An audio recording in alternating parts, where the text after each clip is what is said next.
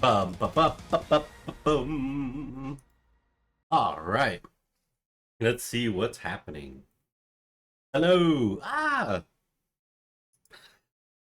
Hello. Happy Friday. How are you?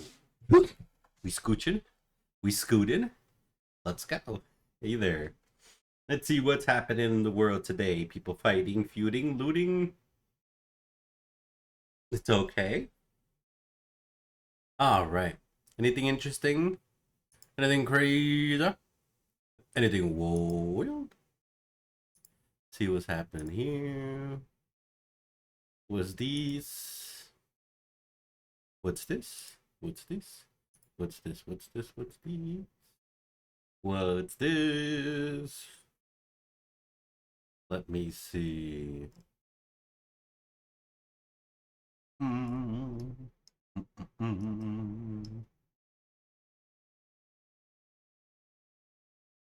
What's up, nerd? Hey, what's happening, I Can Spell? How are you doing today? What is the news? Annapurna's entire gaming team has quit. Wait, what? That's the whole team behind Stray? I'm assuming because they're showing the picture of a cat. Meow. So, oh, wow. That's a thing. Wow, damn. What is happening? Now I wonder why they quit. I hope they cover this. Student at Olin College builds a lightsaber. Is it real? Like, can it cut through things? Or is it just another light bulb? Studying, you can do that at Olin College in Needham, but it also offers a more hands-on opportunity. Future engineers. Revenge of the Sith when it's first started showing in theaters, and I remember just like, oh my gosh, like, this is so cool because like the fight choreography in that one is like obviously like incredible. Wait, what? How does it get? Wait, what? So ever since then, I've just been hooked on like Star Wars, lightsabers, becoming a Jedi. I'm like, I think it's never quite like this. so it is really, really bright. This is like a 12-volt LED strip, and we're driving it actually at like 15. Jacob founded HeroTech as a high school student in That's Singapore. neat. He had a vision to... So it basically extends. You probably can't hit that against anything because it'll probably break. Yeah. Whoa. Is my computer? Whoa, my PC almost crashed. What the hell was that? Yeah, what the hell was that?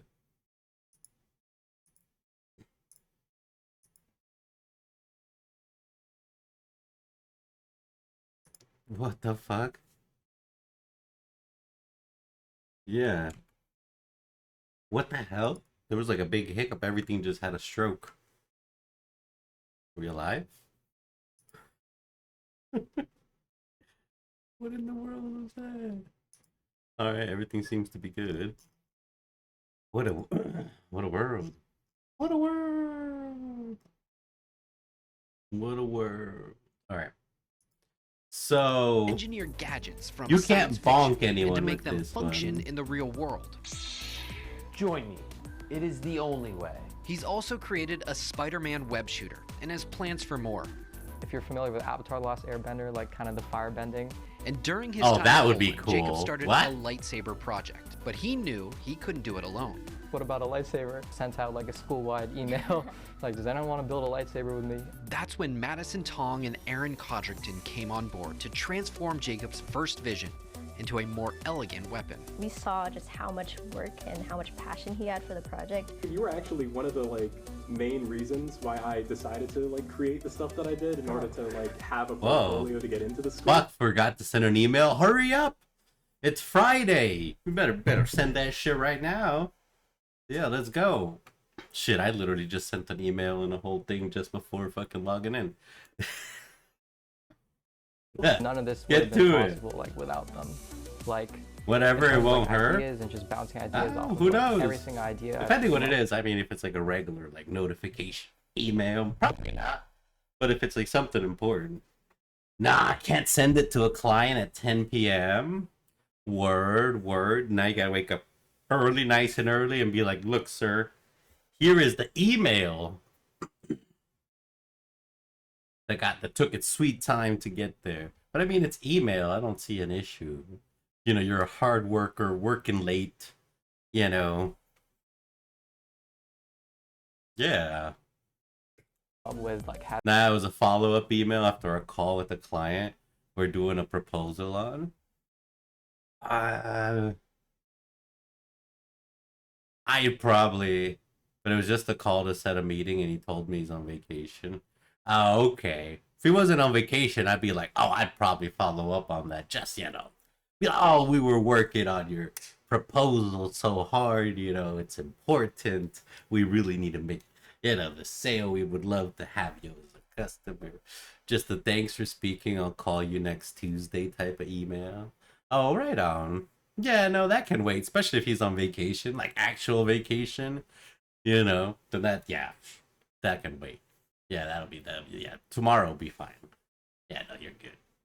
has been through like brainstorming sessions. If you wasn't on vacation, though, I'd be like, and like they also like contributed so much. yeah, too late, so fucking. And Yeah. all three say the opportunities provided by Olin College have allowed them to use their creativity and work through a variety of hurdles. We basically like sat down problem by problem with like a bunch of sticky notes. It's not only like teaching you specifically how to learn in a specific way, it's teaching you how to work with other people. And because of this friendship, collaboration, and experience, the Force will be with them, always. Yep. I feel the power of the galaxy. That's just bright. Right now. On the campus of Olin College, I'm meteorologist Jacob Wyckoff. WBZ. But it's gotta catch that certain light. You know, Jacob had like the best time. shooting Seriously, that, right? like highlight of his career. was But the neato. way they're using Yeah, man. You know, you gotta have fun and do stuff. That's pretty cool. I guess we'll see why all these people quit in there. All hollow skills. Every hollow. Damn. Whatever, can't be perfect. I mean, it can't be perfect yet. I don't know. Wow, a lot of people are pogging out about Warframe. The main complaint seems to be there's not enough of it. Story too short. We want more.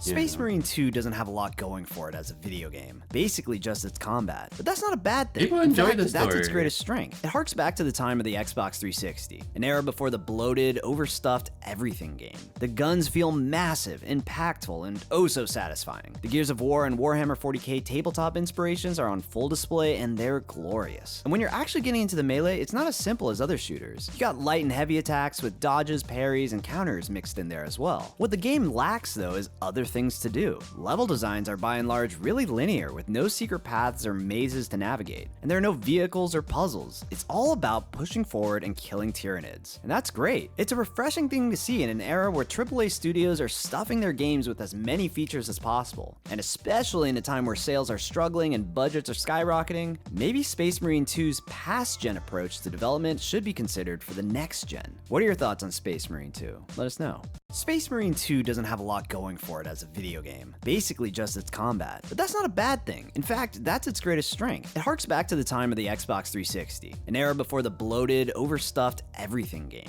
The guns feel massive, impactful, and oh so satisfying. The Gears of War and Warhammer 40k tabletop inspirations are on full display, and they're glorious. And when you're actually getting into the melee, it's not as simple as other shooters. You got light and heavy attacks with dodges, parries, and counters mixed in there as well. What the game lacks though is other things to do. Level designs are by and large really linear with no secret paths or mazes to navigate, and there are no vehicles or puzzles. It's all about pushing forward and killing Tyranids, and that's great. It's a refreshing thing to see in an era where AAA studios are stuffing their games with as many features as possible, and especially in a time where sales are struggling and budgets are skyrocketing, maybe Space Marine 2's past gen approach to development should be considered for the next gen. What are your thoughts on Space Marine 2? Let us know.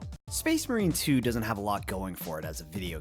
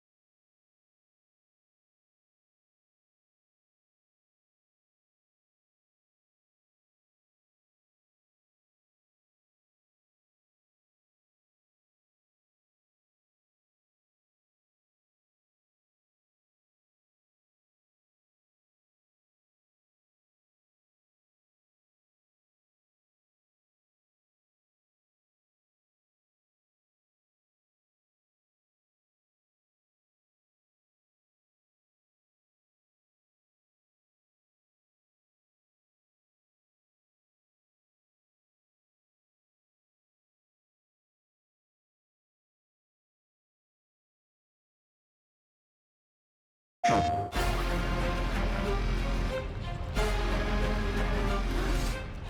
again, guys. April O'Neil here, and I have some exciting news to share today. The Ninja Turtles are out saving the city yet again. I don't know if you guys have noticed, but there are a lot of new faces around. Mutant faces, and not all of them are friendly. So it's up to the Turtles to do something about it. Luckily, each of them has their own unique way of dealing with unexpected problems. But who are these new mutants, and what do they want? If you ask me, they look like proofs of concept, or some strange experiment, maybe? Hopefully the Turtles can find out what's really going on. They sure have a bunch of friends to help them now. Or, not? And who's to say our turtle teens can't learn a few new tricks themselves? Or even make new friends from all across this famously friendly city. I need to join now. My head hurts because of that email. Does it hurt because you wrote the email, or does it hurt because of consumption of the email? Yeah, I know. Or thinking about it, thinking about work right now. Or maybe you just need to join just because it's about that time. I think it's probably just about that time. It's a good time. It's a nice time. Mm-hmm. Hell yeah. It hurts for not sending the email. The pain of forgetting. Ooh, that is rough. That is rough. So this is a game that's pretty cool. It looks just like the anime. Uh-oh, see? Well, it wasn't not an anime, the cartoon, I guess.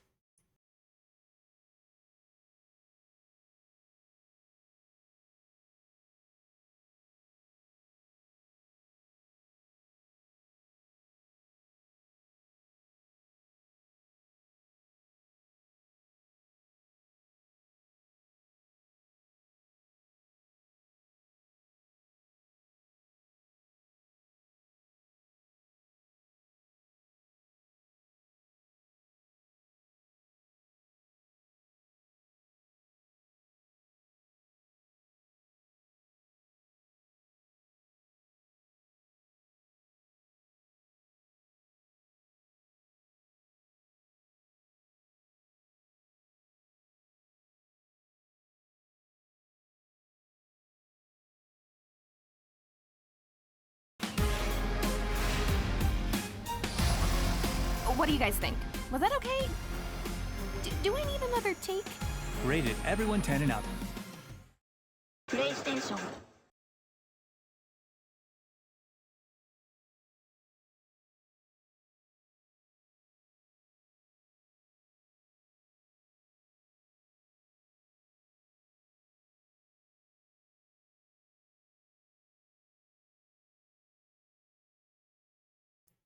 Better not end up being a $300,000 mistake. It's not gonna be a $300,000 mistake. It'll probably cost like $800,000. Man. Oh, Ubisoft released a new promotion for who is it? What is there? Assassin's Creed? I've heard some things. I've heard things. Not good things, of course. This looks pretty good. I mean, if you're a Ninja Turtle enjoyer, Ninja Turtles have made a comeback. I'm not a fan of that kind of art style, but it looks pretty neat. So it matches the anime or the new cartoon. So, but I don't know about the storyline. Feed me, guy, or I'll mug you through the monitor. You can't mug me through the monitor because I already mugged you in your sleep. Aha! So you don't even have a gun. You panda banana. What? My boss was so happy today. Everyone was closing deals. He was all giggling all day. Well, yeah, he's seeing all the dollar signs. He was like, "We made it, boys. We're up." We're up. What's that video? Let's see. All it takes is 10 or was it 5 flips? Oh, I don't. Oh my god. It was with Pipo. It was with Pepe. Oh my god. It was so good. It reminds me of that.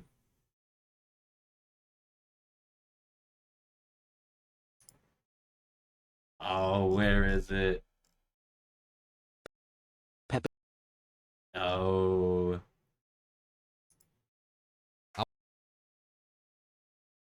Haha, I have no money to mug. Of course you do. Everyone has money to mug. You just don't know it. I took a kidney in your sleep. You're welcome. That's why you feel like that. NPC man. Gang shit. Fuck you talking about, nigga? Gold chain, gold grip. Rebrand is crazy. He's no longer Spider-Man. With another 30 million contract. Panda lives in Homestead, I believe him. He's so proud of this one new guy. He poached, got 100 million in listing right now. With another 30 million under contract. What the fuck? Damn. He must be racked. Holy shit. Damn, 100 million in listing. Damn.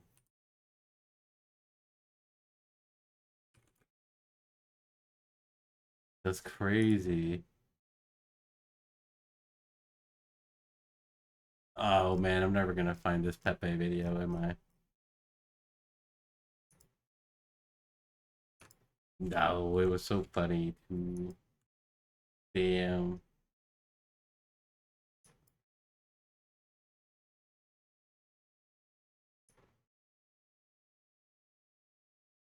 Oh, I don't even know what it was called. It's just funny.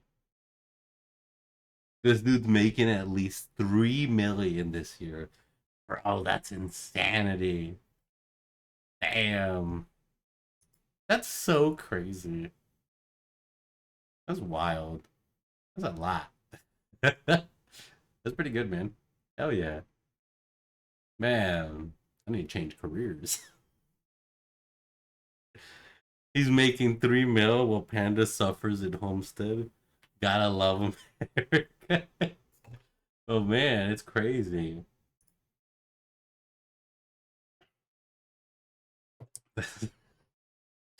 Fucking Miami, Jesus Christ. That's wild. That's insane amount of money. Oh man.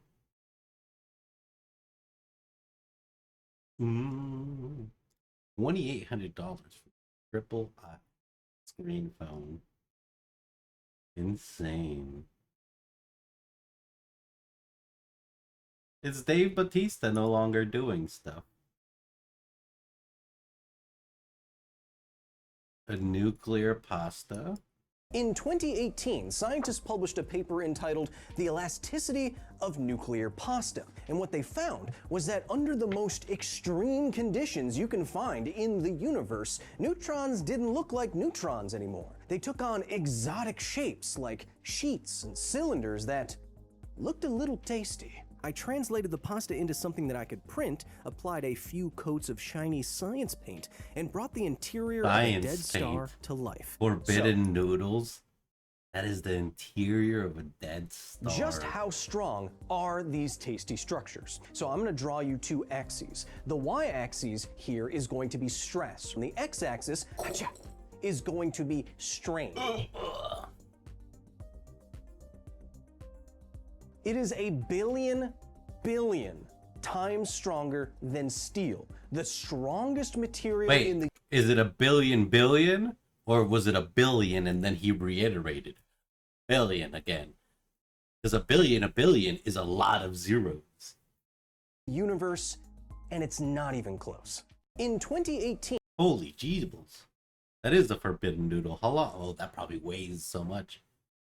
Yeah, that probably destroy the earth if we fuck. Just like a couple of grams.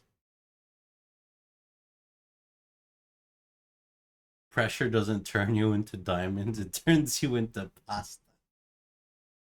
Oh my god. Bro looks like Thor's from Avengers Endgame. This is what you can't have anything good at the end. Oh my god, that's good. Good. What are the creatures? I don't know. Why dying forest could be good news. This man has luscious hair. Luscious and flowing hair. Wish I had that kind of volume. You know, the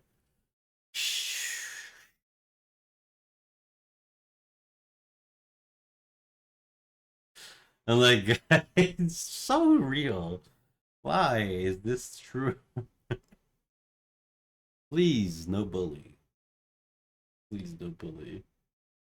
Oh, this was crazy. Did you know I use my iPod, my AirPods like that? When I have them in like a hearing mode where they're see-through and I can hear people, I have all voices turned up. I can hear people louder. And you can hear like people whispering and shit. It's wild. We're gonna start this. You can also use it as We're like gonna a start this hour with two-way mic to hear shit. an innovation that can But help millions of The Americans FDA approves Apple's AirPod Pros as hearing aids, though. hear more clearly. It's software for a pair of AirPods that you might even already have in your pocket or your purse. Some observers say this could be a game changer for hearing loss. And Nancy Chen has been checking it out. And great news for us, Nancy's here. Hey. We can hear you clearly now. Yes, we can hear you. We can see you. There's a lot of buzz around this. Good morning to you all. Experts are telling CBS News this could help ease the stigma around traditional hearing devices. Yesterday, the FDA approved Apple's hearing aid feature, and it's software that will soon roll out on Apple's latest generation of wireless earbuds, the AirPods Pro 2, essentially turning them into over-the-counter hearing aids. Apple says it takes about 5 minutes to complete this hearing test, and after that, the software helps users self-fit their AirPods as aids. There allows adjustments on the volume, tone, and balance settings, and the FDA's research, it found that users with mild to moderate hearing loss who set up that hearing aid feature themselves achieved similar I can't benefits stand to those who anything received Apple. professional The help. forced And that can mean ecosystem anywhere sucks from having trouble ass. Now, the one only thing that sucks for me is the file sharing. I can't like transfer files in and out of my phone like I would an Android. So audiobooks are really bad to like get in and out. But I don't find myself being forced into anything else though. The AirPods do need like an Apple device though. So if you do only have AirPods, you either have to hook them up to a PC to update them, or they update through your phone. Other than that, there's no like really forced ecosystem. Now that the iPhones are switching to Type-C chargers. If you're locked out, you need another Apple device to verify it. Do you?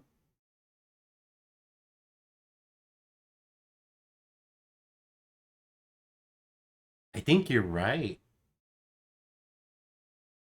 Are you? Yeah, I think you're right.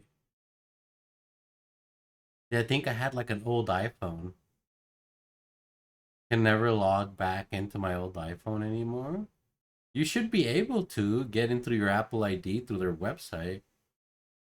Get in through whatever ID had that phone in there. Yeah, because I've pulled up some of my old iPhone stuff. Yeah. That's a bummer though. But I do think you're right though. You do need like another device to get into it. Nope, but it requires me to use an Apple Mac to verify and I don't have it anymore. Oh, what? That's crazy. But I'm sure you can verify it if you download it. You can use a regular laptop with Windows. You just have to download, what is it, iTunes, link your account to that, and do the whole mahoozit. iCloud sucks ass too. Damn, just shitting on Apple. Yeah, I don't really use iCloud for anything except like the picture storage. Like file sharing is not really... Yeah. Most file sharing, hell, I do more file sharing on Discord than anything. And that's real. Mm-hmm. Discord is a great platform. There is a file limit unless you get Discord Nitro though. Like a size limit. So you can't like send big things. But this is neato, sounds Frito. to people speaking at normal volumes. More than 30 million Americans suffer from 30 some level million of hearing Americans loss. So are this deaf. could provide more access without the need of a professional. deaf. The FDA made hearing aids available without seeing a doctor 2 years ago.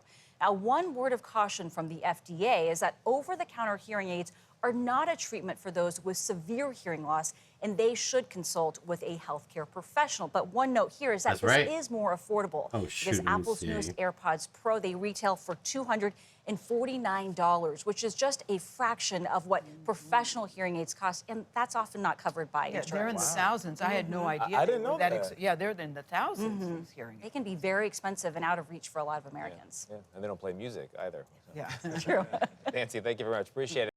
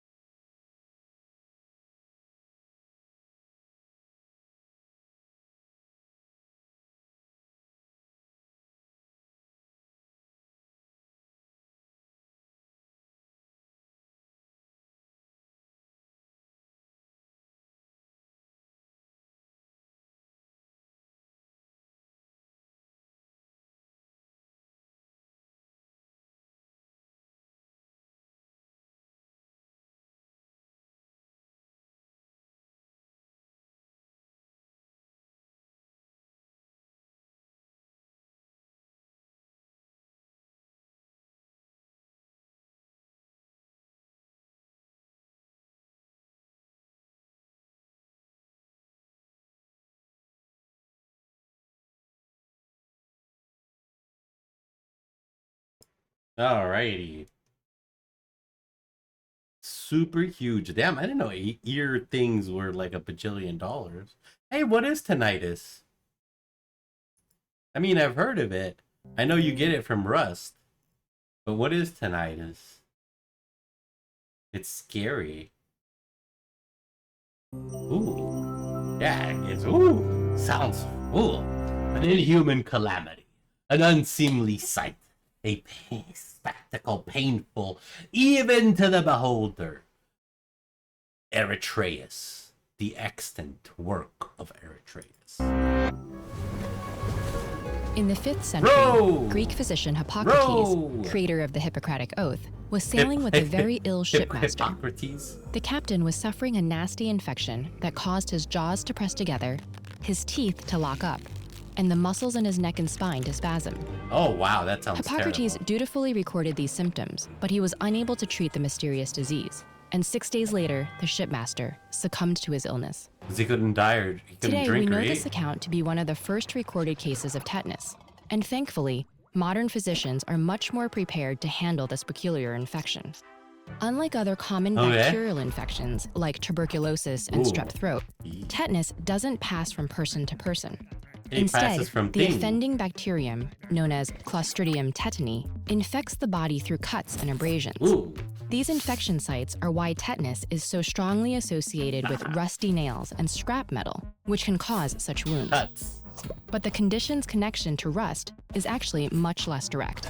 Oh, Jesus. Clostridium tetani bacteria are often found in soil, manure, and dead leaves, where they can survive for years in the form of spores, even amidst extreme heat and dryness. Really? These piles of organic material can sit undisturbed for long periods, potentially concealing old metal, which rusts over time. So if someone does blunder into this environment and cuts themselves, it would likely increase their odds of infection, especially since rusty metal can create jagged wounds with lots of deoxygenated dead tissue for them to latch onto. Once in the body, the spores begin to germinate. This process releases several toxins, including deadly tetanus toxin. Nerve endings soak up this toxin, drawing it into the brain and spinal cord, where it wreaks havoc on interneurons. Typically, these work alongside motor neurons to regulate our muscle actions, It from attacks your endeavors as brain? complex as kicking a ball to those as simple as breathing. But by blocking neurotransmitters released by interneurons, tetanus toxin causes uncontrollable muscle contractions and spasms. Typically, within 7 to 10 days of infection, patients begin experiencing general aches, trouble swallowing, and lockjaw. The head and neck tend to show symptoms first. But as the toxin spreads, stronger muscle groups become more rigid, leading to a frightening arching of the back. Left untreated, these spasms become more extreme, eventually seizing the muscles in the windpipe and chest, leading patients to suffocate within 72 hours of symptoms appearing. Holy shit. Without treatment, tetanus has an extremely low rate of survival. But fortunately, medical professionals have developed a robust plan to handle a tetanus diagnosis. First, doctors clean the infected wound and administer antibiotics, killing the bacteria and preventing further toxin production. Then, they inject antitoxin to neutralize any tetanus toxin still in the body that has yet to enter the central nervous system. Science. Finally, patients begin a several-week period of supportive care, which can include muscle relaxants to stop spasms and ventilators to prevent suffocation. In the days of Hippocrates, the only course of treatment was to wait and hope. But now, we know the best time to tackle Clostridium tetani is before an infection even takes place. You get tetanus tetanus vaccines, shots. originally developed in the early 1920s, are crucial to preventing tetanus and stopping its spread. They're not Experts forever. recommend a series of shots and boosters beginning at 2 months old and ending around age 12. Yet over 20,000 infants still die of tetanus every year, mostly in low and middle-income countries where vaccine access is limited, including South Asia and Sub-Saharan Africa. And newborn babies are especially at risk if their mothers are unvaccinated, as Clostridium tetani can infect a newborn's umbilical stump, though vaccinating mothers during pregnancy can help with this problem. The fact is, tetanus remains a significant threat to human health, so people should get vaccinated and take measures to prevent infection after cutting themselves, whether it's on a rusty nail or a 2,400-year-old ship anchor. That dude's dead. What do you mean? If that ship anchor So went how through. exactly do vaccines protect us from dangerous pathogens? That's Learn the cool. science of this essential medical treatment with this video. So tetanus basically lives on dirt, dead leaves and such in spore form. And since we get cut and like shit's been sitting around, it usually gets in there. That's the thing we learned. I mean, I know it was bad. And I know you can get tetanus shots even up till now. I know aquarium has had a great white shark because they all die. They all die. How alcohol is absorbed in the body. Yeah.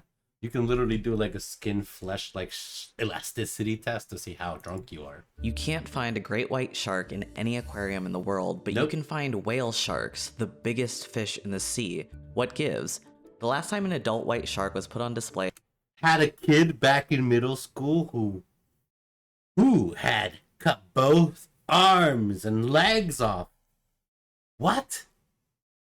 Who had to cut both arms and both legs off after getting dirt in his blood in a lacrosse game? What? Is that real life? In a lacrosse game, bro? That's... Oh my god. I got a tetanus shot this year. That's good, Panda. You gotta take care of yourself, man. You got self-care is very important. Above all, very number one. The top of all. You know. He was a kid, cool kid, still does a lot of charity. Yeah, man, that's so insane. I can't even imagine that. That would suck so bad. At an aquarium in Japan, it died 3 days after it arrived. The only aquarium to pull it off was the Monterey Bay Aquarium in California. Between 2004 and 2011, they displayed 6 white sharks. The longest stayed over 6 months before it was released. One challenge is that great white sharks are ram ventilators. To breathe, they have to move forward through the water with their mouths. You can imagine how many scholarships that boy got for college. Yeah, and I'd use them all. Hell, I would still be there. I'd be like, hell no, we're learning something new every semester. open so they weaken whenever they're caught. The Monterey Bay Aquarium monitors I'm the gonna be a sharks in an doctor. ocean pen before transporting them to the Yeah. aquarium in a specialized tank with life support. Another challenge is that adult white sharks eat mammals, so the aquarium brought in baby sharks that were around 4 feet long, but they're used to moving quickly through the open ocean, and so they had a problem bumping into the walls of the tank. In 2011, they released the last shark after 55 days on display. It died shortly after being released, and the aquarium hasn't tried again since. You can't find a great white shark in any aquarium in the world, but It's crazy. So we just murdered a bunch of sharks trying to keep them in an aquarium. Wow.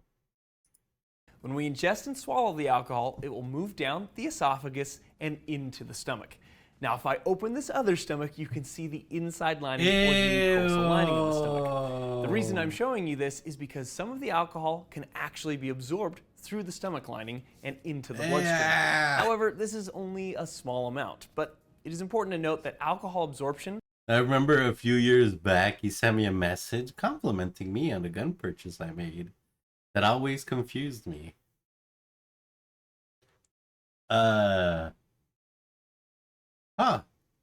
Maybe he works somewhere there, or family owns the shop, or post on Instagram or something. Yeah, that would also confuse me too. Dude has no hands, but loves guns. Oh well, yeah, no, that doesn't mean anything, you know. The love, the boom, boom. And how fast it enters your bloodstream does depend on the contents of the stomach, meaning that alcohol is absorbed more quickly on an empty stomach.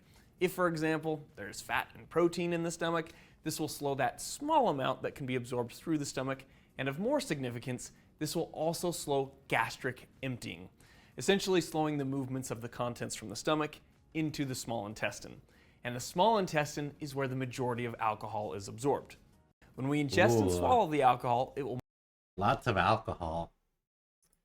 Yeesh. It goes in your gut. That's crazy. Stop boiling water. Stop boiling pasta in water. What is he boiling it in? Fucking broth? Chocolate sauce? Stop boiling your pasta in water. I started messing around with making risotto recipes, but using pasta noodles instead of rice. I know, weird, right? I didn't invent this, it's been done before. This is very similar to a lot of one-pot meals, but I just wanted to bring this to your attention. Yeah, this is just like pastaroni or like a hamburger helper. It comes out amazing. You can make this super creamy dish using any pasta you like. It all comes together really fast, so let me show you how. First things first. But we still need, some pasta still needs to boil.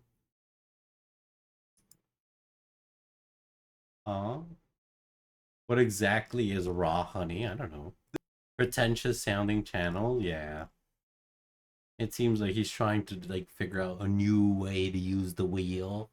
But hey, brother, you're not gonna reinvent the wheel here.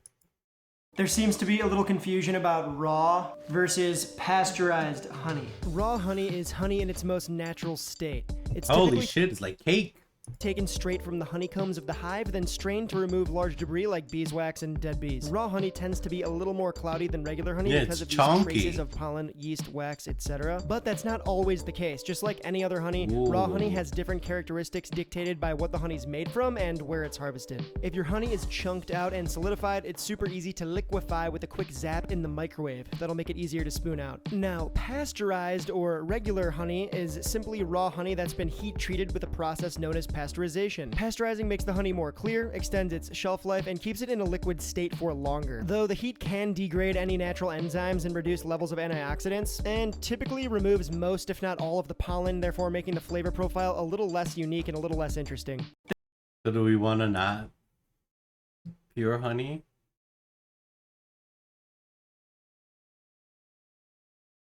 Yeah, I was like, wait, what do you mean extend the shelf life? Yeah, wait. I was like, wait a second. I thought honey was like permanent.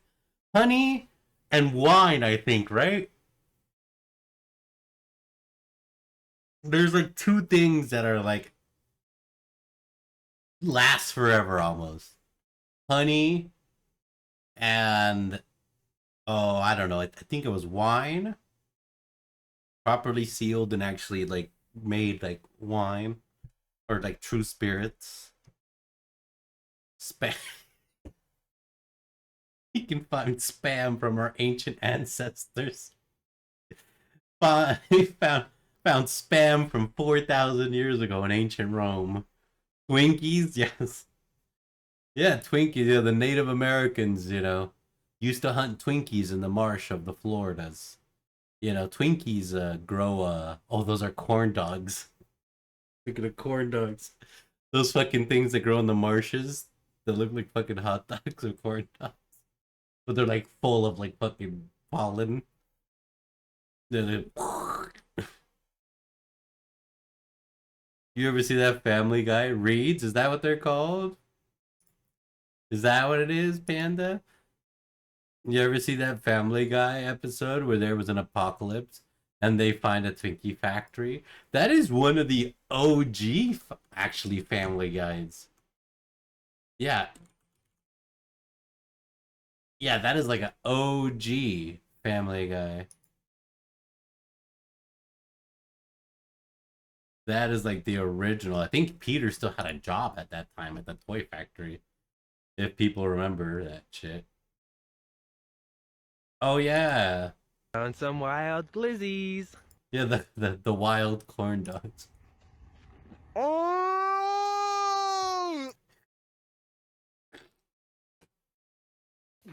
Found some wild glizzies. Oh!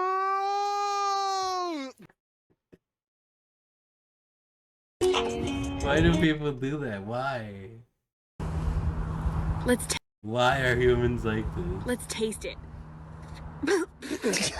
Mama.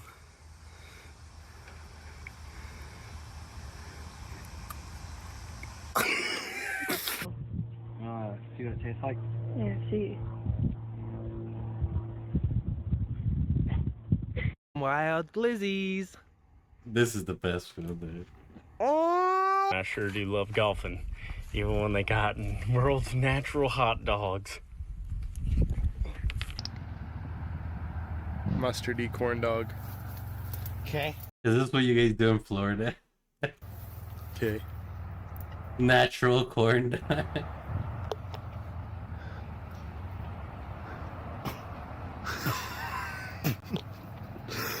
Maybe. Ripe already. More mustard on it.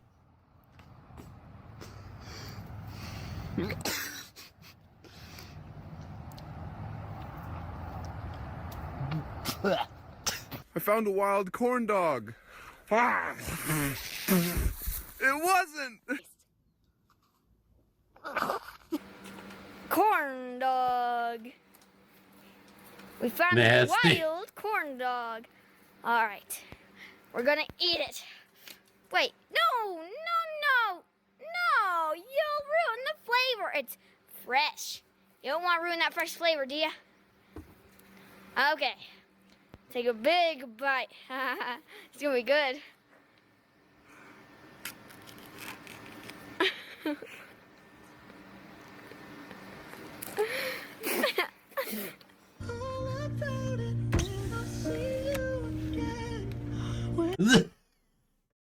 Some of them get them when it blows up. Looks nice. They're only good when they like blow up and implode in their mouth. Filming? This one's gonna be good. Oh. Yep.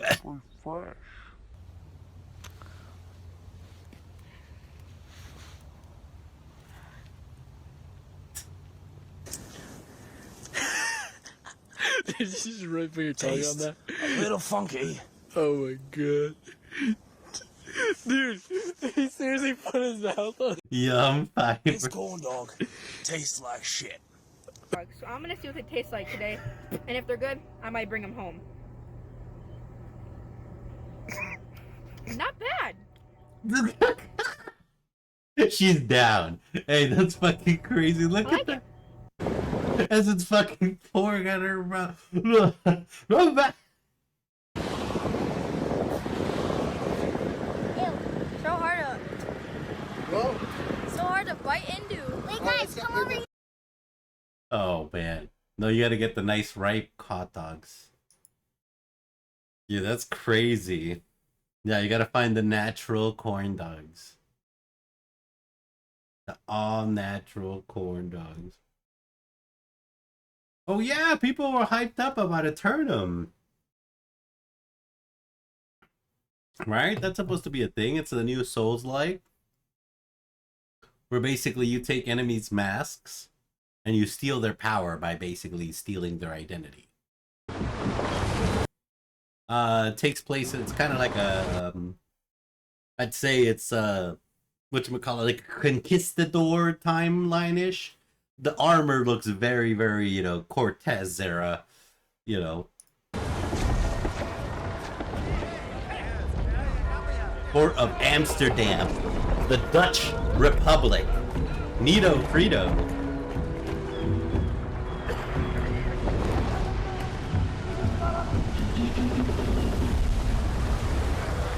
I don't like it. Sailing to an uncharted island with strange folk aboard. Keep your voice down. I just want the captain to hear you. The captain? It ain't the captain I'm worried about. The Renaissance? Not really. Is that the Renaissance? Is the Conquistador... Wait, is Panda really secretly a genius? Wait. Renaissance... period. It's about 13 to 1500.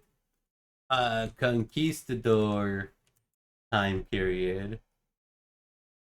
About 1500. Late Renaissance, technically. Technically, William Shakespeare could have been writing some shit during the late. Yeah, technically. Yeah. Priest. For genial. He's a man of the cloth. Panda's a historian. Look at that. Good shit, yeah, man. Have some more? Hell yeah. Oh, there we go. Look at that. There's that. Look at that. All you seek will soon be yours, Captain. It is indeed the island of legend. El So Dorado. you say, if you're wrong, the price of the voyage will be paid in blood.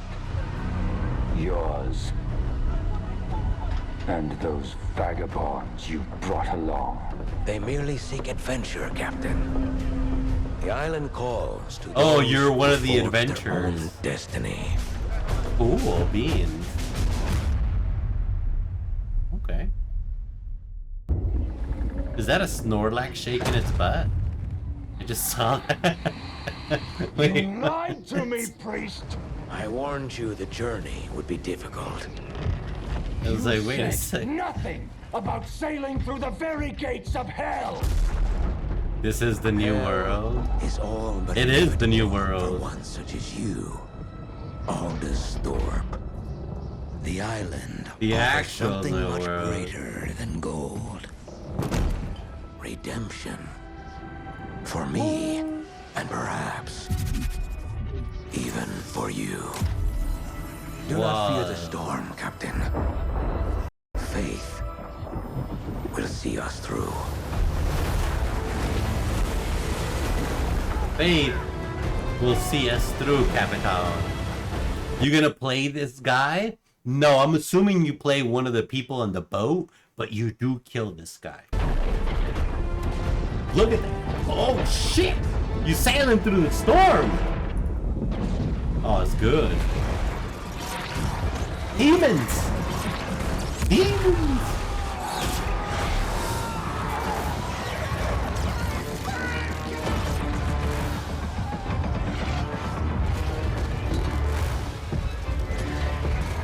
Okay. I killed him in the free trial. Nice. See, you already did. Man, Panda's like, I already been there. I already played it, you nerd. You're over here imagining playing the game. I already beat it.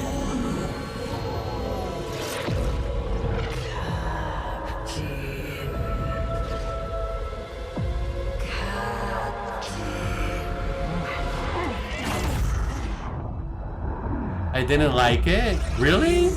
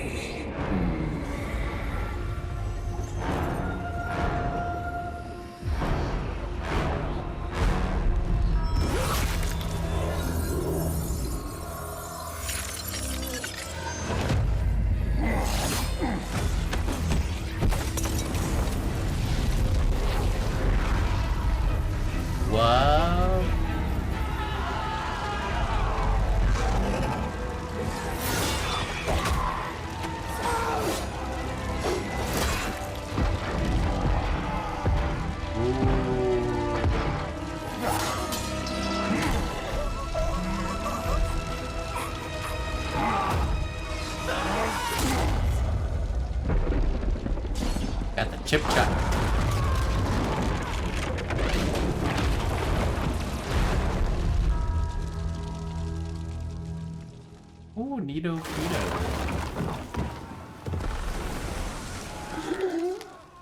Is this basically the demo then? Wait, you said free trial. Is it an MMO or is it just a single player game? A demo would be single player. A free trial would be MMO. Very controller based, it seems.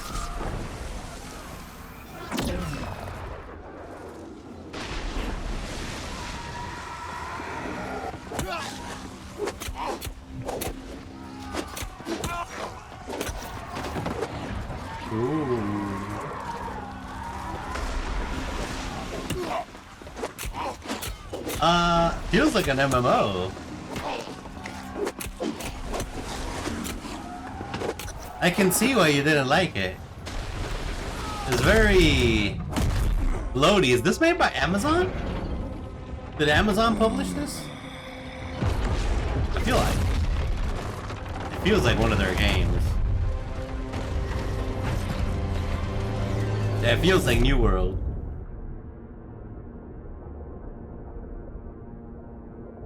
So I don't know if it's an MMO. It's supposed to be PS5, 4K, 60 FPS. Wait, you're the old man? Wait, you're an old man? Oh shit. You are the old man.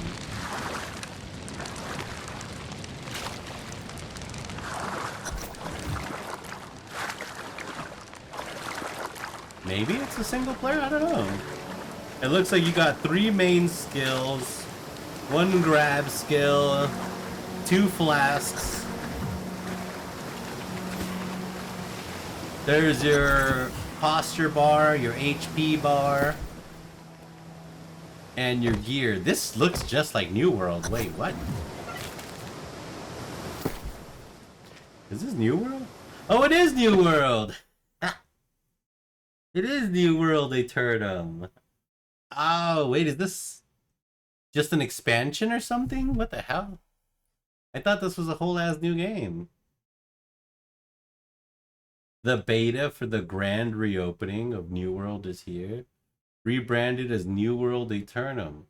This iteration will finally let console players get their hands on the hit MMO.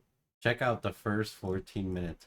Oh, this is completely different. Wait, what happens to my character, though?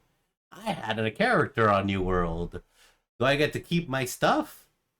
Do I get like a tag, like true OG, double OG? Yeah. Bro, I was like, I swear this feels just like New World. I'm like, did Amazon? See? You can't fool me. It feels just like the same game. Now, my issue, and a lot of people's issues with this, was the combat, and not much to do in the end game, pretty much. But it's got a good monetization scheme, you know? You kind of have like a buy-to-play kind of motto. You buy, you play. I think they have like an aura system, though, where you can get an aura and get benefits. I don't know what it does, though.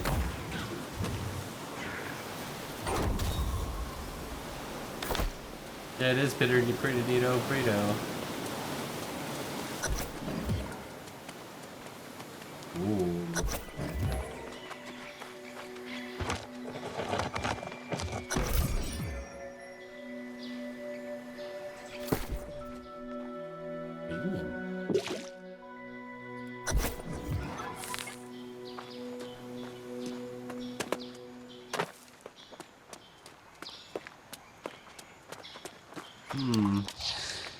Yeah, I thought this was a whole new ass game.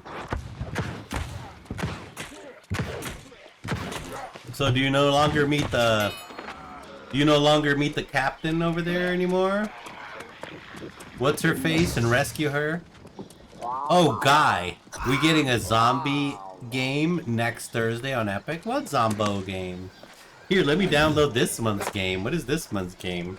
I know you told me, but then I forget because I'm forgetful and terrible. I'm just a terrible person in general. But yeah. Let's see.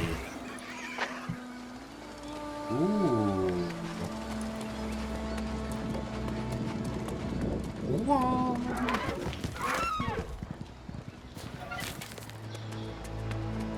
Wow.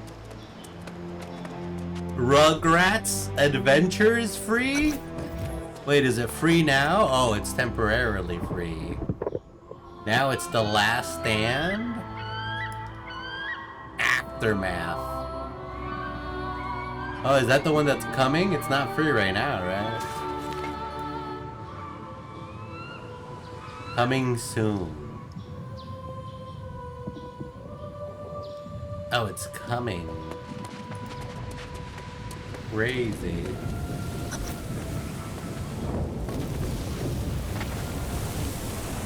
Wow. Mamma mia. It looks so good. Really? I've never heard of it. I've never heard of it. Let me see.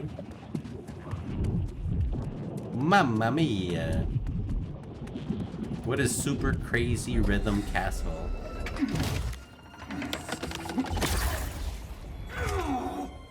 You must become something greater. The fountain.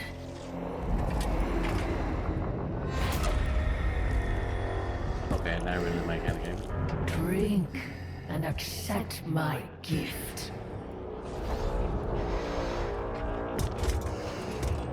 I played a game like this. These kind of zombos. Oh shit, he's gonna become a demon. You know, I thought this was a whole different game.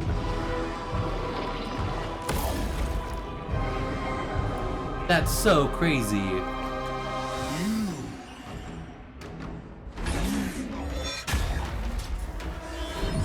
Ooh. Cool arena.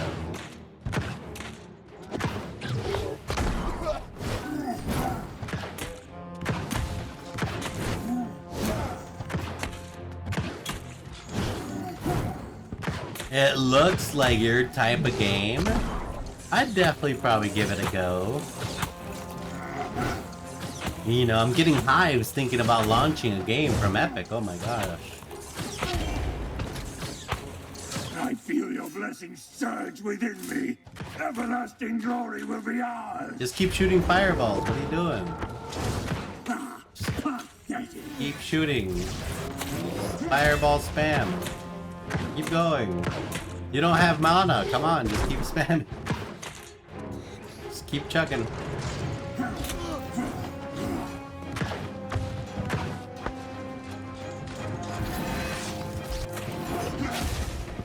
You're dodging too much.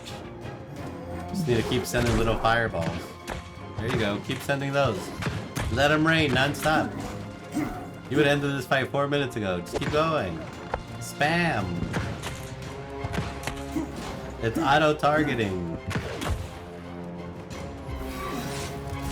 Boy, they really want you to see the bosses move. I fixed my anime dyslexia again, all thanks to my meds that I lost. Yippee! Yeah. That's good. Are you able to focus more on your animus? Can you reach the animus? That's really awesome though, man. Hell yeah. I'm legitimately happy. Yes, that's huge. Hell yeah. What are you watching right now? Did you get anything done? Have you wrapped up the last animu? I forget what the last one was. I think you were watching the Fat Elf Maid or something. Yeah, I think that was the last one we saw. You have failed. Ooh.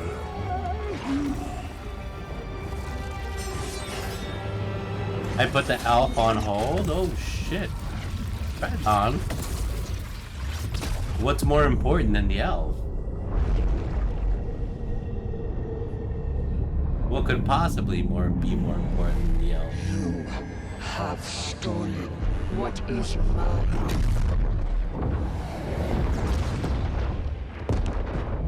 And now, Whoa! You will join me.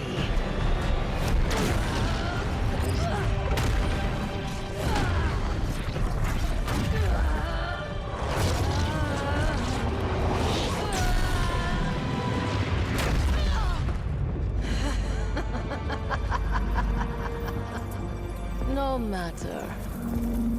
You will be mine soon enough. Yeah, I was like, she looked like she couldn't get past the magical shield we had on. What a nerd. What a loser. Loser. I got too much anime trying to limit to 3 to 4 animes a day. Different kinds of animes or anime episodes a day? Yeah, that's a question. 3 or 4 different kind of animus? Oh, did you guys see Inzoi? People are saying that they're gonna kill the Sims. 4 eps a day. That's pretty good. I could make some good progress on One Piece. What are you watching now? What's the anime now? Are you watching Bleach?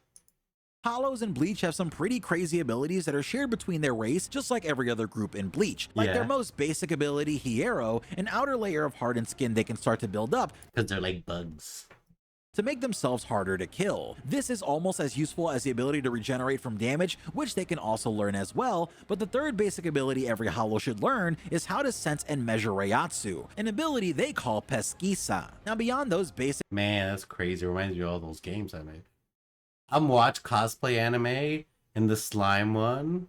Cosplay anime. techniques, you have stuff like Bala, which allows the Hollow to fire masses of Reishi at an opponent like an Pseudo. SMG. And although these things aren't And the then there's strongest, Grad a Race bunch of them setup. could also still be really bad. Once a Hollow gets even more powerful, they can learn the Sero technique, which trades their Bala's rate of fire for one large and powerful laser beam. And it always usually sounds used like only by Menos Grande and above. Now, of course, there's also the more powerful Grand Ray Sero, which is a devastating upgrade to the usual Sero. And it's way easier to land this attack of the Hollow Sonido ability, as it serves as their equivalent to the Soul Reaper's Flash Step and allows the Hollows to match them in speed. Man, I need to catch up on Bleach. That shit looks cool. Yeah, what the hell is a cosplay anime? The slime anime, I think it's the I woke up as a slime, or I got transported to another world and I'm a slime or something like that. Damn, Cinder's video got like 600,000 views. Holy jeebles. Holy macaroni. Jeebles. I need to be a VTuber, guys. How did she survive being cut in half? When she get cut in half? Oh shit. You know. What? Learning Batman's identity will ruin your life, because this guy is Teddy, and way back during Gotham War when Catwoman was training average thugs to be top-of-the-line cat burglars, he broke into a certain individual's Gotham brownstone and discovered that Bruce Wayne is Batman. So he decides to take this newly found knowledge and sell Batman's identity to the highest bidder of Gotham. The problem is, every supervillain has their own motive as to why they don't go after Batman's identity. In the case of Two-Face, he puts a gun in Teddy's face and tells him that if he burns the Bruce Wayne persona, a pure Batman will absolutely level Gotham. And Teddy finally starts to fathom the amount of trouble that he's in when him and a bunch of henchmen decide to rob a bank, and it turns out one of the henchmen already flipped and told Batman about the heist, leading to Teddy being knocked out by Batman and waking up at Gotham U in front of his one and only child. And after a lengthy conversation between the two, resulting in Teddy understanding the error of his ways, he goes to leave the campus, but before he does, he spots a familiar face, Bruce Wayne, who helps Teddy cope with the fact that his life in Gotham is over. Luckily, Teddy has Bruce Wayne looking out for him. Learning Batman's identity will— That's crazy. Damn. So basically a lot of the fucking villains in Gotham just don't give a fuck who Batman is. They just don't give a fuck who Batman is. They're like, nah, we don't even care. Don't give a shit. That's funny. That's fucking hilarious. Yeah, they don't even care.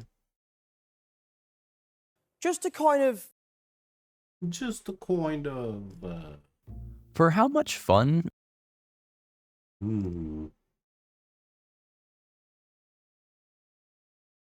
This is. Let me see. See, what's the other one? Upper echelon, I think. No one drop anything cool.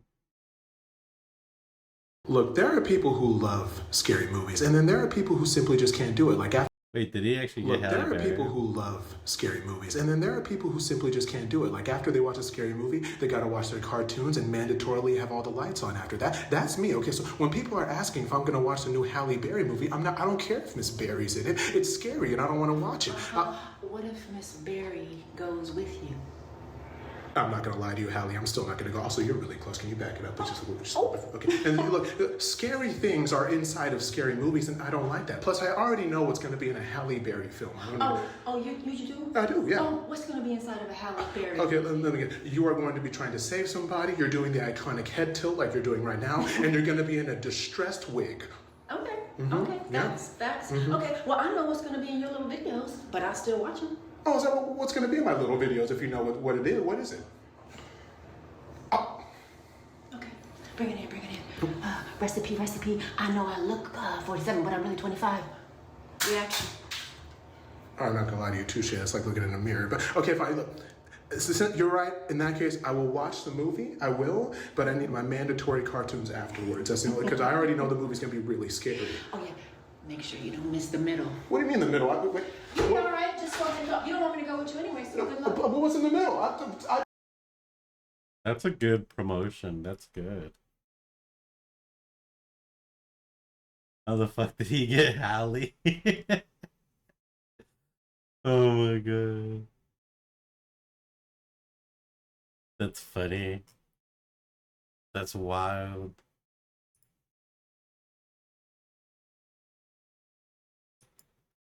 That's wild, Reno. Let's see.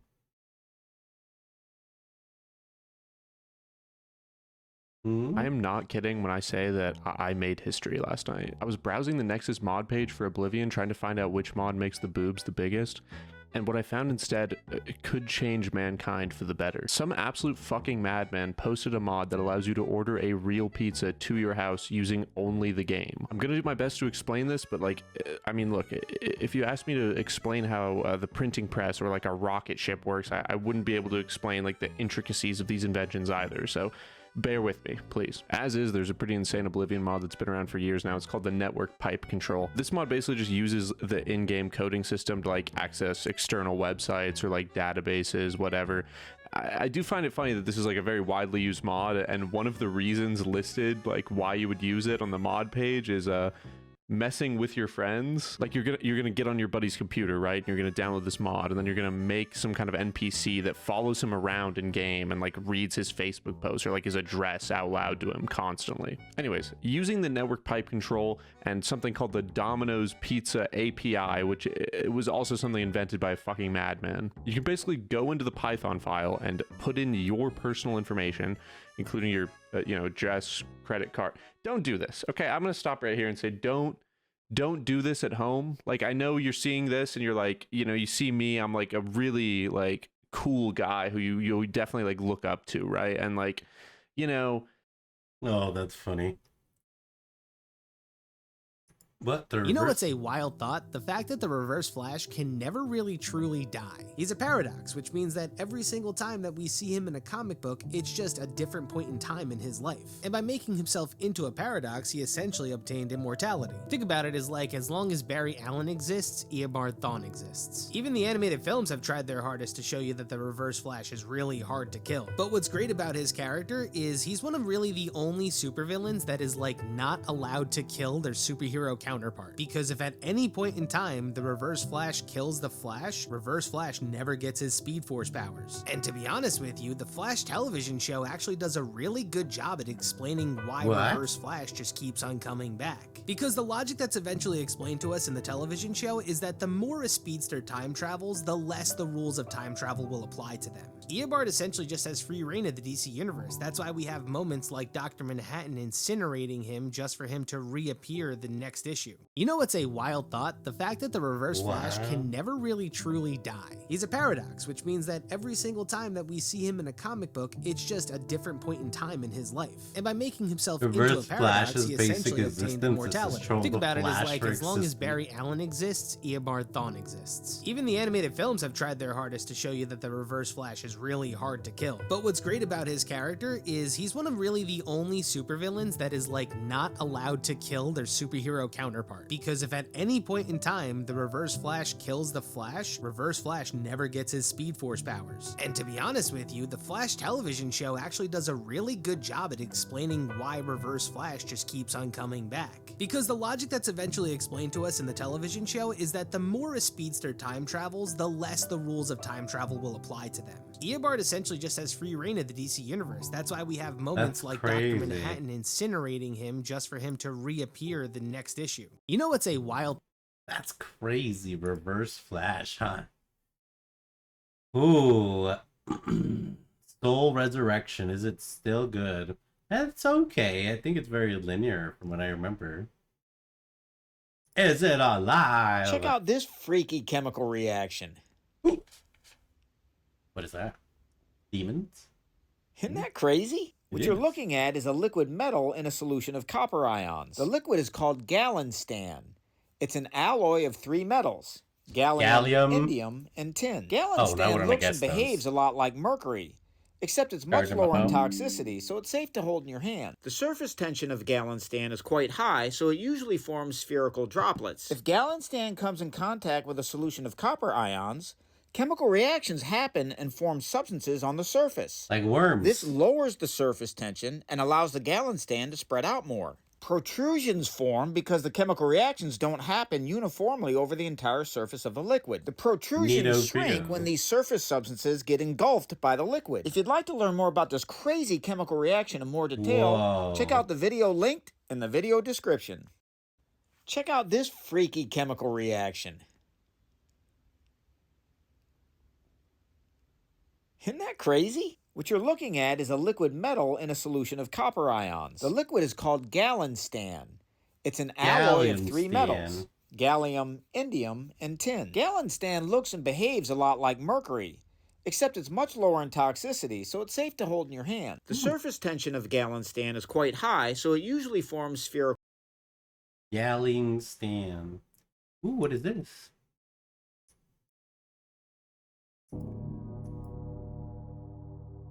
Ooh. Neato Frito. Bum bum bum bum bum bum bum bum bum. Hey yo.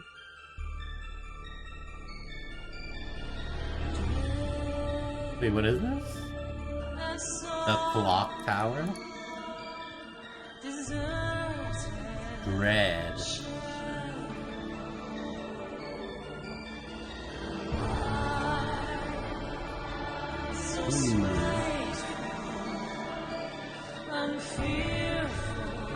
Fearful.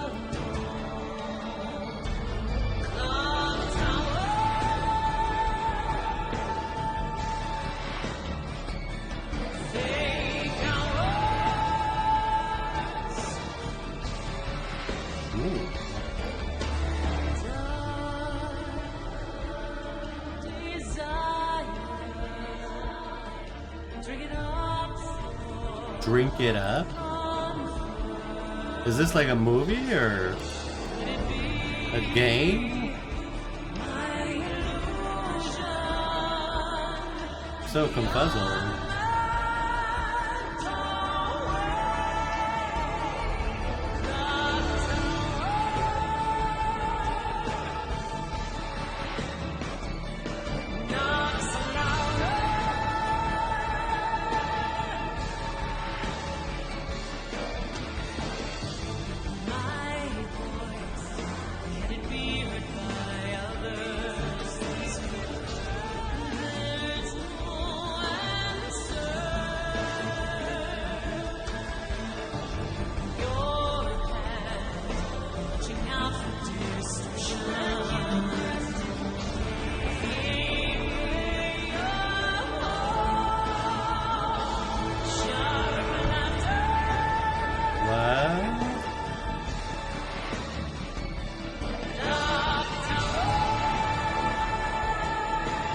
Dark Tower.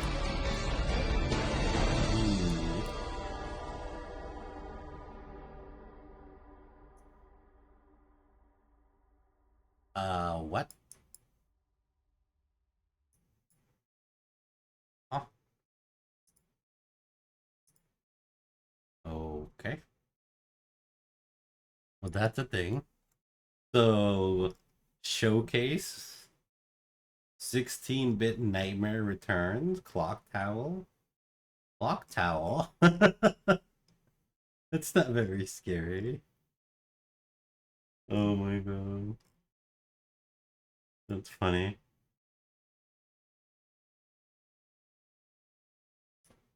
The Eternal Life of Goldman. Goldman Sachs? Clock Tower.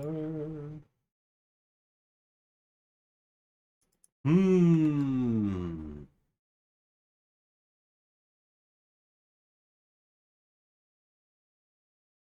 Hmm.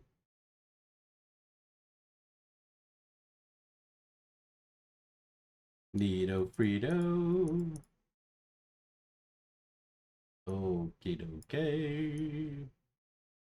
Bum bum bum bum. Bum bum bum bum bum.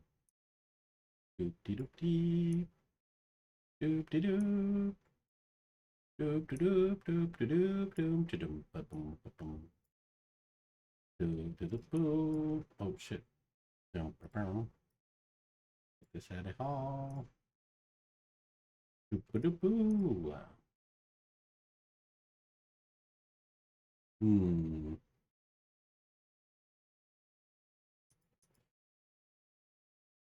Well, that was pretty neat. Oh, this seemed, yeah. This seemed like a nice little adventure game.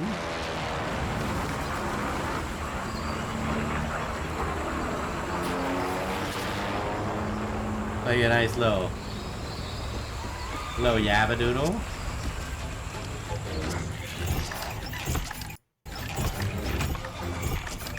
Yeah, a little platformer.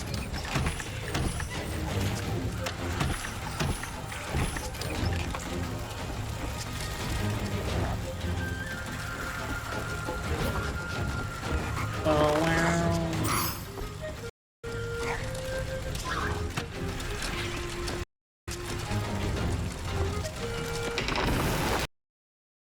What the hell? What is with the loading here? Having some issues.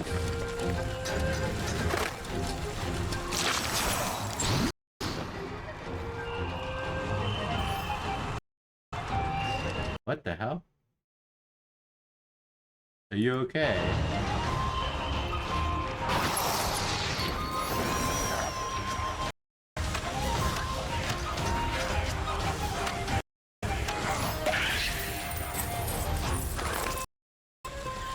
Okay. Boom, boom, boom, boom.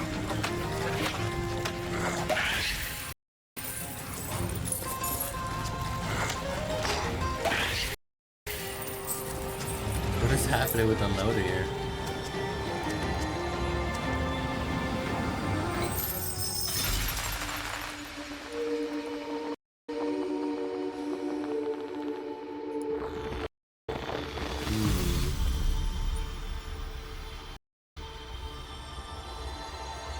A hook handle for your cane.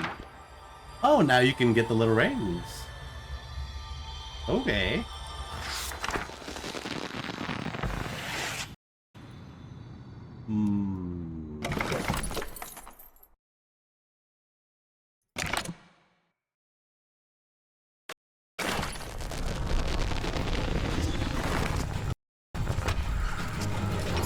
Okay. Bum.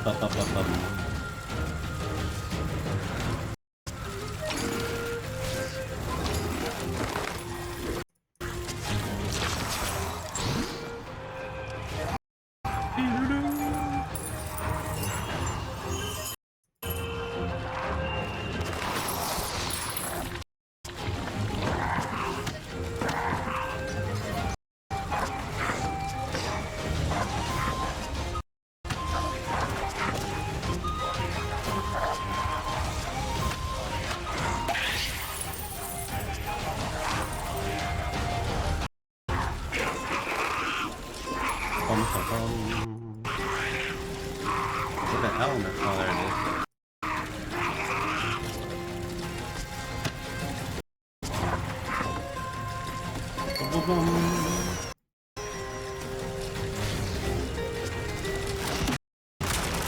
Ooh, the voice is very nice.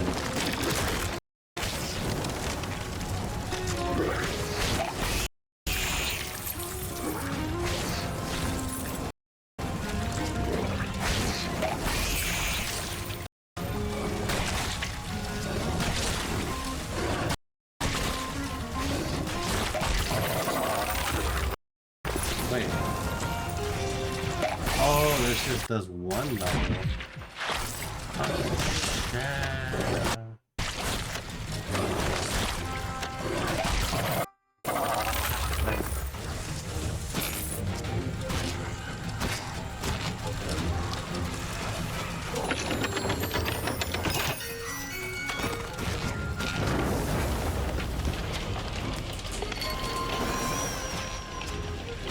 Guess it was nobody, guys. Oh, I'm a dum-dum, like usual. Ooh.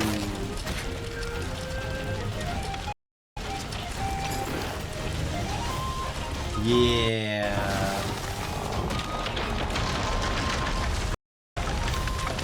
Badge.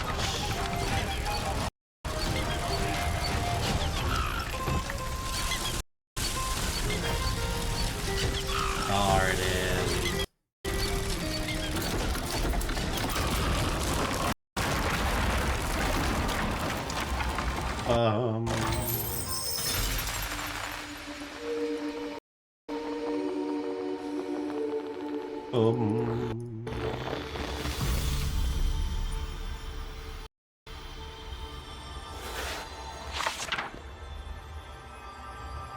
Ooh.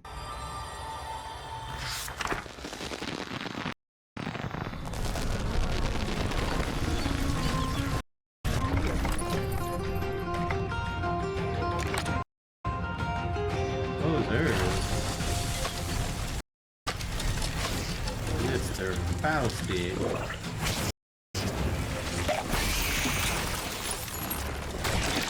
Oh, I need 6 more. Ooh, what the hell?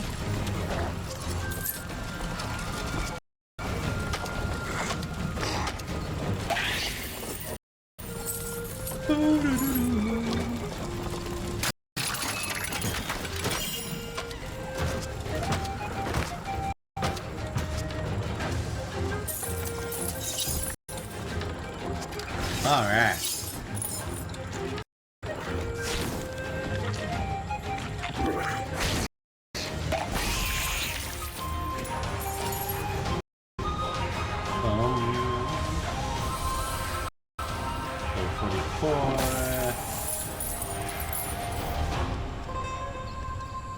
Put it out. How much will it be? Whoa! Someone came in clutch.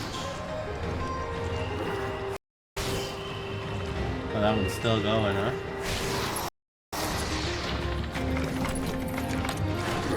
Oh, Garino.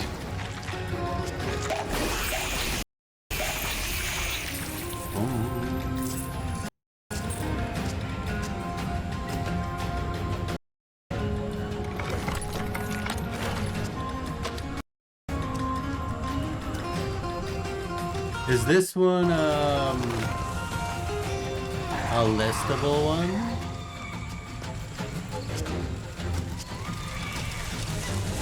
Are you a tier 16?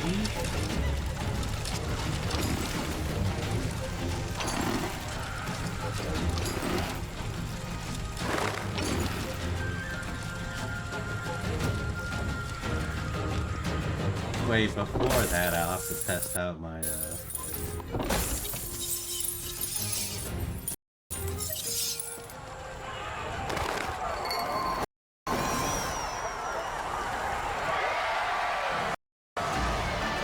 I could do that.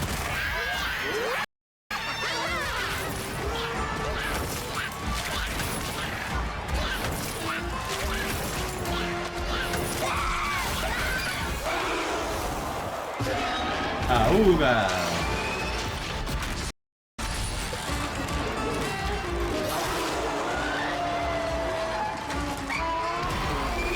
Alright, let me see.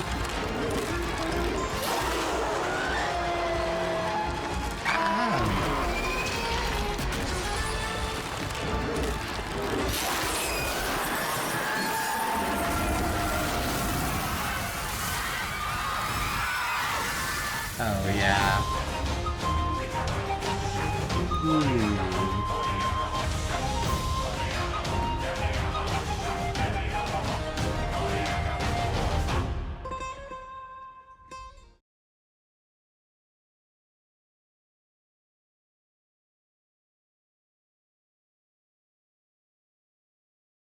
What?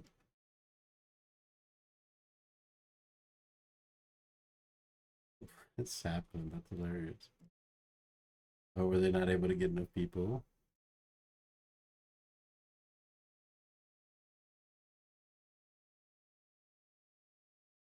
Oh, that's wild.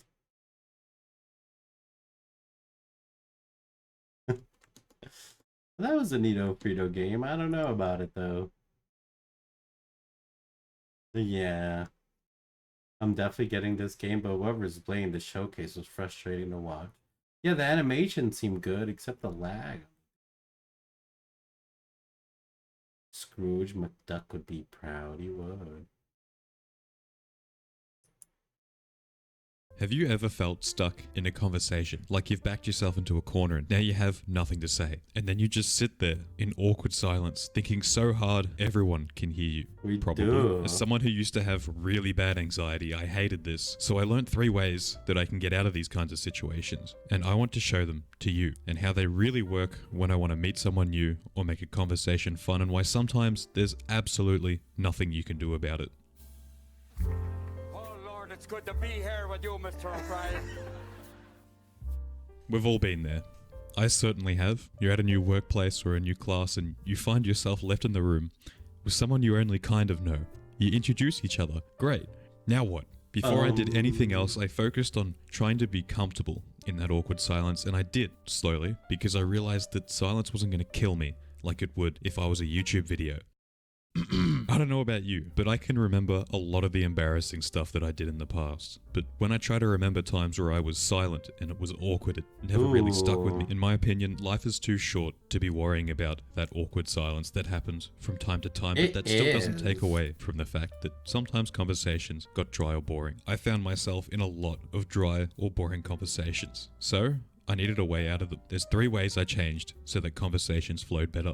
What if I told you that even when I didn't think so, there was actually so much to say in response to even the tiniest of sentences? Sounds crazy, right? But when you think about it, people say things and they don't say the entire thing. They don't give a book's worth of context behind their words. Heck, they might not even know entirely what they're talking about. So how did I listen to what they said like an English teacher reading a book? You get extra points if you guessed it right. It's active listening. But how and why? Why not stop the conversation from being boring before it becomes boring? The moment I started listening to people with presence and properly, I saw that my brain started to ask a lot more questions automatically. But what does that look like? I cut my hand on Sunday while working on a car. When I was paying attention and had some level of genuine interest, statements like this had heaps of questions behind them. What kind of car? Is it your car? How'd you cut it? Can I see it? Do you work on cars? On Sunday? Does that happen often? Did it hurt? Now, am I saying the secret to conversation was learning about cars? Yes. No. If I did nothing, knew nothing, and didn't want to know anything, conversations would be about as dry as a snail on the Utah salt flat. Also, I probably won't make any friends. I didn't waste my time wondering about what I should do. I just did things that I found interesting, be it cars, sports, going on hikes, learning about psychology. Of course, it didn't really hurt to do things that a lot of people like doing, but sometimes when I felt like something really resonated with me, I did that too. So what am I saying? To have more fun and interesting conversations and develop my personality using interests? Yeah. For this last point, I have a really interesting question. What do you think counts as a stupid question? Was it the one I just asked, or was it one I've asked before? I personally believe that as long as you're genuinely curious about something and ask it respectfully, you're just wanting to learn. And in that case, no question is stupid, because you're being brave and humble enough to want to know more. How can wanting to know more be stupid. Of course, we can ask silly questions for the sake of being funny, but that's for another time. Sometimes, when I sense a conversation's getting a little dry, I'd ask questions like, how tall are you? Or, do you mow the lawn? Out of genuine curiosity. These might seem like some ridiculous questions, but 9 times out of 10, people are more than happy to answer these kinds of questions, especially about themselves. And most of the time, they made conversations go in a completely different direction, and nearly always led to a fun and interesting topic. These things are important because it helped me paint a better picture of them so I can have a conversation go naturally and get to know them better. Maybe I'd find out that they like basketball, or that they've never actually used a lawnmower before. Who knows? There's something really important that I need to talk about. I realize that sometimes no matter what I do, this will never work. But why not? Well, it's as simple as being comfortable with the fact that sometimes people are not great conversationalists themselves, and sometimes maybe they're not even interested in talking. So yeah, I found they might not want to talk to you at the moment, you know? Maybe it was an uninterested date, or someone I just didn't click with at a party. It's okay, and it's not such a big deal as I might have thought. Just don't water a dead plant, I told myself. Well, that's what I did, and it seemed to work for me. If you're interested in learning about just a brief crash course about active listening, I'd recommend you click on this video. Wow. Or subscribe. That would be awesome. He's like, if you want to figure this shit out, well, check me out there, buddy. I mean, that's real. Just in conversation, though. If you ever actually want to converse with someone, yeah, you get them talking about themselves. You actually got to be interested in who they are. You know, what do they like? Uncover and explore who you are through creative writing prompts with the Pursuit of Wonder guided journal, all the ways things could go. The link is in the description. You've never felt like you could be yourself around me? She said with a confused and mildly frustrated tone. Her face was both clenched with irritation and drooping with sorrow. Her brow pulled in while her mouth and cheeks fell out and down as she looked over at me lying stiffly in the hospice bed. She looked like she was about to cry, but she hadn't given in yet. I felt like a version, I answered. What does that mean? A version? Her tone was even tenser now. Just not my whole self, I guess. Not who I really am. Whatever that means at this point. Then why the hell did you marry me? She said. Wait, what? Between the stir craziness of the last nearly 2 years, the medications, having been in the hospice center for the last 3 weeks, and of course, the looming finality of everything, I had, for the first time in as long as I could remember, perhaps in my entire life, suddenly felt the walls come down. I couldn't hold them anymore. More so, I just didn't care to. It's not that I lost care altogether. I still cared a lot. It's just that I stopped caring about the things that didn't matter, at least not to me. Not anymore. I didn't care about being perceived in a certain way. I didn't care about being consistent. I didn't care about how well I played along, what other people expected and wanted of me. My doctor had said that my chances of making it past 1 year after my diagnosis were very low, given the state of my condition. Now, over 1.5 years later, I felt like I was basically living 3 extra days. In a way, my life felt like it had ended on that 1 year mark. I felt like I was a ghost who only haunted himself. That's crazy. I saw myself almost as a carcass of life, of regrets, yet still filled with the spirit of who I really was, who I had always wanted to be. Whoa. I felt separate from everything, yet still present. It was one of those strange states that's impossible to translate to anyone who's never been in it, never outlived their own death. I looked at Kate. I've never felt like myself with anyone. I told her. I didn't mean you specifically. You didn't do anything. No one did. It was my fault. What do you mean, John? She said, her tone loosening and opening up a bit. This is some intense shit. I did so much wrong. Kate leaned in closer toward me, shifting her hand a bit inside mine. I looked up at the ceiling. What are you talking about? Everyone loves you, John. Everyone I've ever known that knows you, that spent time with you, loved you, loves you. I looked back over at her. Her face was softer now, stretching vertically rather than scrunching horizontally. She realized this wasn't about her, or us. My whole life, I was so worried about whether or not people liked me, loved me. I did everything I could to ensure that everyone did, that everyone thought I was the greatest. Oh, John is so great. He's this and he's that. I changed so much about myself to make sure that happened. In moments, in phases, in years. I always went this way instead of that way to ensure that I did what people wanted, that people approved of and liked me. I cared so much about how I was experienced in the minds of everyone else that I never even really experienced me in my own. There was a long pause. What? John, that just makes you a good person. You put others first. It's in your nature. It's a good thing. Her voice was shaky. Is it? Did I? There was another pause. My head was hurting. I felt weak and tired and slightly numb. I felt a strange lucidity amidst the disorientation, though. Kate just sat there waiting. I cared about how people saw me, I continued. I cared about how they experienced me. It was all always about me, not anybody else. Well, who the hell else is it going to be about? Kate interrupted. Of course, everything you do from your perspective is going to involve you. No, I didn't even really care about me either. That's the worst part. It was like a strange paradox of narcissism and self-abandonment. I was so desperate, so misguided, so self-focused on being liked and seen a certain way. I changed and reduced who I was at every turn to appease my father, mother, friends, teachers, girlfriends, bosses, strangers, my wife. That's not a good person. It's not a bad person. It's just not much of a person at all. Kate's eyes began to water. Then so did mine. Honey, she said to me, you did what you could. You did what you knew how. That's all anyone can do. I paused for another moment. I looked out the room's window at the cars and people rushing by on the streets below. A city of people frantically completing to-do lists that weren't their own. I was so worried about being seen as a perfect person, someone who was successful, who was happy, who was always fun to be around, who was smart and competent, who did the right things in the right way. And now, I'm going to die without having really been seen by anyone at all. I could hear Kate sniffing. I looked back over at her. She was pulling tears back in. They looked heavy. Okay, she said defiantly while rubbing her face. Then talk to me now, she continued. Let me see you. Be who you really are. There's still time. Use it.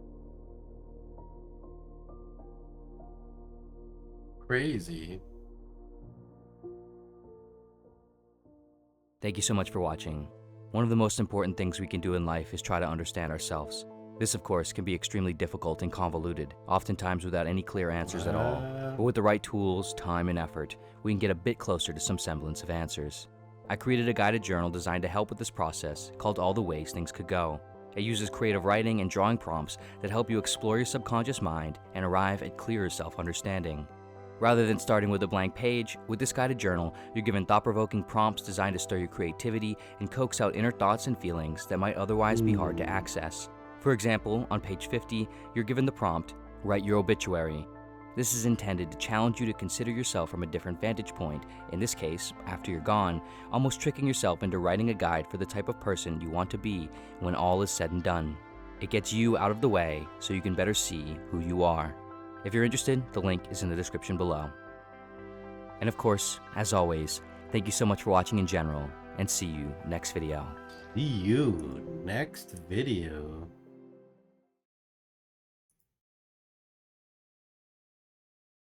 Damn.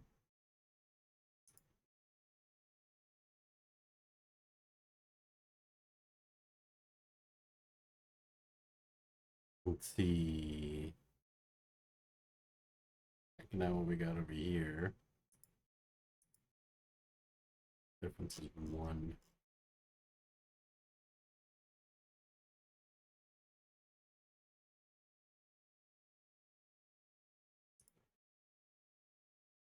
Hmm.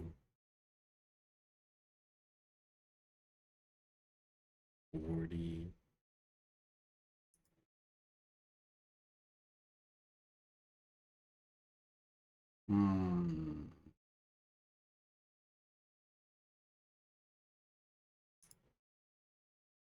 Bro, what are you watching? I don't know. We went down a rabbit hole of the paradox of being nice.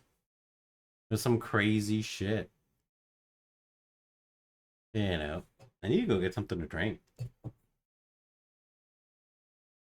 Yeah, I think basically the dude had some sort of life-ending disease and survived it. And it changed his perspective on life to some point that, you know, he realized what the paradox of being nice is, putting others above yourself. Why do human feelings have to be so complicated? They're not complicated. Very complicated creatures. We just like to make things complicated. That's literally it. Literally it. Marcus Aurelius. How you play games is how you do everything. How you play games is how you do everything. Is that real? Yeah. What?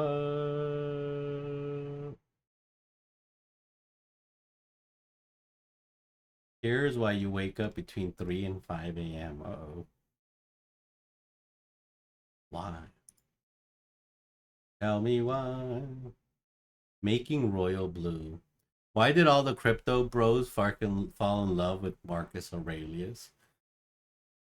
I don't know.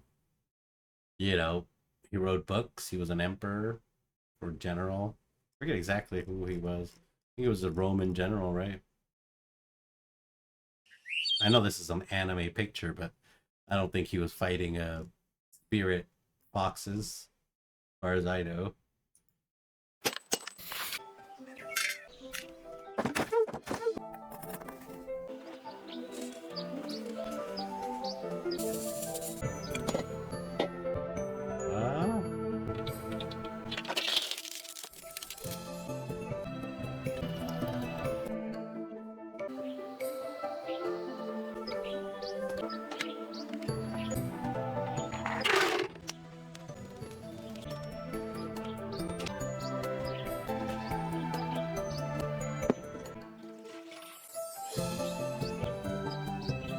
And that's the true paint.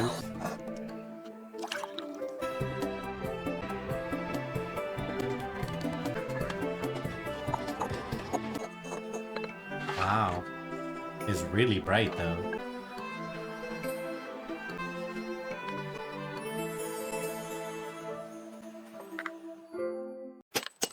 Everything is blue there though with the powder. What if you are an idiot? You'd be surprised how smart or dumb you are. You'd be surprised that I wouldn't be amazed. This video is sponsored by Blinkist. Okay. We all like to think we are good at certain things, above average in certain areas. Most of us are at some things. But the truth is, you are likely wrong about how good or bad you are at many things. True. It is likely that you both over and underestimate. We were close to buying a mineral mine in Mongolia. Who is we? Like you as in like your family were close to buying like that? But too complicated? Or your work? Yeah, though. Yeah, a mine would be insane. How do you manage a mine in another country? What happens if the workers like start dying? How do you make sure they don't rob like minerals and shit? Yeah, don't you need like boots on the ground or something? Or at least like one person you can trust out there. Right? Abilities in numerous areas of life. And the areas and the degree to which you're wrong would probably surprise you. They would not surprise In a 1999 study, psychologists... I know I'm wrong all the time. All the time. No need to tell me twice. Exactly. Yeah, that's what I'm saying. I was like, it sounds like a really bad option. You know, like, it sounds cool for like a little bit, but I'm like, I don't know. Like, how do you get all the other Just stuff David figured Dunning out? and Justin Kruger discovered a phenomenon that would be coined the Dunning-Kruger effect. Freddy Krueger? After Oh, giving Dunning participants Kruger. of the study various tests that assess their abilities in humor, logical reasoning, and grammar, the participants were then asked to self-assess their performance in relation. That's hilarious. How funny do you think you are? How smart do you think you are? The average population of 1 to 10,000 humans. Oh, that is neato Frito. To their peers in the study. Dunning and Kruger found that people who performed poorly on the tests tended to believe that they did far better than they actually did, while those who performed well tended to misperceive their performance in relation to the average The dumb of their peers. people. In other words, the study would discover the cognitive bias where people who are less knowledgeable or experienced in an area tend to believe that they are much more competent in that area than they actually are. And those who are experienced and knowledgeable in an area Playing this game off PS Pass called Tales of the Arise. First game I've seen merge anime well. Let me see. Oh, I gotta save it because I'm not gonna remember it after this fucking video of telling me how dumb I am. Tales of Arise. Is he talking about the Dunning-Kruger effect? Yeah. 3 years ago before you buy. Holy jeebles. Oh, this is not the only game that did anime well. What's the other one? It's the one that's like a Souls-like anime. Oh, I forget what its name was. It came out pretty recently. It's not bad. Tend to underestimate or doubt their abilities. Mm-hmm. These cognitive biases are the Dunning-Kruger effect. Although the phenomenon is debated amongst researchers, We're and not on the the surface, smartest. the effect may seem paradoxical and bizarre. Arguably, the cause is understandable. Black Myth Wukong. If someone knows little... No, not Black Myth Wukong, dude. An actual, like, anime is a stylized game like this. The fuck? Black Myth Wukong is Chinese lore. About a subject or has little experience in a particular area, they do not have enough experience or knowledge to recognize the degree of their incompetence. In other words, they don't know enough to know what they do not know. That's real. I think that is the statement that this can describe all of humanity. We do not know what we do not know. We can think we're geniuses, but in comparison to a civilization that could travel through space and the stars, we would be nothing but an animal shaking its butt and picking its nose. I literally think about this effect daily. No clue then. I forget what it is. It was really popular. Let me see. Man, I bet you if I just type anime Souls-like, it should pop up. Right? I forget what it was.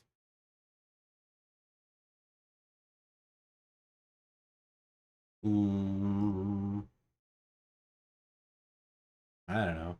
Was it Code Vein? No, not Code Vein. Was it Code Vein? I don't remember. I'm gonna have to. I think it was it Code Vein?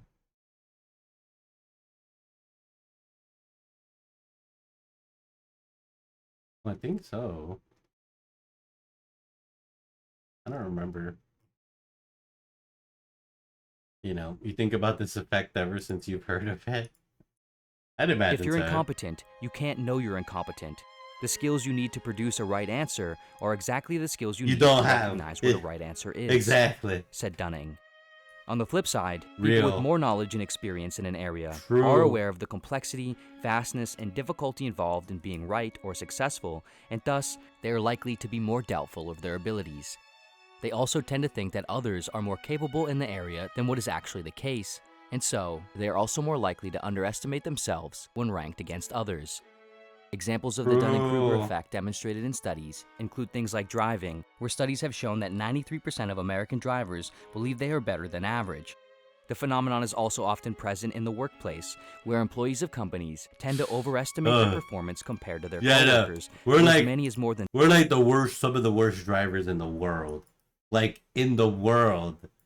Like a lot of other countries are much more stringent on their driving licenses and permits. Basically, the dumber you are, the smarter you think, and vice versa. 100%. 100%. And this has nothing to do with your position in the social structure, middle class, lower class. Your IQ ain't got nothing to do with that. Sometimes your RNG's lucky, and sometimes it's not. Sometimes you're born with full PvP enabled in the Middle East, but this is still true. I mean, depends. Most countries have dog water driving regulations. Yeah, but a lot of developed ones have much better driving regulations than here. The ones that actually measure their statistics have much more stringent regulations than here. Like Europe, a lot of Europe is much more strict. Japan is way more strict. I don't know about China. Than 40% of a company's employees believe that they are in the top 5% of performers. Yeah. Of course, everyone can't be better than most. There must be a the most. Chiefs. They're the chiefs. Throughout the processes of learning, Go to strategizing, Italy, evaluating, and reflecting, the there's taxi another drivers process at drive play like they're in referred to as GTA. metacognition. Yeah, but what is the accident rate? You know, what is their testing and driving procedures? Pretty sure we had a grandma go into a restaurant. Yeah, but did she report it? Yeah, is it going to be part of the statistics? You know, how good is their health care? Do they have national health care? You know, a lot of metacognition is the awareness of one's own thought processes. It's one's Oh my thoughts God. about thinking. Okay. A major part of the learning process, My and thoughts a major about factor thinking. in being competent in something, is Hmm. the ability, through metacognition, They ain't no to recognize reporting in patterns, Italy. The errors, police and are problems in fucking one's napping. thinking, and then employ strategies to deal with and overcome them. Jeremy Clarkson got pulled over in Italy for driving too slow. He said, "Mi scusi, signori, it's a Lamborghini. You're supposed to go."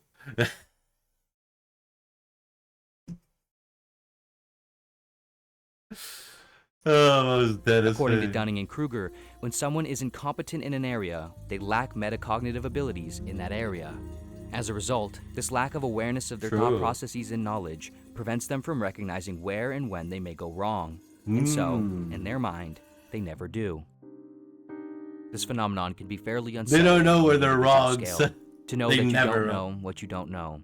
Of If you course, don't you already know, knew that. you know. But the degree to which you're unaware and the areas that you might have such oversights, where you might otherwise feel pretty confident, can be disconcerting. Yeah, no, that's real. But it's even more unsettling when considered on the collective, societal scale.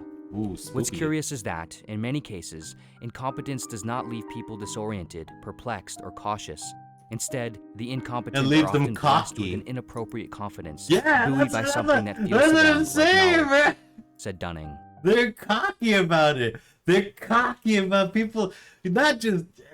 I'm not saying I'm like one of the smart humans, but people in their ignorance, us as a fucking species, we are cocky about our fucking stupidity. God damn, are we cocky about being fucking incorrect? It's fucking hilarious and a shit show.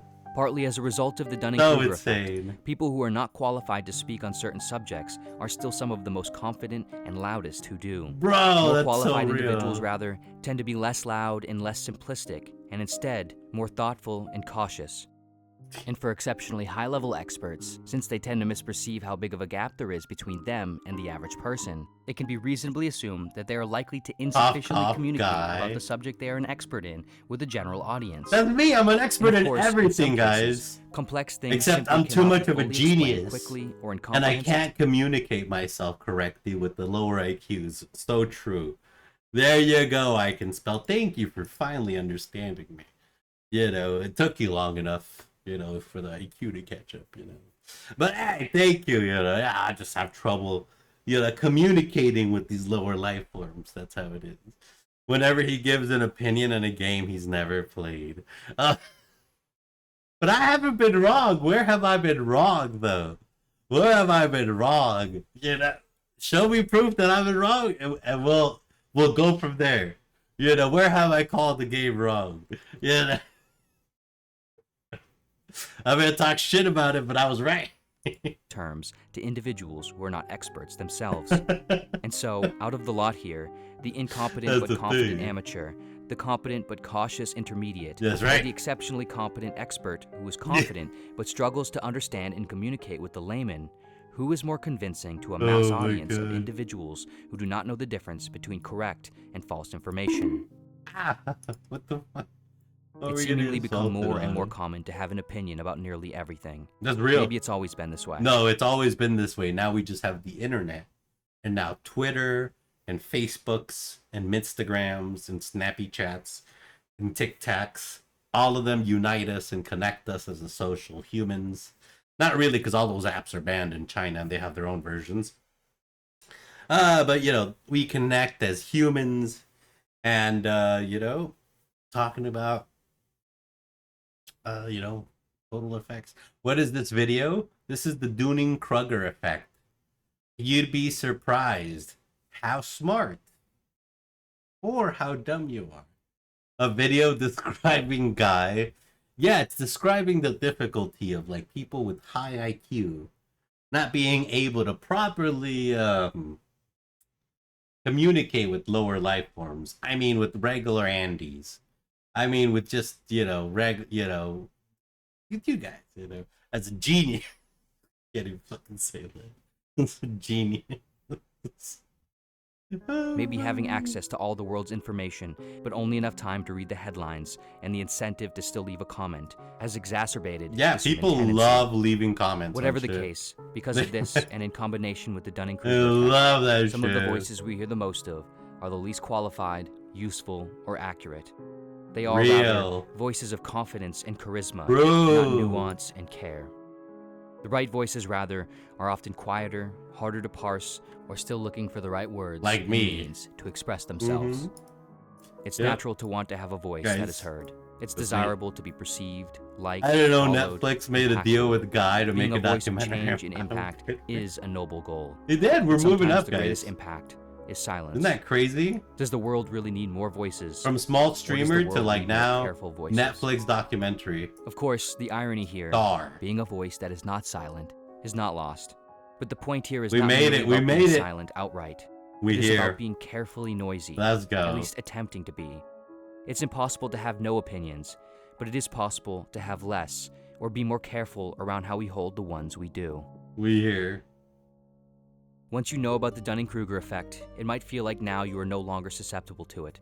Or perhaps, you might feel as No. though it's something you never were susceptible No, to. you're gonna know, You're not the kind of though. person who overestimates their abilities. You're Fuck no. cautious and thoughtful and Hell, self-aware. You I've never make had claims about things I've you had don't enough know. You know crashes your on my blind spots. bikes and cars. But of course, that's not how blind spots work. To know that I overestimate my abilities, alright? I know. This. Oh yeah. I know I overestimate my abilities. You know, we finally done it, gang. Officially over. Time to pack up a stream. Hell yeah, we're on Netflix, guys. Catch me on Netflix. Well, y'all don't got a subscription? Damn. If you're broke, just say so. Damn.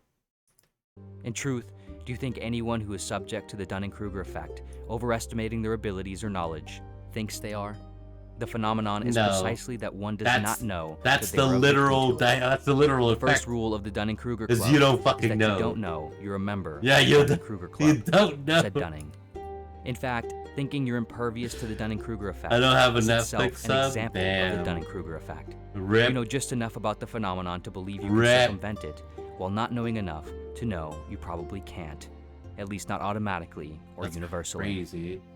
Perhaps, however, we can overcome it more often with a certain kind of awareness and attitude. By Maybe more regularly believing in being silent, ourselves. by being willing to be Man, a nobody, fuck you, to let guy. our voice, I our have a presence, subscription. our existence not always be involved. That's so We can true, perhaps they be a never victim of know. the effect less, Well, you can and be on say the right side of the they, effect more. but the thing is, the In fact truth, that you're saying they already breaks rule 1 of Fight Club. You don't know that you're in the Fight Club, but you're in the Fight Club. So we should be the actual statement. We never know. the average person is well-read and experienced in a relatively small quantity of things, at best. That's real. We don't need to be in more than that. We shouldn't try or pretend to be. After a certain point, the quantity I of don't know what he's opinions will- talking about, but I'm a genius in all subjects. You guys ever need advice or something explained? Nah, I'm built different. Exactly. Yeah, that goes to normal people. You know, I'm a god. That's different, you know. Yeah, we different. You know, I don't know. See, but then you don't know what you don't know.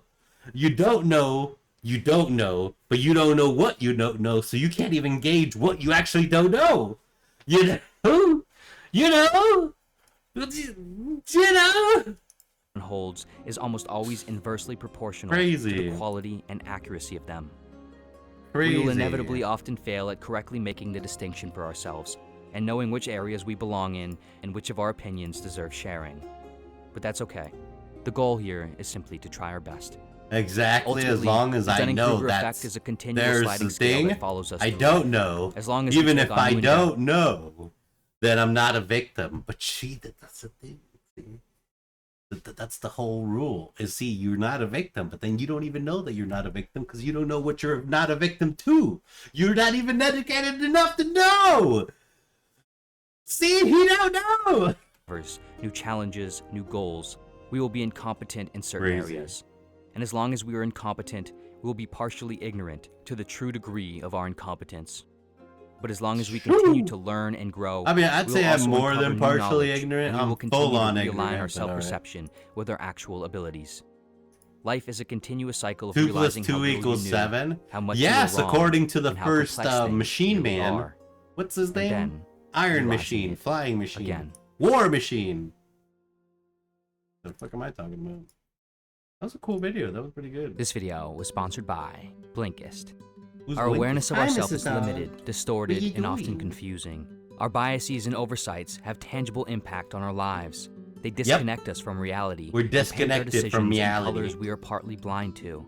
The books Thinking Fast and Slow Hello, by Miss Daniel Dog. Kahneman, You're About to Make a Terrible Mistake by Olivier Saboni, and Know Thyself by Stephen Fleming. Put me in your all provide contacts highly as unique God, and just powerful another insights name I into the know. nature of how we think, Yeah. how we can often misunderstand our thoughts and feelings, how we can become Oh my misaligned from God. truth, and how we can gain back better control of our thought processes and make That's better fitting. decisions. Go, Miss Using the Dog. app Blinkist, you can learn from all of these books, as well as over 6,600 other nonfiction books and podcasts in just 15 minutes each. Of course, the more we learn, the more powerful and fine-tuned our radar becomes for understanding the nuances of things, whether it's in ourselves, raining hair, the Mrs. world, Dog. or the intersection of the two, where our decisions and evaluations change everything. With it being the beginning of the new year, Blinkist is the perfect way to broaden your perspective and experience those essential aha moments more often. Aha! And with Blinkist Spaces, you can easily organize and share titles with those close to you, making it even easier to build knowledge through a network of people interested in the same things as you. Yeah! Whether it's a topic or a group of people, you can create a space So, around it and share the books and ideas you PS5 discover. Pro, am I right? Get 25% off Blinkist's annual. That was yesterday's news, chocolate. So we were talking. Yeah, we stopped caring about that yesterday. Today's news is wait, what's today's news? I forgot. There's nothing really today, actually. Premium membership and a 7-day free trial by using the link in the description. And of course, as always, thank you so much for watching in general, and see you next video. Hey, thanks, man. This was a pretty good video. Point of Wonder or Pursuit of Wonder. I've never seen their vids. Look them up. That's pretty nice. That was a good video. That was nice. Very nice. Explaining subjects. Are you really a good person? You'd be surprised of how bad a person you are. Holy shit, guys. Are we ready to get our minds blown 2 times in one day? I don't know. Here's how $13,000 paperweights. Holy shit. Well, then what else is there? I don't know. You'd be surprised how good of a person you are. The first private spacewalk happened today, I think. That was yesterday. We saw that. It was pretty cool. I mean, people were expecting more. They were like, why aren't the fucking people out in space doing, like, backflips and, you know, jumping into the Earth? Like, bro, chill. Like, this is, like, the first time we've let regular humans that, you know, we care about if they die. Because, like, let's be real, a lot of the military people and scientists we send up there, regular people don't care. You know. These are actual space tourists. People who paid money to go up there. So, you know, gotta keep them alive to make sure the project survives. That's how that goes. It's crazy. Is crazy macaroni. Space! After rating 100. Space! Space is awesome. I love space. Paperweights are the crown jewel of sound. You should do a Dead Space run. We should do a Dead Space run, actually. We got Dead Space at home. What is it? Hi, Mrs. Dog. What's that zombie game? I forgot what it is. It's the other one. Dark something or Dead Inception or Dead Zone. I forget what it's called. I'm terrible with names. What is this shit called? I have to open Epic Store for this one. Space Democracy? No. Dark Deception? No, that is you. The Calypso Protocol.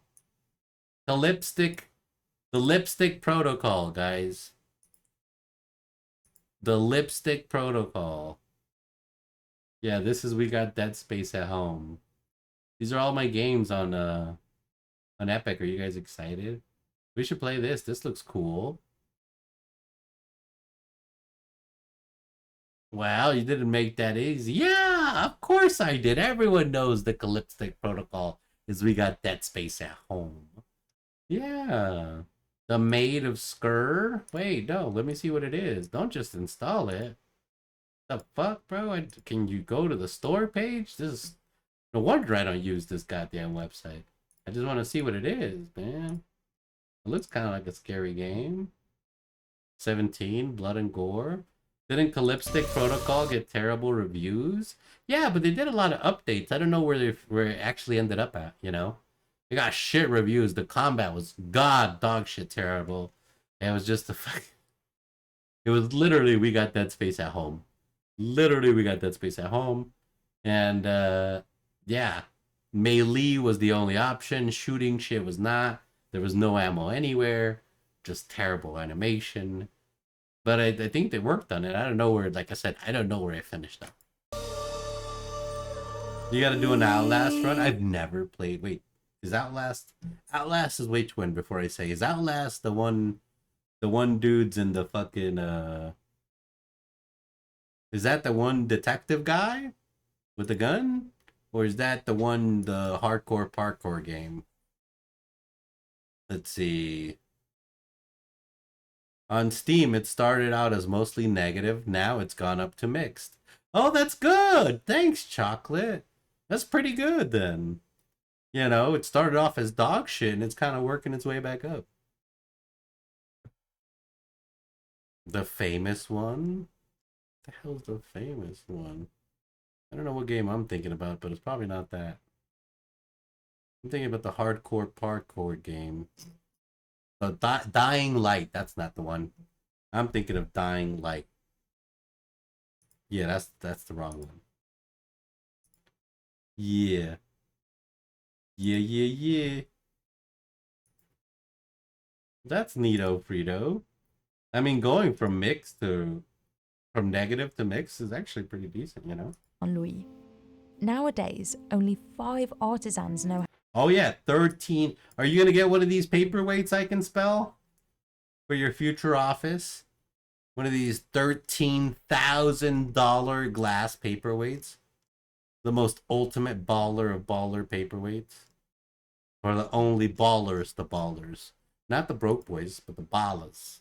I wanna be a baller. Shakala, 20-inch blades on an Impala. Glass paperweight late tonight. Paperweights are the crown jewel of Saint Louis. Saint Nowadays, Louis. only 5 artisans know how to make them, and it can take only 5 2 people in the months to world. complete just one. Wow. It starts with an ancient technique called mille fiori, which is Italian Or for 1,000 flowers. Yeah, for 1,000 flowers. Artisans I got it mixed stretch up with the molten glass vongola. flower designs until they are Which is thin the as a pencil. shellfish. Then they cut it into tiny pieces.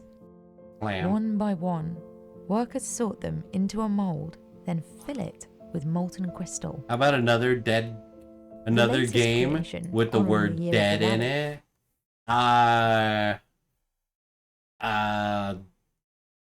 The dead.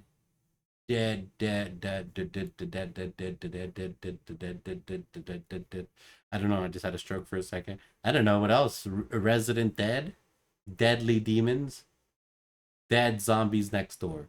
It I know. costs $4,200. What? $4,200. Dead Signal? Oh, but we beat Dead Signal. We were champions of Dead Signal until the hard mode comes out, at least. Yeah. What is? Do you know what his Twitter is? I forgot what his Twitter handle is. I tried finding his account again. I forgot to see what updates were there. Was happening on the games. Adam's Twitter, I forget. That's a third of the price of its more intricate paperweights, which can Yeah. go for up to 13. I tried looking up welcome to the game and all that, and I couldn't get anything to pop up, like his account anyway. $1,000. That's crazy, bro. For a paperweight. Bro. Laundering money's wild. Pokemon Brown? Whoa, do we want to play Pokemon Brown? The Web Pro? Let's see what our friend the Web Pro is doing, huh? You'll see what he's doing. Thank you, Chocolate. I appreciate it.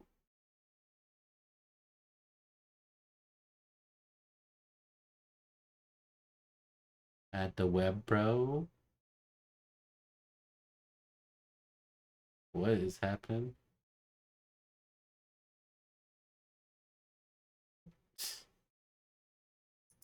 Oh, sorry, I got distracted for a second. I was like, what is happening? Alright, official Twitter account for Reflect Studios. Dead Signal. Scrutinized. And welcome to the game. Boobas! Yeah, boobas. Big boobas. For those who missed it, when was this? That was yesterday. Holy hell. The update for Dead Signal is next week. Not today. We are 7 days away. I delayed it due to conflicting games releasing today. Thank you all who voted on the poll. I feel like I will not be doing the FNAF style game. I just feel that it wouldn't be well received. I also don't want to make yet another horror game. I got a couple already in the pop line. Welcome to the game 3 in John's chapter.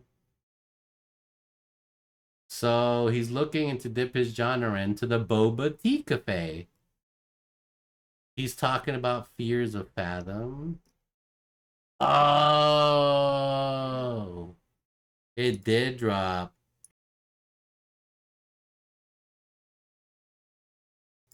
Yes, Fears of Fathom did drop. That should be fun. Tomorrow's gonna be wild then. Damn.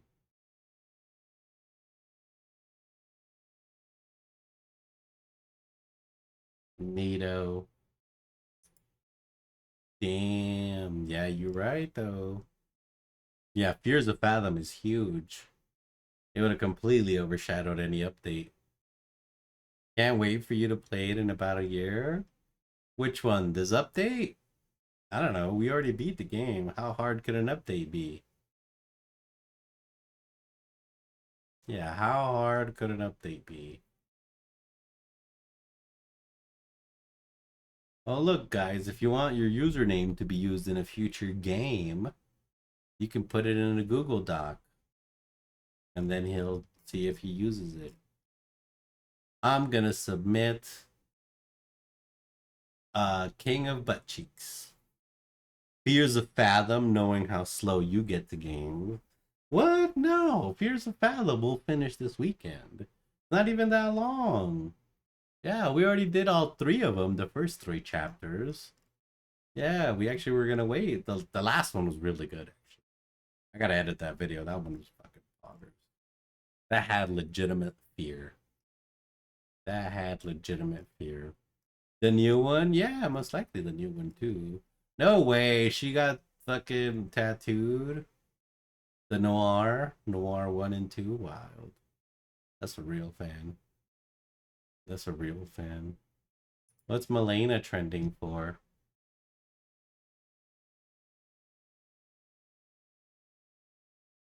Nick and Milena have broken up.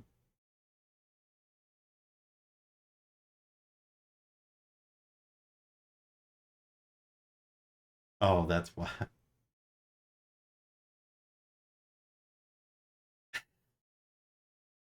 I'll submit as John has a 9-inch. Damn, that's wild. All these couples breaking up. Them Twitch couples, baby. Ripozos. Well, their relationship had 2 brain cells combined. They did really well for content. I don't know the private, like, parts of their relationship or anything. But they did pretty well for content. But she seemed like she never wanted to really do this. And he wants to, like, jump in and chill. I don't know. 12 signs you're way more intelligent than you realize. Guys, that's us. That's totally us. Yep. That's even a picture of me using the Game Boy. Oh, that's a phone. That's an iPad. That's a phone. Never mind. With headphones. Nick and Melina was bound to happen too. That dude is way too pervy. He wants to be free. Oh my god, that's funny. This movie. Like a dick, man. That's wild. Yep, free feet, baby. Free feet.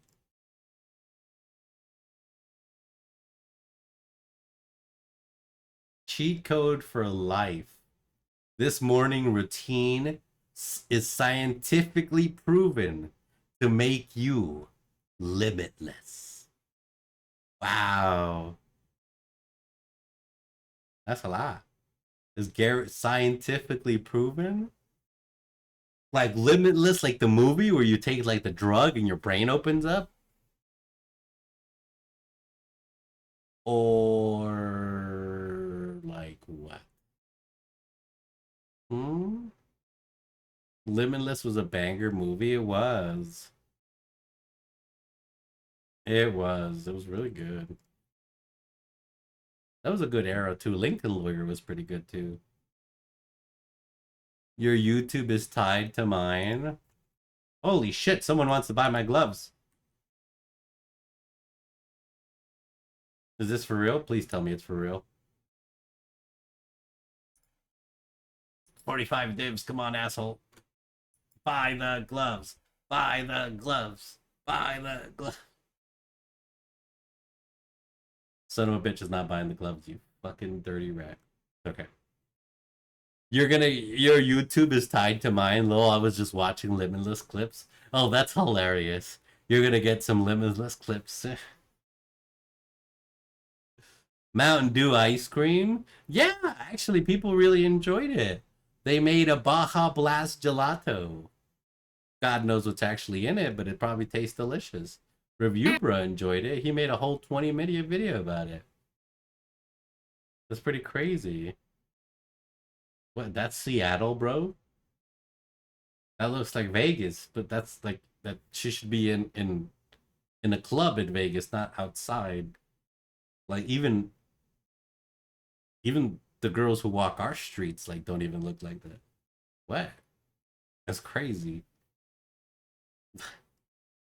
That dude has so many bodies in his backyard. Ooh, Reviewbra? Reviewbra has bodies in his Hello, backyard? everyone. This is Running on Empty. Of course, Guy was recommended that. Hello, everyone. What? The ladies walking the streets? The streetwalkers? What are you trying to say, Chocolate? Huh? Are you trying to say something there, bud? Huh? Huh? If you got something to say, slowly type it out with your keyboard to my face. Shut up. This is Running on Empty. Running on Food Empty. Review. Well, hello, ladies, gentlemen, and everyone watching. Welcome one and all to this newest edition of the Running on Empty Food Review series. Okay. I'm your host, the Report of the Week. Thank you for checking in.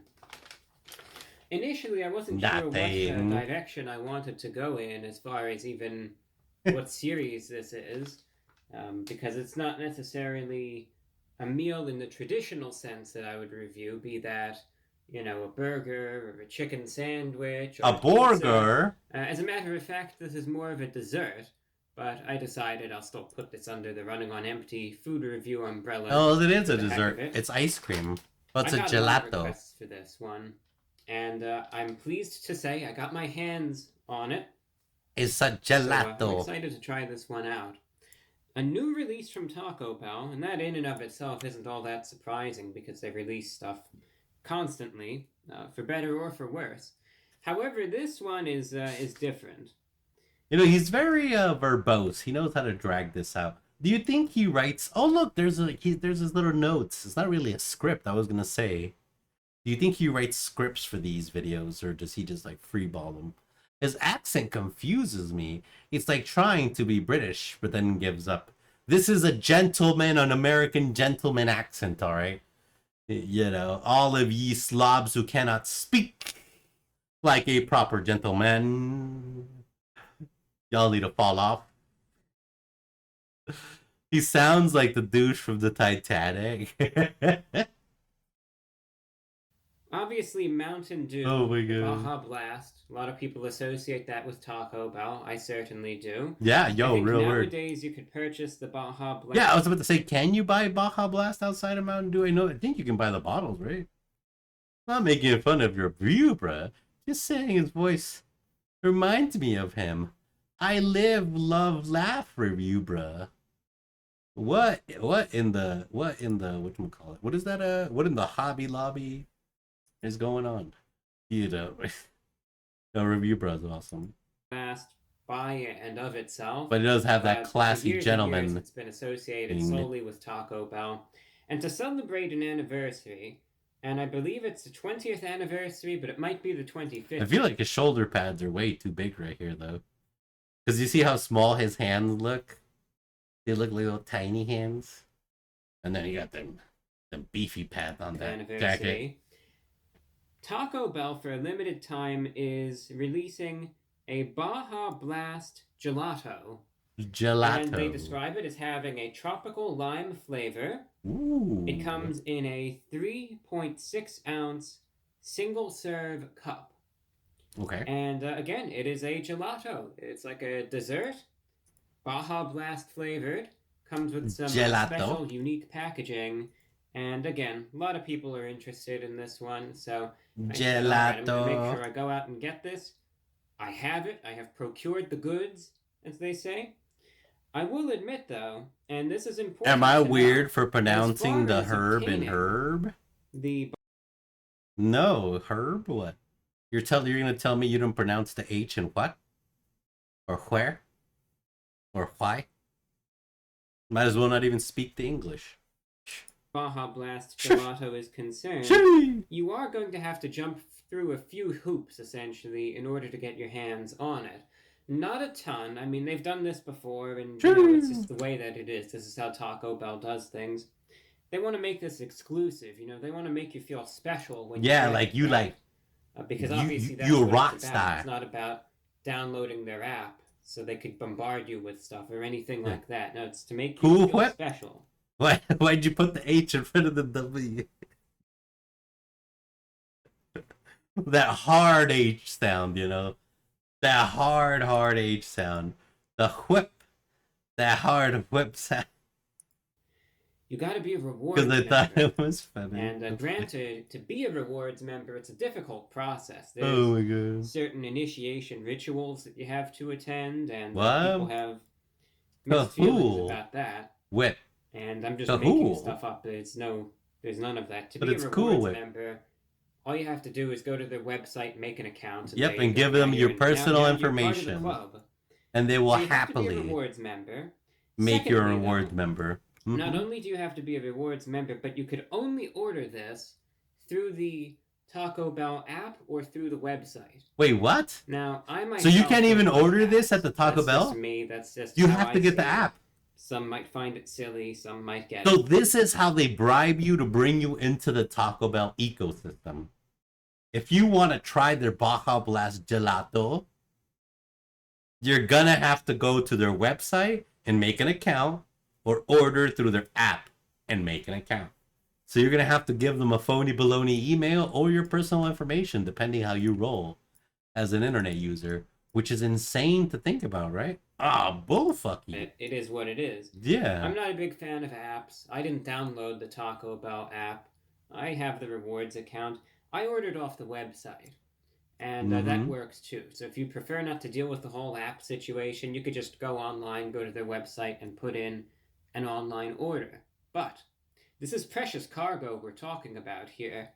And as a result, it is available by pickup only. You know, because how could you trust such glorious material with some random courier? So the only way you can do it is you have to be a rewards member, you have to order it via the app or the website, and you have to go there and pick it up. So what I did is I put in an order on the website, and I just went to the drive-thru, picked it up, got it right here, and that's all that there is to it. So there's that air of exclusivity to it, which be it Oh what my it god, is, the gloves I was sold. still able to get it, and they say that it's available in very limited quantity, but I ran into no. Sorry, I mean cheese.com. I always put cheese at cheese.com.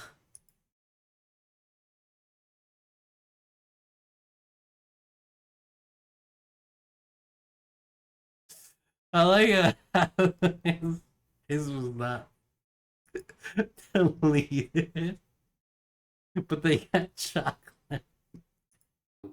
No difficulties as So you can put an email from cheese at cheese.com, but you can't put a website. So there is a loophole there. You can put an email, but you can't put a website. I think it was because of the app. Yes, it was because it's like an email. far as procuring it is concerned. Oh my The price god. for the gelato, $3.99. $4 for it. Nice. Comes in this Taco Bell Brown bag bag. right there. Bro, what? That's crazy. There it is. Wow. So, it does come with its own branding. Really? So it comes from an ice cream maker. Who makes it? Taco Bell. Taco Bell. What is this? Mountain Dew Baja Blast Gelato. But it's like 3.6 Haagen-Dazs, fluid like ounces. the Moo Moo Cow, Bluebell. Logo. I'll give them credit. Now watch the for bots branding. selling for cheaper. Find out the loophole. They've Big already fan of been that. found out a loophole. One of the loopholes that other strummers get hit with is because since they don't just block out all links like I do, the people use different letters in different languages. They block out like keywords like viewers and stuff, or cheap viewers. And since they use like different letters from the alphabet, like international alphabets with the dots and the umlaut and the little, italics, so like they get past their filters. I just block out all links. I mean, I can still see them if I need to, and approve them if I want I can't to. help but notice. But you never know, Serving size, I don't want somebody 1, posting a funky 70 link and calories. somebody I clicking can't it help in but notice chat. that stain on it. I don't know what that is. Maybe that's And, the like, taco fucking get grease or messed up. something, and no, I'm not going to taste that to try to Yeah. find out.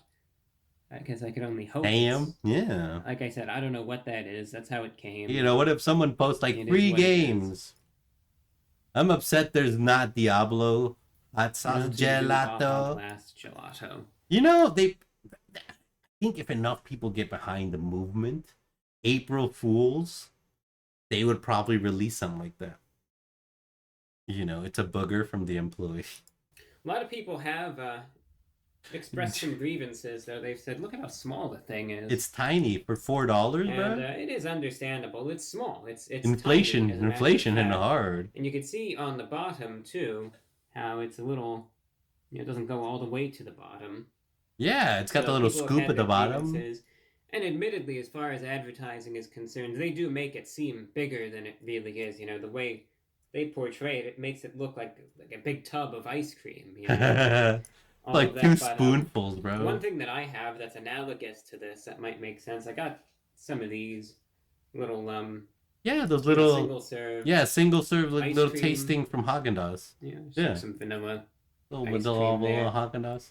I'm sure you've all seen these in the supermarket. Yeah, a and little whatnot, sneakadoodle. but You could see they're Little pretty much Haagen-Doodle. identical as far as size, Yeah. structure, all of that are concerned. Pretty much. Bruh must have already showed up late after they already cleared down, so they wiped the booger on his shit as a middle finger. Haagen-Dazs is my favorite brand. That vanilla goes so hard. I know, you said that before, that you were a big Haagen-Dazs enjoyer.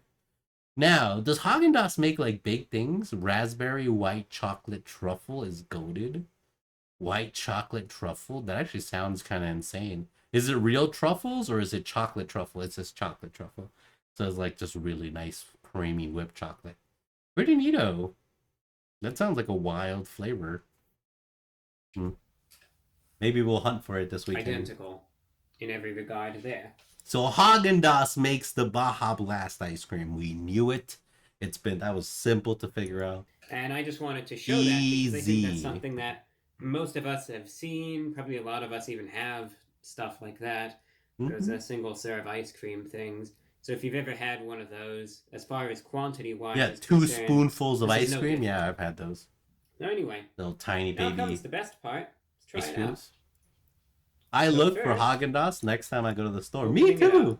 I'm gonna be looking for that raspberry white chocolate truffle, and I'm not gonna find it. I'm gonna be sad. That's gonna be the reality of it. Spoon right there. We're not gonna find it, or we're just gonna suffer. I guess you could break off, and I'll try to use that to be authentic. No, they want you to use a little cap spoon. Neato. And now this is what we're all waiting for. Let's look at review, bro, being like a little enjoyer here. Only some stores have it. Sometimes it's a limited edition. Wow, what do you mean some stores have it? Well, what store do you have it? Some weird Florida store? Honestly, I thought there was going to be a little more in there. Like, than just that. I don't know. What kind of store? I didn't think it was just going to be a little... Nah, bro, you getting scammed. They are scamming you in every way. Look at that. That's not bad. It's probably by weight. Honestly, I thought there was going to be a South little more. Beach Publix. I think we have a Publix. Don't we have a Publix? I think they should have a taco gris gelato. Oh god, that sounds terrible. But I mean, it does sound kind of delicious. It depends. You'd have to be really like inebriated, I think. Yeah, because it would just be like pure grease and fat, but it'd be tasty. If you had like a tortilla and like some cheese and stuff, yeah, you could dip some shit in there. Than just I don't know if we have a Publix here. I think we do. I didn't think it was just going to be a little... They probably have a bunch of Haagen-Dazs physical stores in Vegas. Like ice cream stores? Looks may be deceiving. I think we only have Dove and Dove. I think, or is it Godiva? We have one of those. We have Ethel's M chocolates. We have a couple of these. I don't think we have a Haagen-Dazs. I don't think so. No. Oh, we do. Oh, but it's in the casinos. Of course it's in the goddamn casinos. Of course it's in the fucking casinos. Oh, yeah, we have a couple of them. Haagen-Dazs. One's in the New York. One's in the MGM. And one's up in the north part of town in Centennial. I used to live over there. That shit's far as fuck, though. Where else would it be? I don't know. Summerlin? Central Vegas? Well, that kind of is pretty central, but... You know. But yeah, we do have Haagen-Dazs ice creams. That we do. Yep, that's Haagen-Dazs on the strip. They make you shakes and everything. Look at that.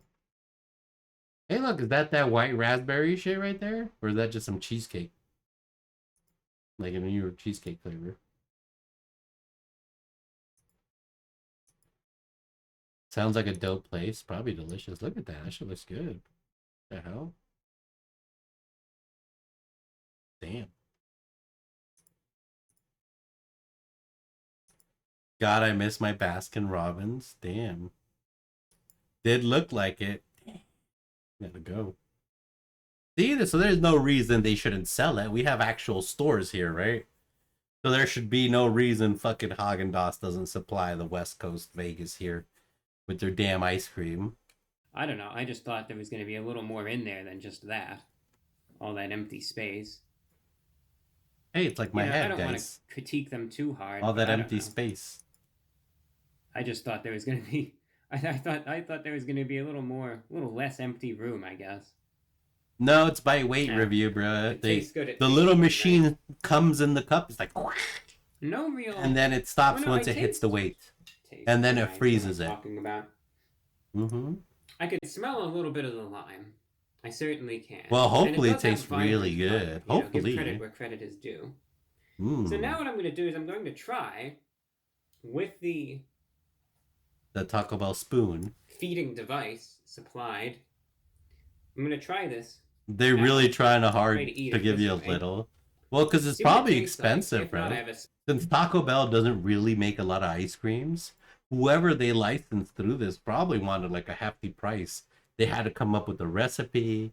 They had to, you know, put it through their machines. Then they had to make the packaging. So they're probably like really, really pinching pennies here. spoon right there, and I know that's all sacrilegious, but I'm such a rebel, and there's nothing you could do about it. And go from there. But let's try Spoon it Rebel, out. here we go. The Baja Blast Gelato. Probably gonna be Taco delicious Bell. though. It's going in.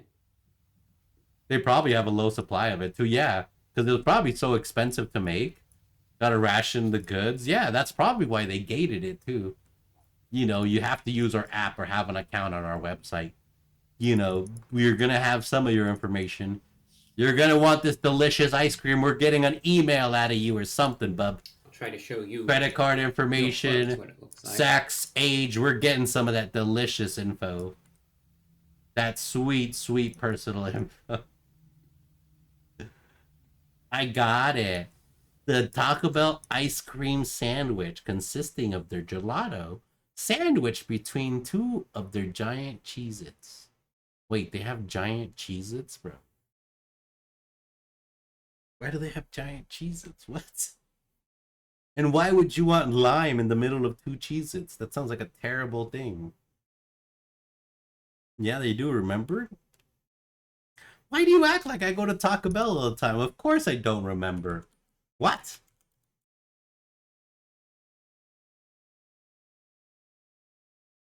What?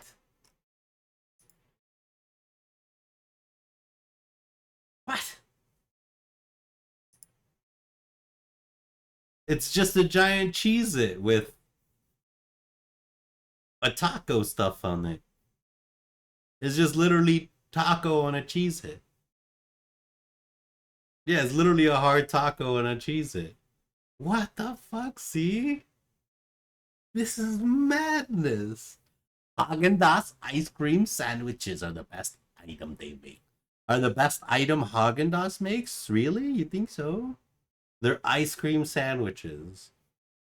You can also get it inside a Crunch Wrap. Bro, like still to this day? That sounds like wild. Sounds like a whole fever dream. That's crazy. What?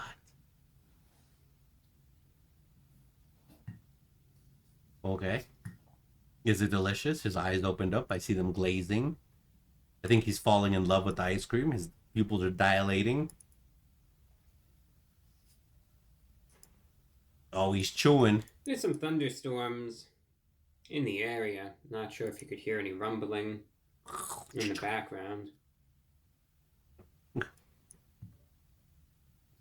I am the thunderstorm. I am the thunder of the night. I am he who comes. I am Batman. He looks like he's trying to go for the role as Death. Well, yeah, he dresses up like a, not a pallbearer, but what is those, not a Death Keeper. What's the name? A Mortar. Not a Mortar. Not a Marauder. A Mortuary, dude. Mortuary's assistant. Takes a sip from glass. Oh, this fucking... So this is one of those items. Mortician. A And now I'll mortuary show you, assistant. As it's sort of been evened out. Ooh, look, it's very nice. It sort of looks more like how you would expect it to. Yeah, it looks very good. I can't help but admit that when I first opened it up and I saw how it was narrowed out at the top there, and maybe that's not how it's supposed to be. Maybe the folks at the Taco Bell had it. Who knows how it was stored there. I don't know if it's supposed to look like that or not. This is how I more It is supposed to look like that. pictured it being. That as far shit as looks with- so fake. I love it. That color is not natural. 100% is not natural. What do you mean? No way. This is probably like lime 36, like blue 47 with green 39. You know, all the delicious, delicious flavors that make great ice cream. You know, Yeah, but the reason it settles all wonky like that, it's because the little machine it's a little cum machine tops off the thing and then it moves on to the next cup.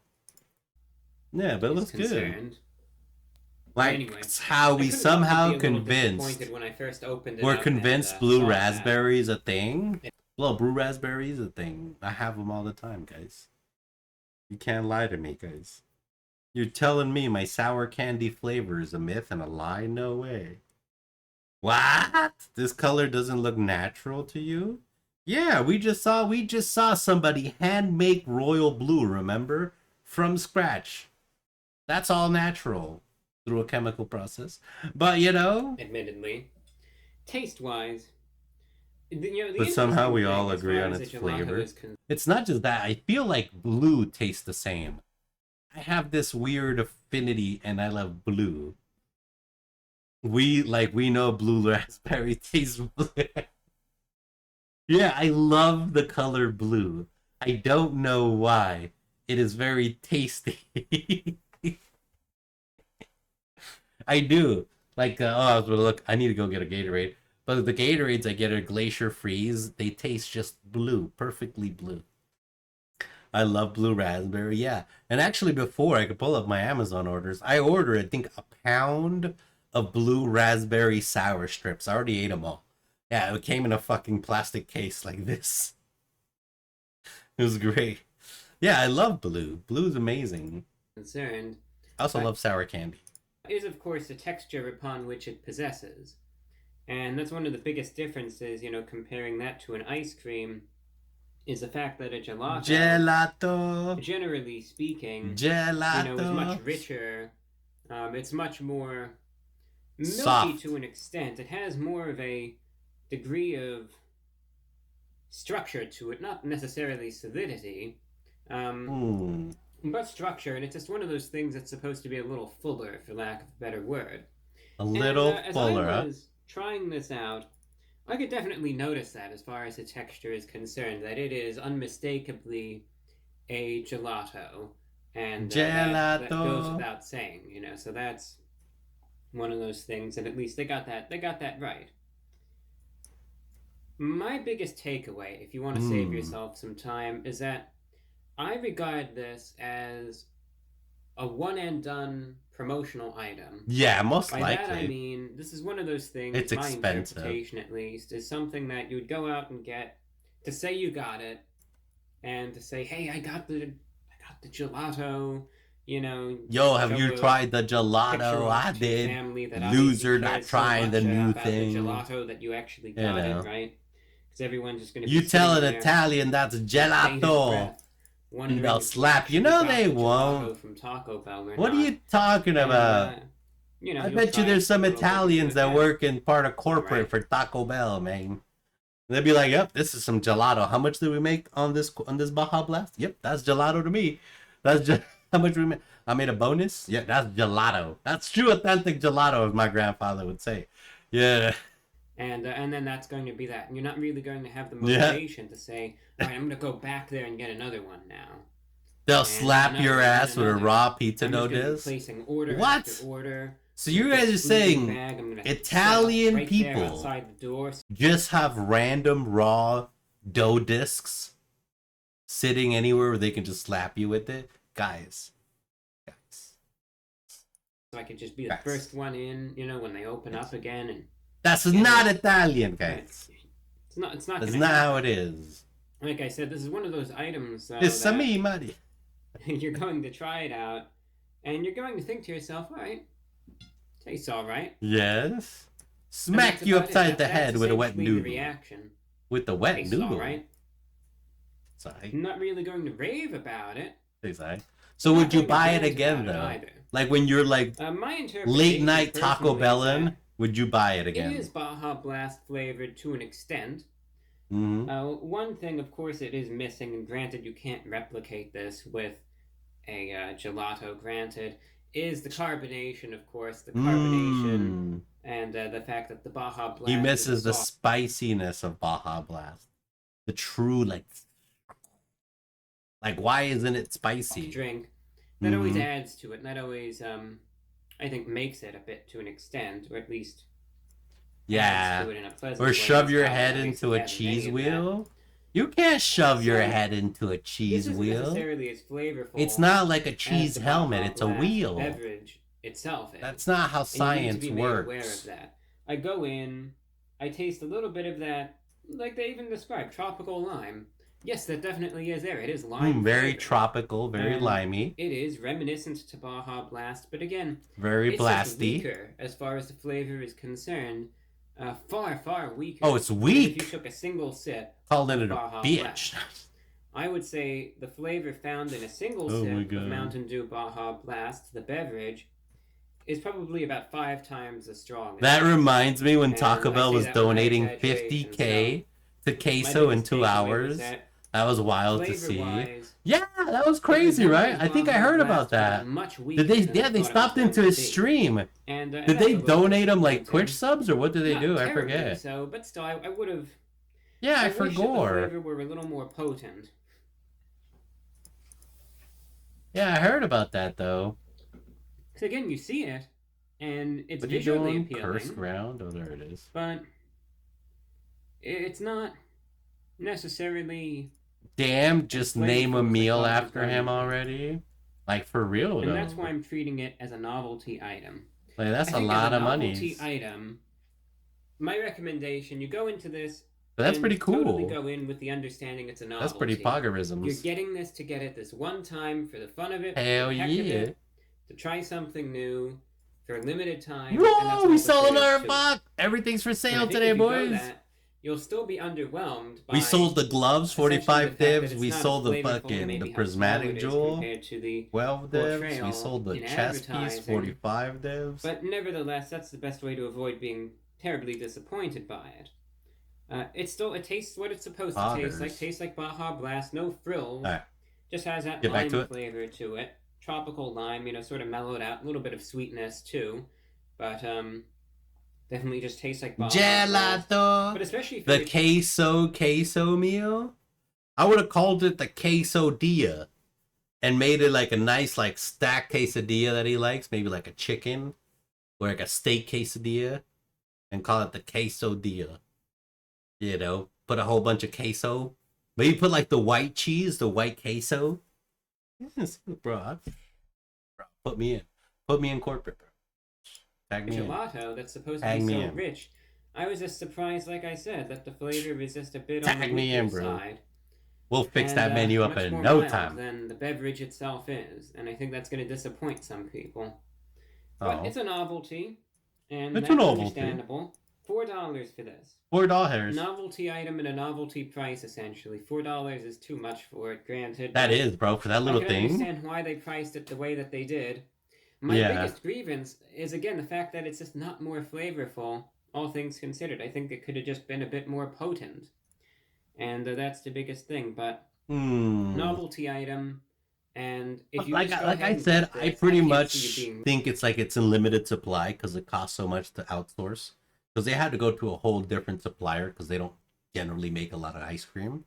They had to have someone make a recipe for this ice cream, So unless they receive wild like reviews and people are digging it, they're not gonna go all in to the gelato scene. But if people love the shit out of this, they will fund this. They will.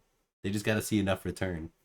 Put a Wendy's spicy chicken patty in between a tortilla or some shit. Well, they can't because that's a Wendy's spicy chicken patty. You got to put in like I don't know. I feel like Wendy's would be a better sponsor for queso. That's real. Yeah. When they go home, they gonna have gonorrhea. Hell yeah, gonorrhea. That's a good one. That took some of that brain juice. really disappointed with it, because it still tastes like what it's That supposed to taste gonorrhea. like. It's just perhaps not going to be as strong as maybe you hoped for it to be. And just understand that going in. But I like the branding. I like the appearance. Wish there was a little bit more of it. And I wish it was a little more flavorful. Wendy's might not Otherwise, sponsor it tastes like queso it's because he supposed hates to. their fries. So therefore, Does he? But they have so much more than fries. Instead of French fries, you just get chicken nuggets like I do. So I go there, I get my Baconator, with no cheese and no condiments. Add lettuce and tomato, and then I'd get a 6-stack of spicy nuggets. Yeah, why you gotta get French fries? Just get chicken nuggets instead of fries. 4 out of 10. Spicy chicken. I'm not disappointed with it. I could have been a little more. 4 out of 10? But I wouldn't call myself disappointed. That's not bad. This either. So therefore, out of 10, I'm going to be rating not bad. the Taco Bell That's not bad. Baja Blast Gelato. Wendy's sucks ass. A 6.7. It's not that bad. Out of 10. In comparison. It's good enough for what it. In his fast food tier list, he said Wendy's sucks. Damn.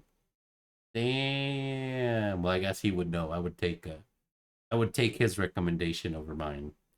I would definitely take his recommendation It's good over enough of mine. novelty, but definitely some things that they could Yeah. have improved upon.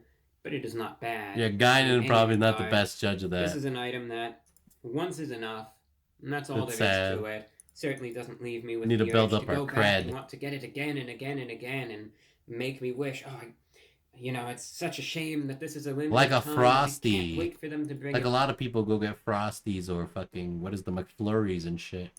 back. It's like Like, would they go alright, back for this? I tried it, and Would that's people all go there is back to for it. the I've had thing? enough. I don't think so. So that's all that I have for you. And thank you for watching. Until next time, I'm your host, the Report of the Week, and that concludes this Running on Empty food Well, review. tomorrow. Take care. See ya. That was pretty good. That was an amazing Pog review right there. Overall W, big old W. Pretty good. Cheetos should probably sponsor quesos instead because he loves them. Well, yeah, but I mean, like, bro, like, people get sponsors all the time. You think everyone loves Raid Shadow Legends or what is it, RPG Story or whatever it is? Nah, man, they get sponsored. Or what's the other one? What's the one that delivers food to you in a box? What is it? Oh my god, I forget. Yeah, but then people get all sorts of sponsors. There's that one psychological sponsor where they get psychologists and stuff. Guys, should I do mukbangs? Mukbangs in a car are popping off. Should I go do mukbangs in my car, guys? This is me eating 37 bags of Doritos. Here we go. Wait, that doesn't sound right. Queso flavored Cheetos. No, that sounds right. It's cheese flavored Cheetos. Yeah, queso is just queso. It's just cheese in Spanish. That's what his name is. It's a play on words. So it just literally means cheese. So when you say queso flavored Cheetos, you're just saying cheese flavored Cheetos. To what she does. Cheezels. At just 2 months old. This hippo has been everywhere, like in the drawings and shit. I've seen this thing get squirted with water all over the feeds. This little baby hippo is already an internet giant. Her fans Moodang. following and resharing every moment, from these panicked expressions to Twitch a new streamer fright. flavored Cheetos? That sounds actually gross. That actually sounds gross. The bag would probably be rank. Oh my god. Time magazine calling her an icon and a legend, proclaiming she is the moment. So that's what I meant? Moodang, Yeah, that's a different. baby pygmy hippo That is from much Thailand. different. Especially, I mean, if you didn't know queso's name, like that it just means cheese in Spanish, it's a play on words, then yeah, I could see that. But like, man, streamer flavored chips, that just sounds terrible. Holy shit. Her name, which roughly translates Jesus, from what I've heard at TwitchCon, man, people need to wear deodorant and shit, bro. Let to alone bouncy like pig BlizzCon or anything. or pork patty, was chosen by popular vote at the Kaukio Open Zoo. Since her rise to fame, attendance at the zoo has doubled on weekends. Authorities telling The Guardian they had to install CCTV cameras to guard her enclosure. After incidents like this, a What? guest disturbing a sleeping Moodang prompted backlash. Pygmy hippos are native to West Africa, and they're about half the size of a river hippo. It's estimated that fewer than 2,500 pygmy hippos remain in the wild. Wow. But despite Moodang's newfound fame, from pants to fan art, even a makeup tutorial from Sephora, This baby hippo is sticking to what she does best. Bro, Even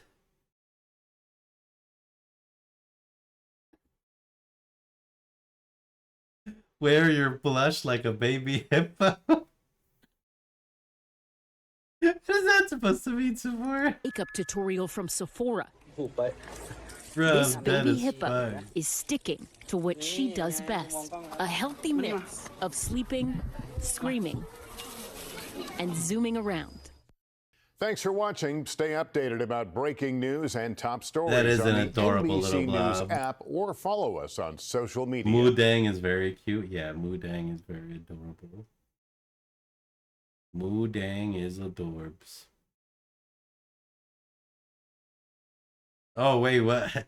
Vladimir's endorsing Kamala? Oh, that's hilarious. Ain't no way.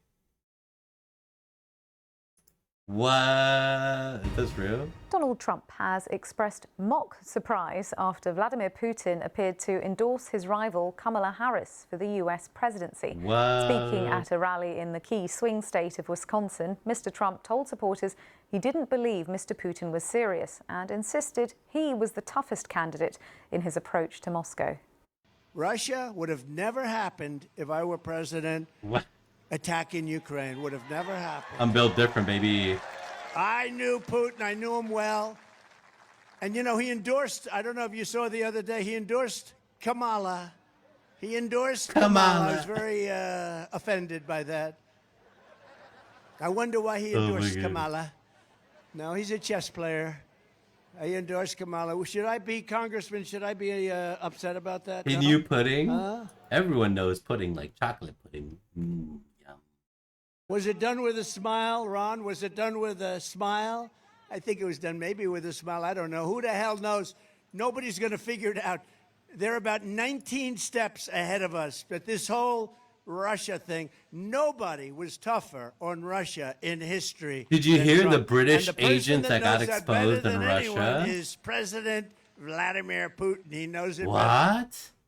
better than anyone. There's an And I'll tell you agent in what, Russia? I will have that war finished and done and settled before I get to the White House as president-elect. I will get that done.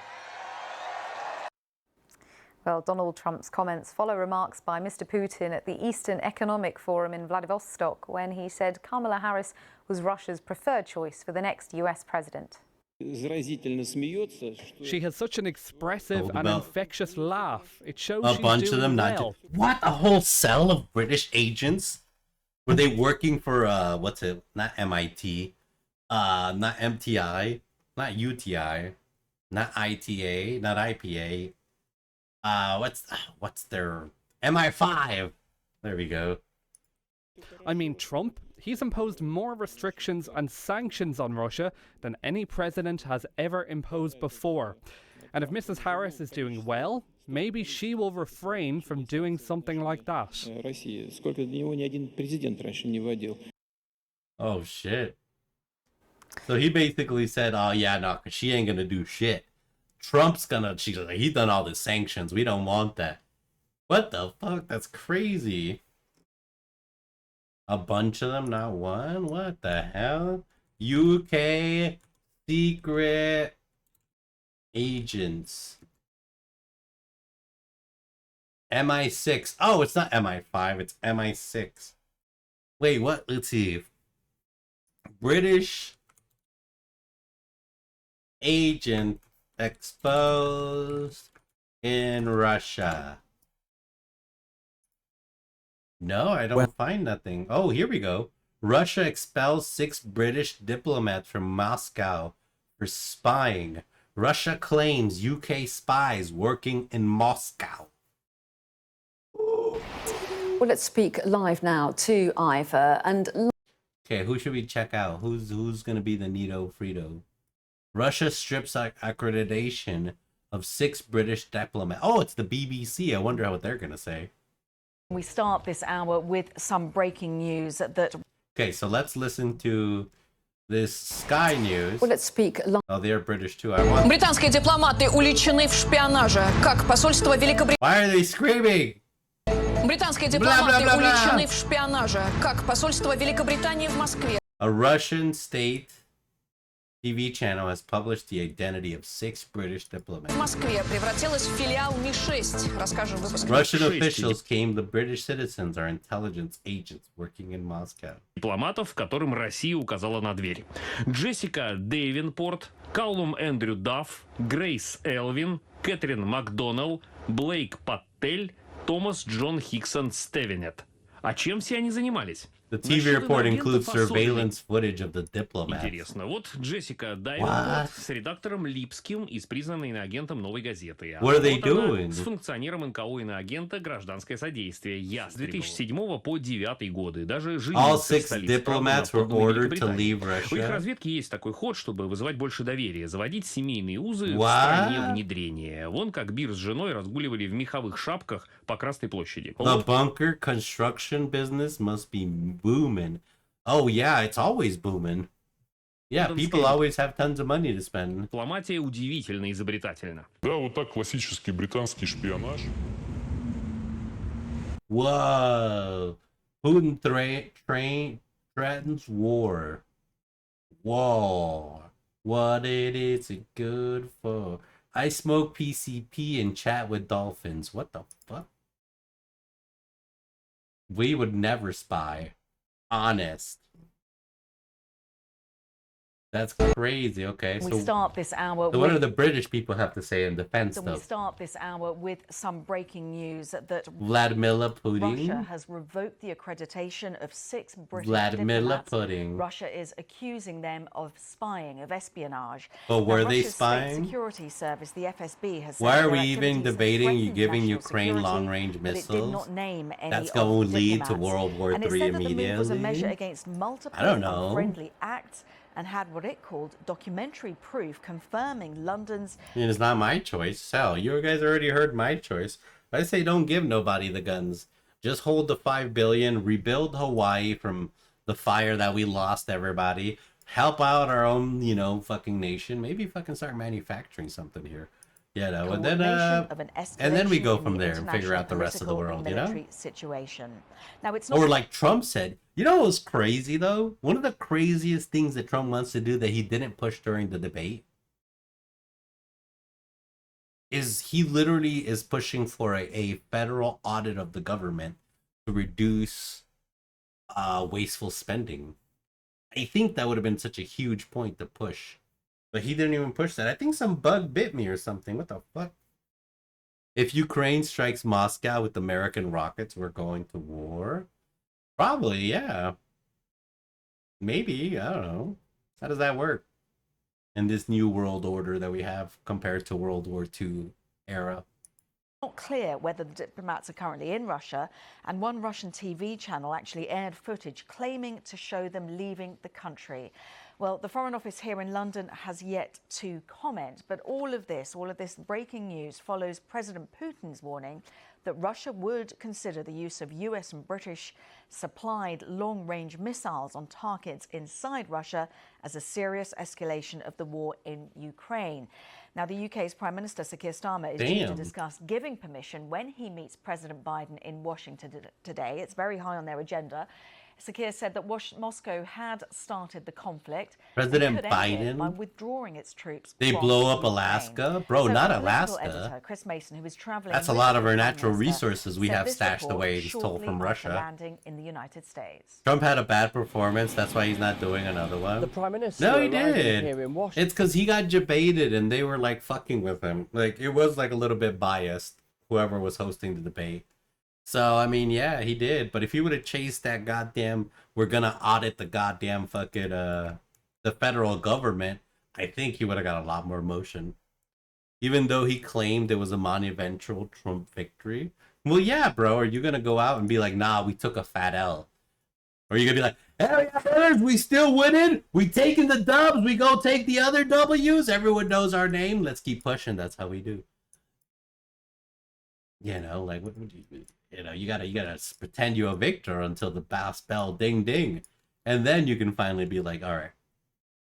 You know what, team? We took the L this time, but next time we got it. Washington with the Foreign Secretary David Lammy, Sir Keir Starmer's second visit Who's to the White Starmer? House in 2 months. Ooh. Ukraine's allies remain rather guarded in their public remarks about a change in policy. He should have and the use of also Western missiles attacked inside her Russia. points of getting rid of the Diplomatic 1031 dashing exchange, to arrive at a stepped decision up bases and is capital in plain gains. sight. And Yeah, that but that has doesn't proved really enough affect the for average President Andy. Putin I to say think this. that affects more like investors and stuff. The average Andy doesn't understand capital gains tax. You know, we just saw the rule. We just saw the rule that explains, you know, they're part of the club. We're part of the club, but we're, you know, part of the, like, a little bit different ends of spectrum of the club. And I'm sure spectrum varies much high. You know, but I don't think they would have been behind that as much as they would have been like, I want to audit the federal government. If he would have said, I want to audit the federal government and see where your money is going, I think regular Andys would have been like, what? Oh, fuck yeah. No, yeah, what? You gonna see where our money's going. You know what? Let's go do a federal audit. Let's go see where our money's really going. You know what? I'm not voting for this guy. You know, I want to see where my tax dollars are really going. So I think that would have been a big, like, you know, fucking Andes would have got behind that. I wonder if Activision is tasteless enough to make a Call of Duty games about World War III as it's happening. No, not really. They still haven't caught up to the Iraq War or anything. They did the Middle East when we were over there. They did. Oh yeah, Modern Warfare, right? That's what Modern Warfare originally was about. Yeah, no, I remember that. It was a whole Middle Eastern, the whole plane thing. Well, that were Russian. But yeah, it was a whole thing. Yeah, they don't care.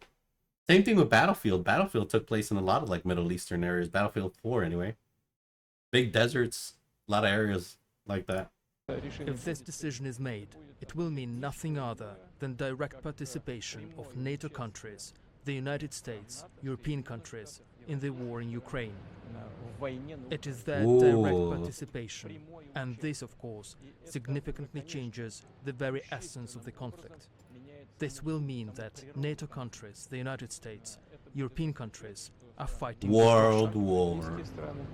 Battlefield 2045 was such a disappointment. So what does the Prime You Minister played it recently?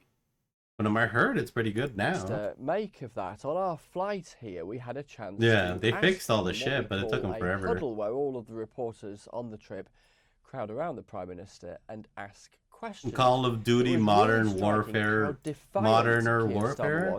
No, Chocolate, you're thinking too much. You're using too much of your poor little brain cells. Russia started It's this, just slap another Moscow number on it. caused Call the of Duty conflict, 9. And it could Real stop it. warfare. Look As for outside the your window. prospect You of know. those Anglo-French missiles, All because they didn't want to Storm Shadow hurt the missiles feelings being of fired bad players. into Russia, he was Yeah, a but little that's more also the cautious same in from the his same language. He CEO said, "There are who wanted to charge for bullets and reloads.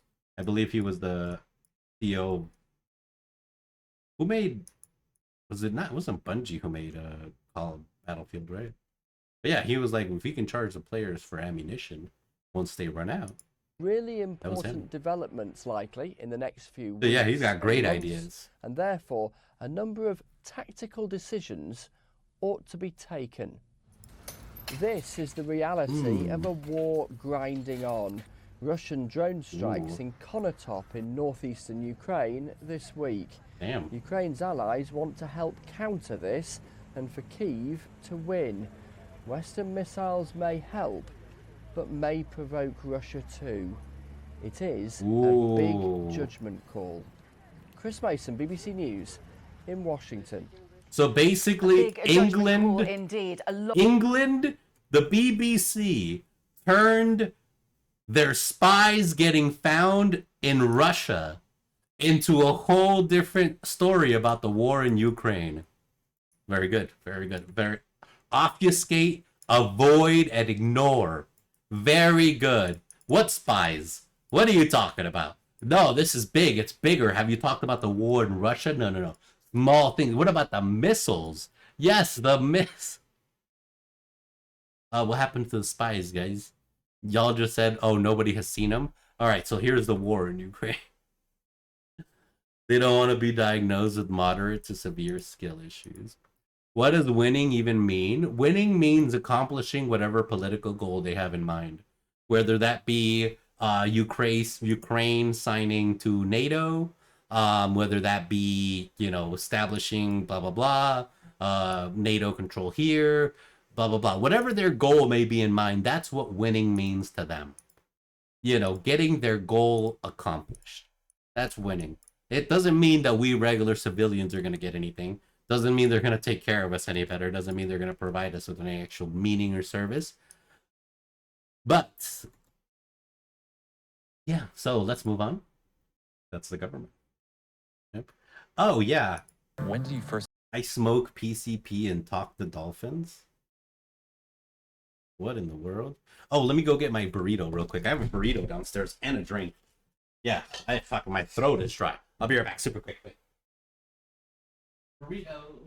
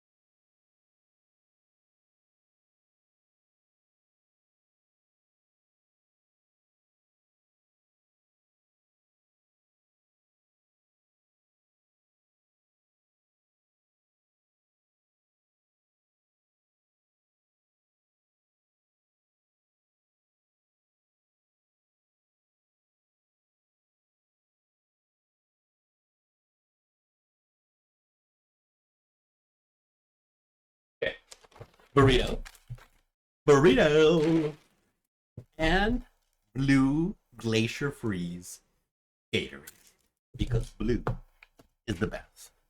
And yes, we took a couple of little smackadoodles of some Hulk Hogan.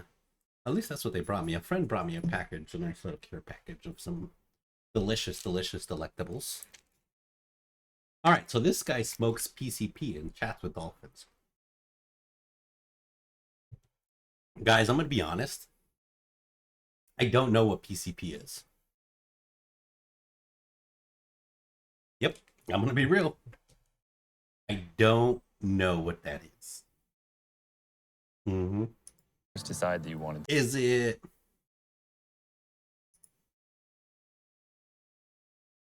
I thought it was embalming fluid, or was that Sherm? What is PCP? Is a drug developed and as anesthetic. Oh, it's phencyclidine. An anesthetic known as angel dust. Yeah, but what is its actual scientific uses? And was discontinued. It caused patients to become agitated, delusional, and irrational.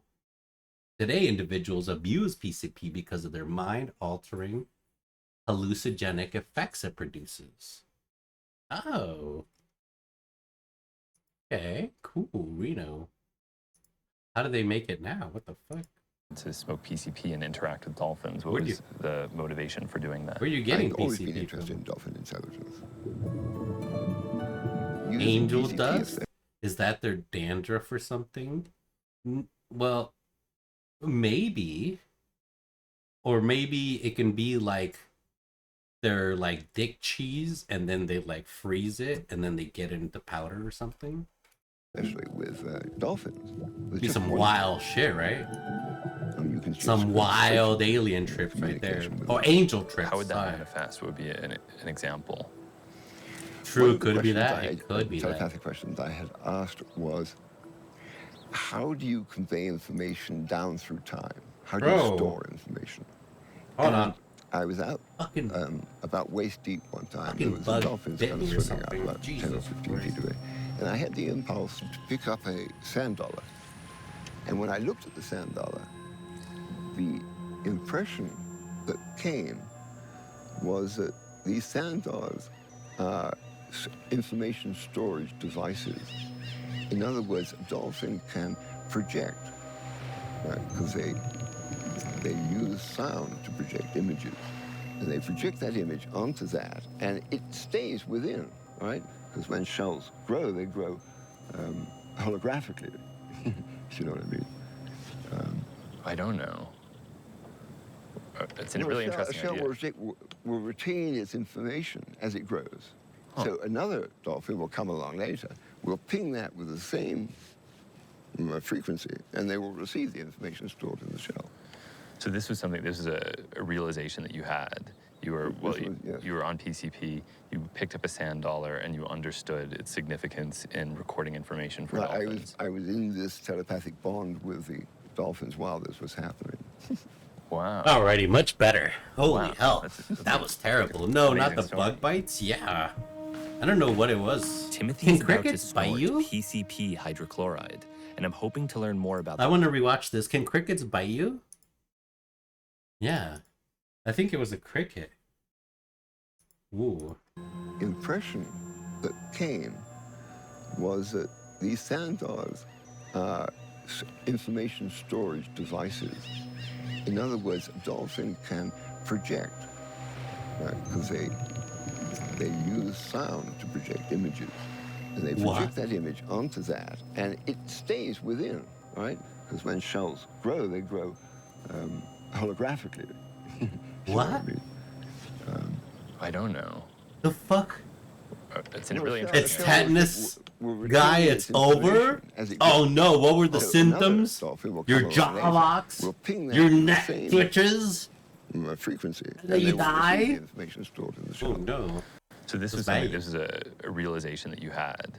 You were you were on PCP. You picked up a sand dollar and you understood its significance in recording information for dolphins. I was in this telepathic bond with the dolphins while this was happening. Wow.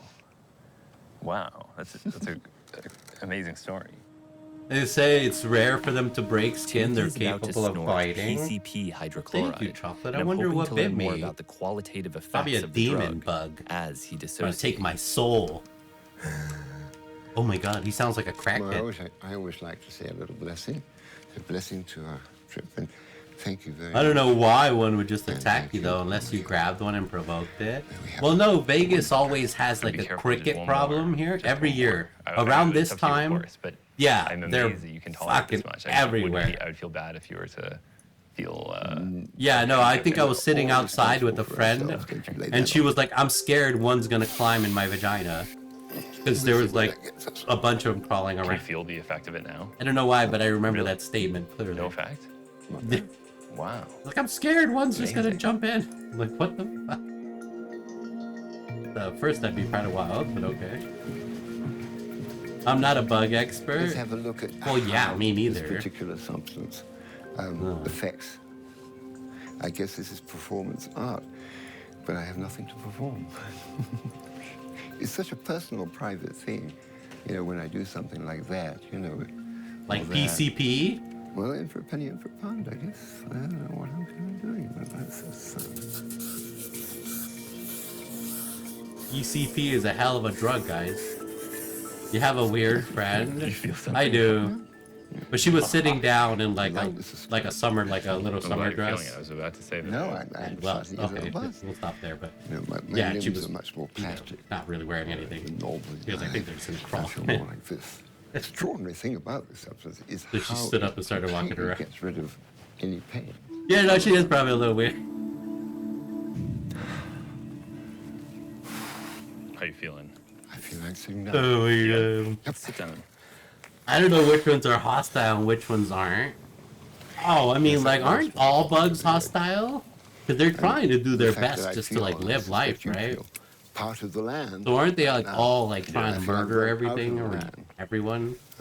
But it's such a subjective sense. I feel like they would. It's powerful, but it's, you know, it's not transferable.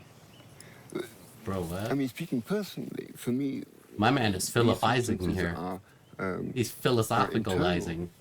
Substances, you know, then there's something that happens inside. Indubitably. What do you think would happen to society if dissociatives never were discovered? If what? PCP. It was an accident. There's a You know, difference between hostile and defensive. You know? An accident is something. I just want to know more something about that bugs or happens that people don't PCP. understand the causation. Yeah. Both are pretty interesting subjects. Entomology, I believe it's called. The study of bugs. They are interesting. And microphotography, or is it microphotography? Timothy is a rare example of an outspoken I think that's what it's PCP called. proponent. Someone who's used the drug to inspire Bugs artwork and and philosophy. glitches. But stories such as Timothy's are seldom depicted in the news. So you see a mumbling old fart, you know, and I see like a mushroom king, bro. See somebody tripping out, having the time of their life. That's pretty neato. This dude just does PCP and talks to dolphins through mental telepathic connections. Yeah. I mean, I kind of just chill. But I mean, you know, could be worse. Is butter basting? Does steak cooked in the oven taste better than a butter basted one? For the oven steak, I'm starting with a cold steak and seasoning it with some magic and a ton of overpriced black pepper from Madagascar. What? Goes straight into a 300-degree oven for 20 Straight in? Not even like a pre-sear or minutes. nothing? It's looking a little albino, so I seared it in medium-high heat for about 90 seconds Oh, on each post-sear. side. So around 30 minutes of total cooking time. For the butter-basted boy, same thing. Then I cook it over medium-high heat for 3 Overpriced pepper. Yeah, because he could have bought regular ass pepper that's like cheaper, but he brought pepper that came from an island across the world. So yeah. 3 minutes on the first side, then another 2 minutes on the other side. Then I take the pan completely off to heat while adding the butter, garlic, and herbs. There you I go. notice a lot of people are That's how I burning their cook a brown steak. butter because they just have the heat up too high. Total cooking time on this was around 15 minutes, so much quicker, but let's compare the two. The oven steak doesn't have as good of a sear, but it's cooked pretty damn perfect. Damn, yeah, it looks it's good. still moving. Ha ha ha, good one, bro. Shut up, just shut up. Texture-wise, Just the saying, oven I'd better taste the difference. I don't know if you would. I know some people would swear, right? They would swear up and down, like, I know which one's which, you know, but like, I don't know. Maybe. I can taste the difference between white pepper and black pepper. So you probably maybe can taste the difference between Madagascar pepper. Like, have you had pure white pepper before? Like, I went through like a small cooking phase in my 20s. So like, you know, like, because you use white pepper on like light things that you're cooking so you don't stain them or add speckles into it or make them gray. So I'd like to see them confirm which one's which with a blindfold. Oh, I'm sure we can find one. Let's see. definitely better. The fat's more rendered, more tender and juicier. But taste-wise, they are basically the same. Does steak Delicious. Can we find someone? Let's see. Black pepper blind taste test. It's just gonna be Dr. Pepper, huh? It's just gonna be Dr. Pepper. No one wants to taste pepper, guys. Can you believe this? He just creamed from that steak. Yeah, he did. He was like, oh, oof, oof. Just like that. Damn. Pro chef taste every bag of frozen French fries. Bro, you know I need to like work on my frozen French fry test. He made his own pan. That's a good one, actually. He did. Uh-oh. Excuse me. I got it. Ooh. Jesus. Ooh. Bless you. Thank you. I appreciate it. Oh my gosh. All the talk about the pepper. It's called the pepper talk. You talk about pepper, now you had the snoozle. Pro Chef tastes every supermarket marinara sauce. You know what? I'm kind of mildly curious about the French fries. I am actually legitimately curious about this though. Okay. I buy Rao's homemade style sauce. I don't make any sauce at home really, except Alfredo. I'll make an Alfredo from scratch. No problem. You know, heavy cream, some butter, you know, it's pretty simple. Some Parmesano. It's not crazy, but tomatoes and boiling tomatoes for hours and watching them peel and all that. That's a lot, man. That's a whole dizzle. You know what I mean? You know what I mean? I get carbone. They're the carbone. What were we talking about? What sauce? What were you make something for hours? That's not a sauce, is it? Is it a sauce? Oh man, we were watching videos on this. The carbonara. Yes, the carbonara. The authentic traditional carbonara. You know, selling a flask. Yeah, but I am actually like oh, Carbone, is that the brand of sauce you get? Never mind. I think yeah.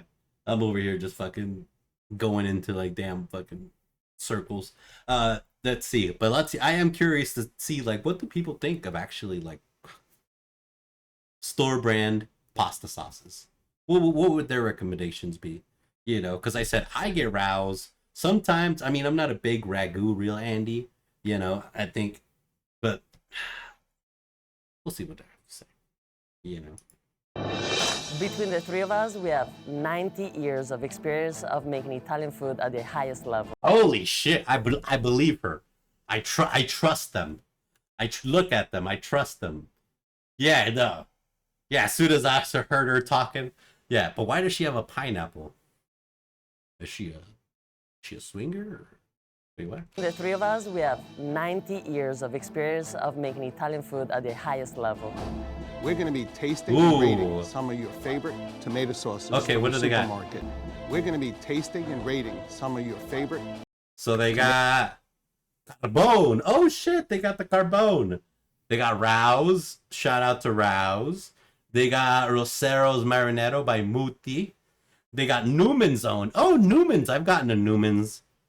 I've gotten the Classico as well. Traditional sweet basil. 365 Whole Foods marinara. Trader Joe's tomato basil. The marinara from Bertoli.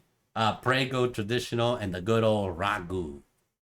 Classico is my personal fave. Classico, it is pretty good.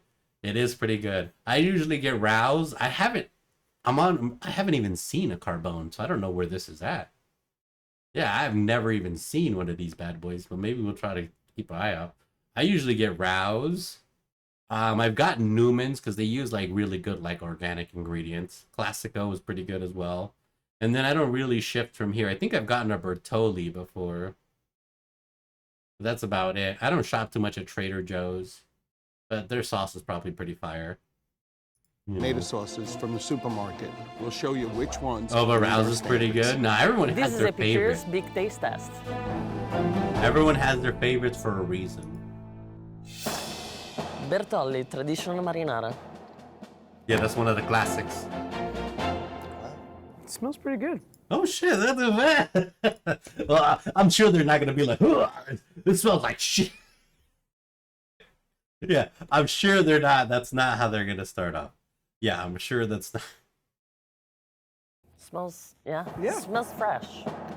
Okay, smells You can fresh. see that there's a rim around my ramekin where it's just kind of separating. It means there's a lot of water in this product. There's definitely some shine to this, and it has potential. Cold taste.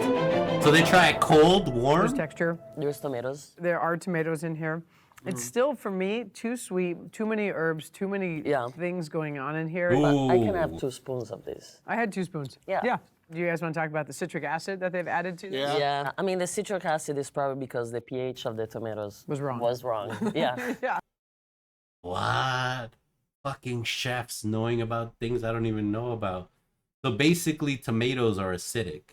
And so since they couldn't get the pH value of the acid correctly to get that right twang or taste or little bite, they had to add citric acid, which is lemon juice, which is more acid. That's insane. There are tomatoes. Thank fuck for that at least. Well, yeah, well, there's difference between actual tomato, like tomato chunks, and like pure tomato paste, you know? Yeah. The citric acid is helping with that acidity, Preservative, which I yeah. appreciate. Yeah. The perfect tomato stays on the vine just like you would do with They grapes might not like or much, wine. but It there's needs to that. be tested so that it has enough sweetness, enough Yes. acid. The main components to make an amazing jarred tomato sauce is that 50-50 balance of sweetness and acid. Warm taste. I'm looking at the puddle. Yeah, the liquid. Ooh, it's really watery. But I see my sauce is Chunky and separated. gone. All I see is chopped tomatoes. I don't need a large chunk of a canned tomato ever. We are tasting the sauce cold, right? Yeah. Or room temp. I Yeah. think once we heat it, I think is really, unfortunately, The water drawing starts out some of separating. those flavors that Yeah. we don't want. Yeah. The herbs, the amount of herbs. It's killing you. It's killing me, but I think it's because it's hiding the actual Yes. flavor of the Yes. tomatoes. If you have like delicious tomatoes, then you don't have to put other things because the tomato itself They're is masking the delicious. flavor. Let's be real, the price points also, as we talked about Yeah, earlier. you see the price on this one? Under $5. And you can Under feed a whole family with that. Yeah. Feed a whole family. Too complicated, but not terrible.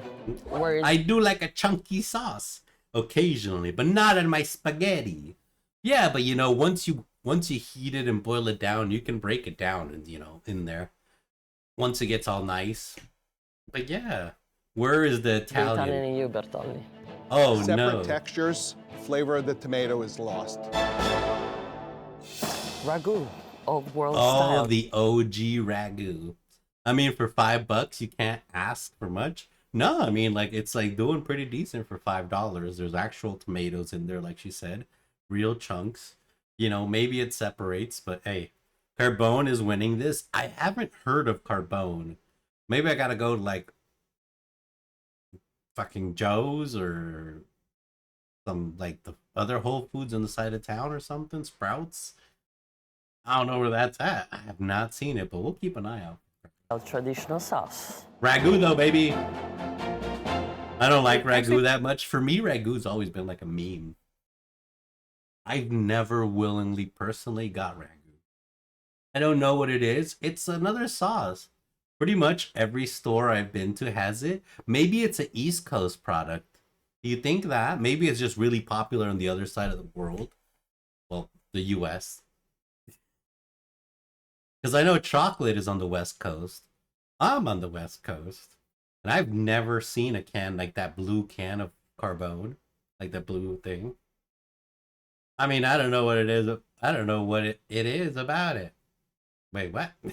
It smells like old About school ragu pizzeria. that you don't like? It looks like ketchup and is very Oh, because it looks like ketchup. That's probably why. smooth, and you're like wondering what it's inside. Should we taste? If we must. Yeah. All right. Cold taste test. I almost cannot taste actually the tomato flavor. It just tastes like garlic and See? And you were complaining when she told you there's tomatoes in there. Bro, see this? Right, you can't have nice things with humans. See, look at that. Now there's not even tomatoes in this one. spices and sugar. If you opened a can of Campbell's soup, It's literally goop.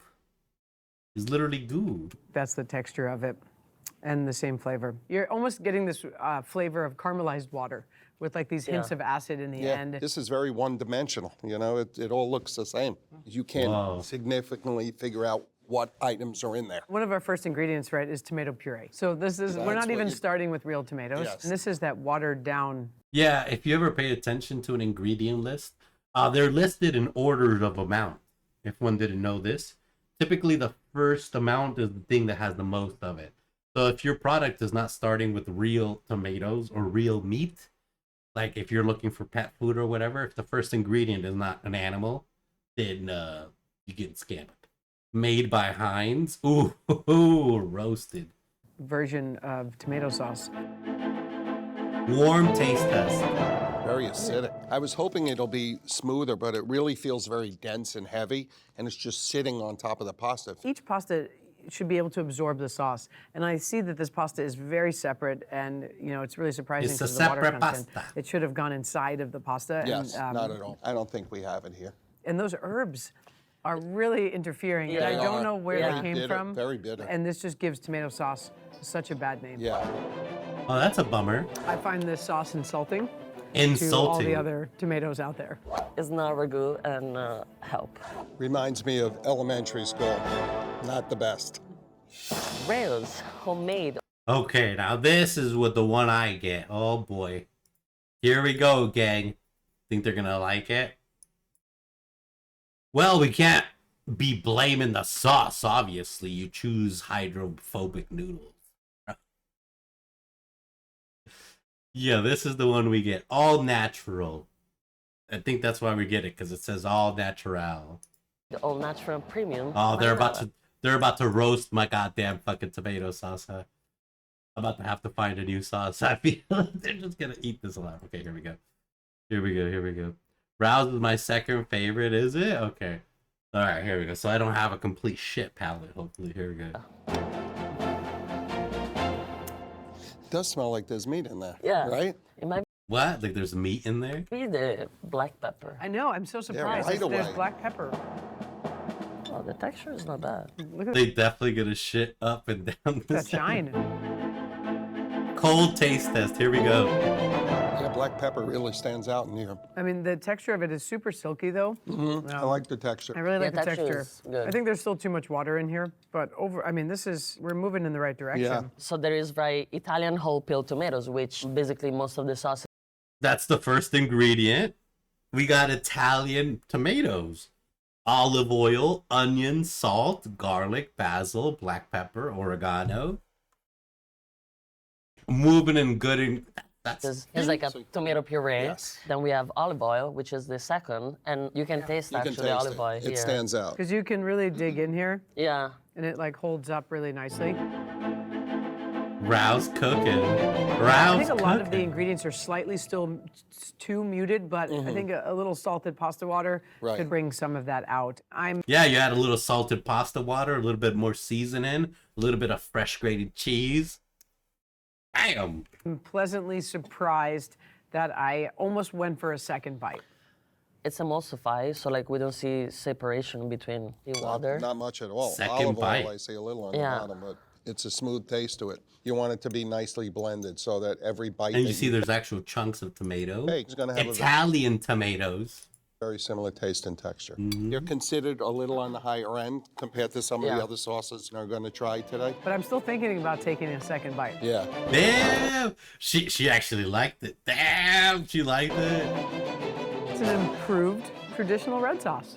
I did not dislike this sauce. Good texture, well flavored, and good quality for a jarred sauce. So basically, the first two chefs were just like, it's not shit. This dude's like, hey, it's pretty good. Trader Joe's tomato basil Ooh. marinara. Wait, what? $1.69 for the Trader Joe's sauce? Wait, what? I like an ungodly amount of Parmesan on my pasta. That's really good, though. You know? That's really good. Wait, what? I'm more surprised at this price point. If this is good, this might be the route. What the fuck? Yeah, $2? Oh, gosh. We're back to like the Midwestern pizzeria here. Never mind, I can see why it's $1.69.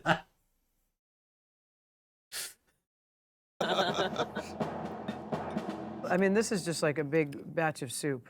Uh-oh, yeah. And that is just like, that's never going to stick to a pasta. Cold taste test. Here we go. Oh, yeah. We're not eating the Joe sauce. Yeah, never mind. Because Joe is usually a good natural quality. Yeah, the face. That it might be natural, but It's missing the good quality part. I'm upset. I'm not happy with it. It's just insane how many ingredients are in this. Has dried everything, Yeah. dried onions, dried garlic, dried parsley, dried basil, dried oregano. There's tomato juice in here. Yep. Tomato if there juice. is more than 5 ingredients, Yo, this it's is the already fire. something Let's put it not on. good. Agreed. Wow, so basically that's the average. You're looking for like a good 5 to 8 ingredients in a pasta jar. Yep. When you have such a good product, then you don't need to put anything else in it. So that's Right. why you want a few Agreed. ingredients, because it means the tomatoes itself is delicious. Warm taste test. Taste is even worse than the coffee. Bro!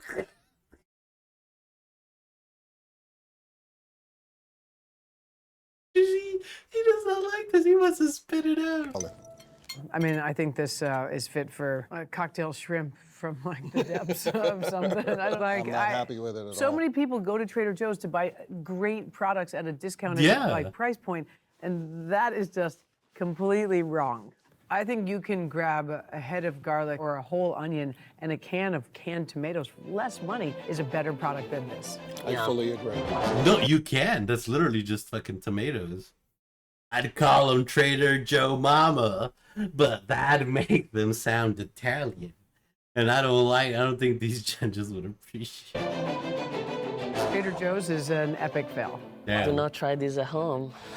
I wouldn't recommend to my worst enemy. Bro, they just... Carbone marinara. Here we go.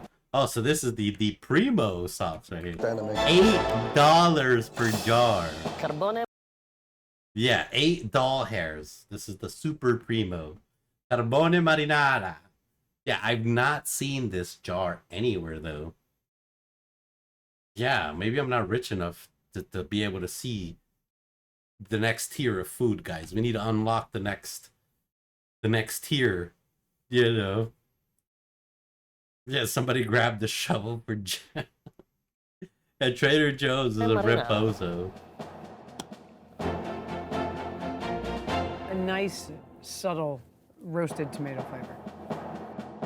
Okay. This one is not quite as emulsified, which could be a Your good- eyes don't have access to the premium sauce. Yeah.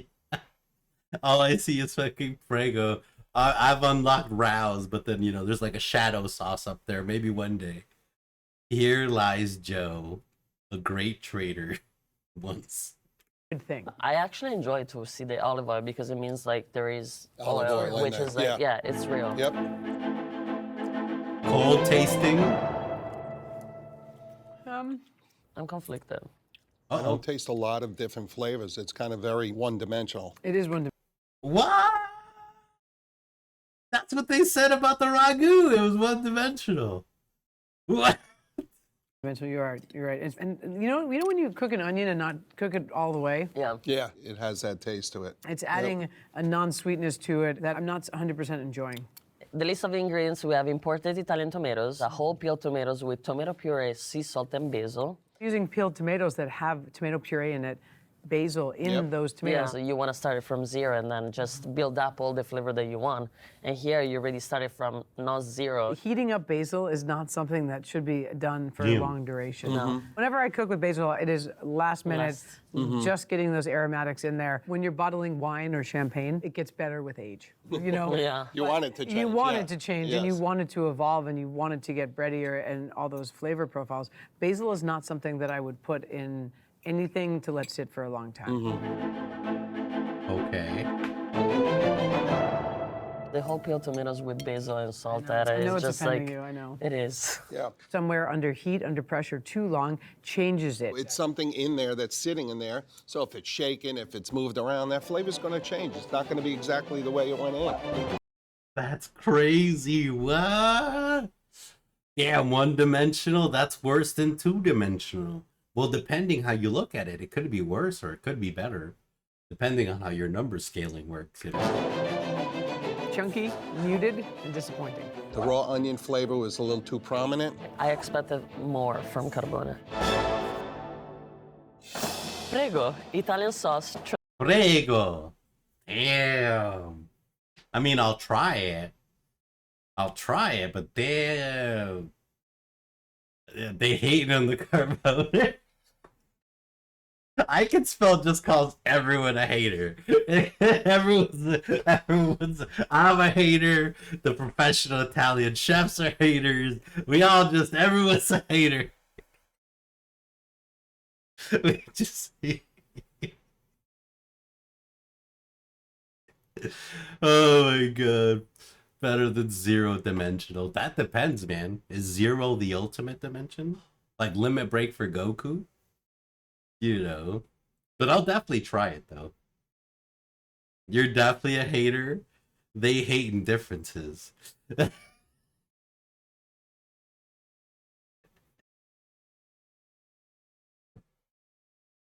Let's see how the beautiful Prego is. The Prego traditional sauce. Traditional. Hey. Herbaceous. Dry herbs, for sure. And you know what they said, when you can just smell the herbs right off the bat, it's usually because they're trying to hide or mask a flavor. I think this, for my generation, is one of the three that was definitely in the cabinets at all times. This was like the emergency go-to? This was not an emergency in our house. This was a normal occurrence. That's sauces! Feels like it brings back memories. I hate this shit. Oh boy. That is rough. This is very sweet. You gotta swallow. Extremely sweet. First ingredient, it says tomato puree, and then in parentheses, it's water, and then tomato paste. So they made their own puree. So this is like water first and foremost. Sugar is the second ingredient. Yeah, it's so high on sugar. They're basically making lemonade out of this. And then these herbs are going to continuously, and I think that's why this is so vegetal and so herbaceous, is because they're continuously adding to the sauce. Here we go, the warm taste test. One bite says it all. If you look, it almost looks like tomato paste out of a can. It does. Texture-wise, taste-wise, it's just overpowering tomato paste, which is much sweeter than natural tomatoes. Prego, no thank you. Is this dessert? Not impressed. Tomato paste 2.0. Damn. 365 organic marinara pasta. So this is the Whole Foods, no sugar added, $2. Wait, how is there $2 pasta sauce at Whole Foods? Wait, this should be at least $13 at Whole Foods. I don't think this is real. Yeah. Pasta sauce. I smell the dry herbs a lot. Yeah, Rip Bozo. Rip Bozo from the start. So it seems like a whole bunch of these store brands, even though they may seem similar, are not really the same as a lot of these companies, as we've seen from Trader Joe's and even Whole Foods, who gets high praises on their high quality of natural ingredients. $109.99 at least, and that's on sale. Ooh. We're like on that chunky side of tomato soup. Lots of water in here. Yeah. I do see some ingredients though. I have a chunk of garlic right here. Again with the black pepper though. Yeah, in Italian cuisine, usually when you make like tomato sauce, you don't use that much black pepper. So like seeing so much is just very interesting. Cold taste test. I taste oregano. Oh my God, Yeah, it's very so strong.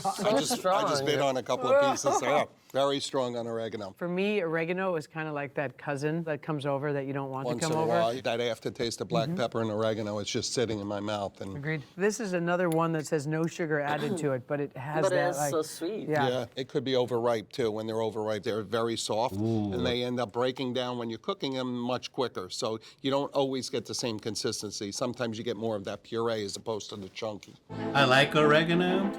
Some people are weird about their herbs. Cilantro is another one people complain about.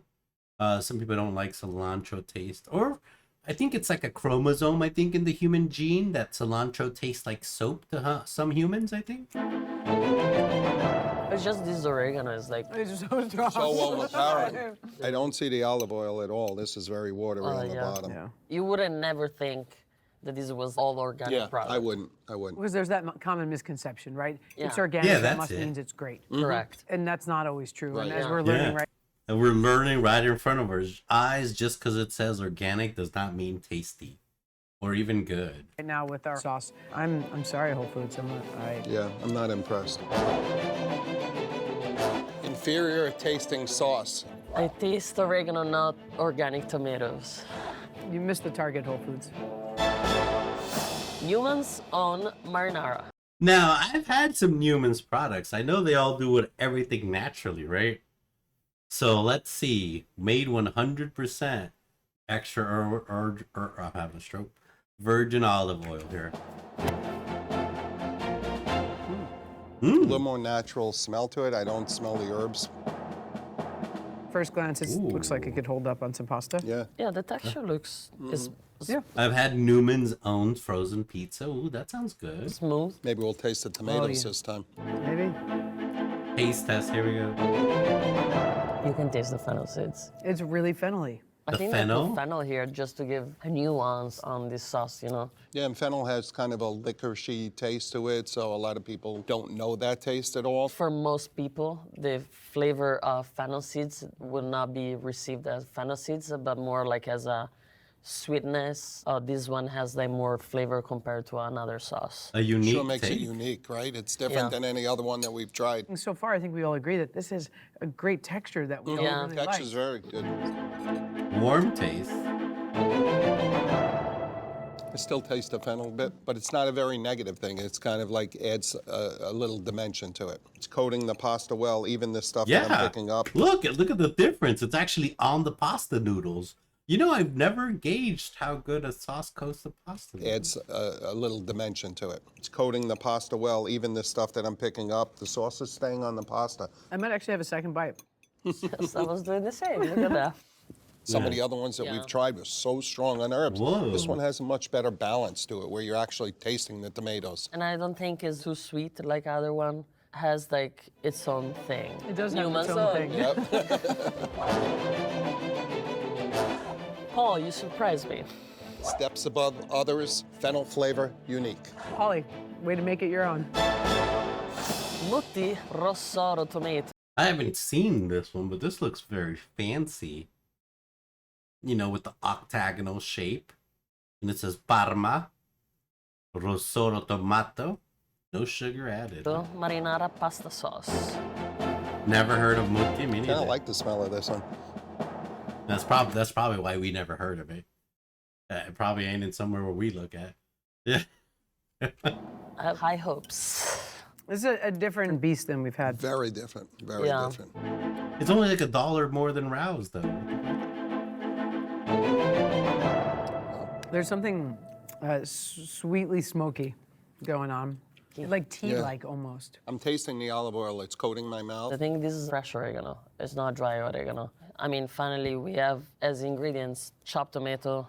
The tomatoes have a very potent, you know, it's very tomatoey flavor. I'm seeing pieces of onions in here, too. Yeah, is for good sure, too. you can taste tomatoes, you can taste the garlic. You can Yeah, taste this looks good, bro. What? the onion. Yeah, I really like the texture like the of it. texture. The texture Yeah, they grabbing bread. They're like, this shit's fire. is nice. The color looks The color is beautiful. Warm taste test. Here we go. Yeah, I think heated up, we definitely get a little more It's intense good. flavor. I like Yeah. it. It seems a little more homemade, too, this one. Yeah. For some reason, it doesn't feel like it's as bottled as some of the other stuff we tried today. Yeah, Yeah, I find this to be a little more real. I enjoy it. I feel Italian proud again. Price point is $6.79, Okay. which is Premium not sauce. bad. Not bad at all. Pretty premium. I taste the tomatoes. More of a homemade taste and texture. It's Yeah, I not might have to try to unlock my premium vision for this one. Yeah, I might have bananas, to. but not bad. I tried this, yeah. Classico, traditional sweet basil. Oh, here we go. Now, I know they said they wouldn't want to store anything with basil for so long. So I wonder how they are going to feel about this, the good old basil. Classico, traditional sweet basil. I mean, sweet basil, Sweet basil. sweet basil. Not bad. No joke. All right. Texture-wise, I think it's there is some body, but we still see a lot of that water. It's very sweet. Very sweet. So sweet. It tastes like they Ooh. pureed the basil. Yeah. Yeah. I taste the tomato. She's being really stiff towards these commercial sauces. Well, yeah, like, bro, if you make tomato sauce and you can't taste the tomato, you fucked up. Yeah, I'm gonna tell you that. All right. All you had to do was blend fucking tomatoes. Yeah. To the sauce. It says it's made with fresh basil, onion, and garlic, but in the ingredient list, it says none of those things. Which is strange. I mean, this sauce has a really nice color to it. Yeah, and the ingredients, it literally says less than 2% of onions, basil, and salt, and garlic. It says none of those things. Which is strange. I mean, this sauce has a really nice color to it, but the consistency, I think, is going to fall right through the pasta again. Too watery. It's pretty plain, but like you can taste a lot of the sugar and basil. It's not adding anything to the sauce anymore. It's actually taking it away. Damn. I can't say I missed you, Classico. She remembers the struggle, though. She's like, I can't say I missed you. She remembers the struggle. She's like, I remember you, Classico. Now that I'm a chef, though, fuck that shit. She's like, I don't need that shit. I'll get a sous chef to make me a fresh pasta sauce. Oh, no. Damn, I have shite taste.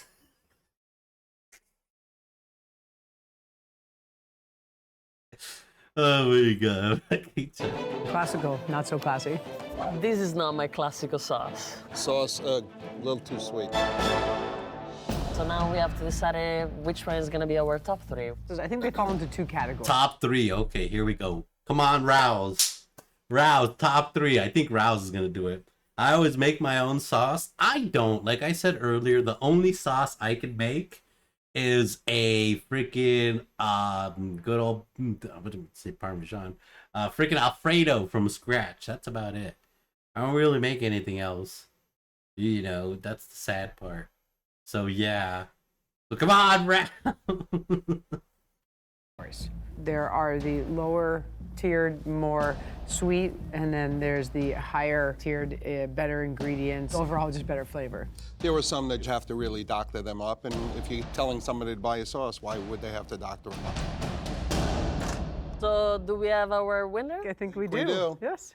In third place, we came with... Let me see. I'm going to call this. First place is going to be Moot. Second place is going to be Rouse. And third place is going to be... Who would they say?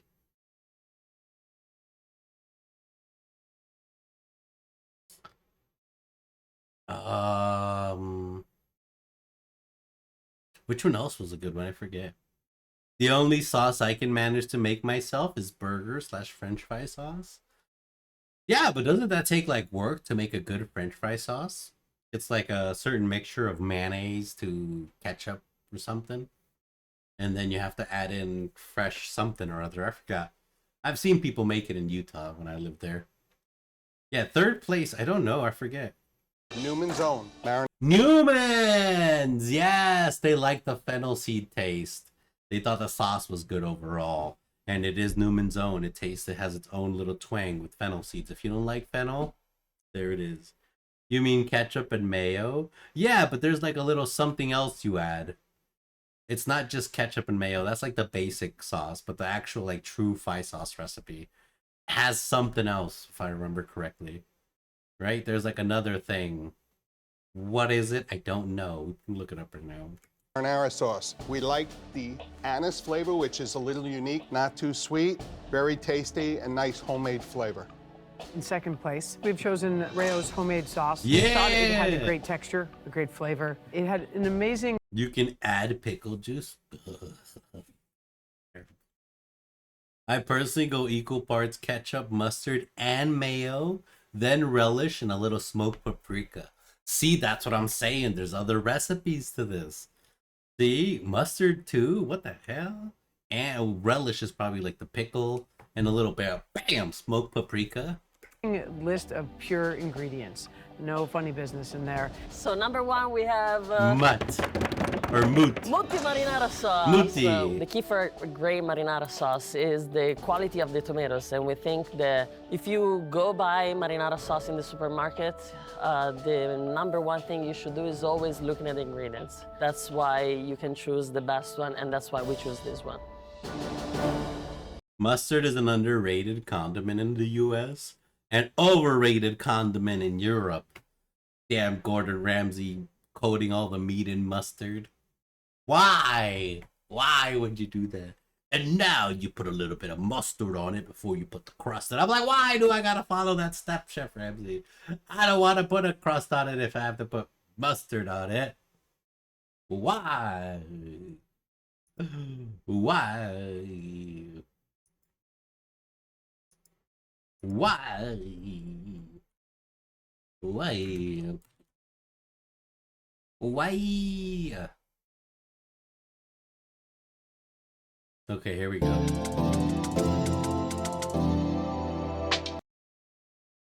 A lot of people claiming to have the best fry sauce in the world.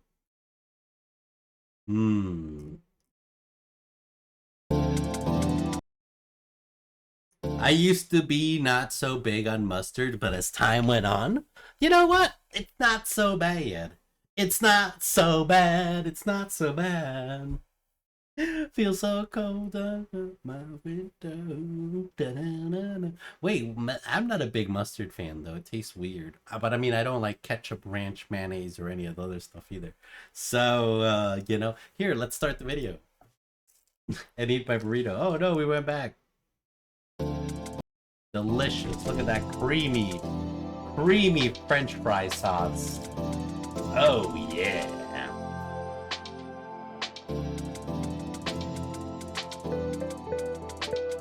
Three-quarter cups of mayonnaise. You don't like anything? Well, not like sauces. I'm not a big condiment enjoyer.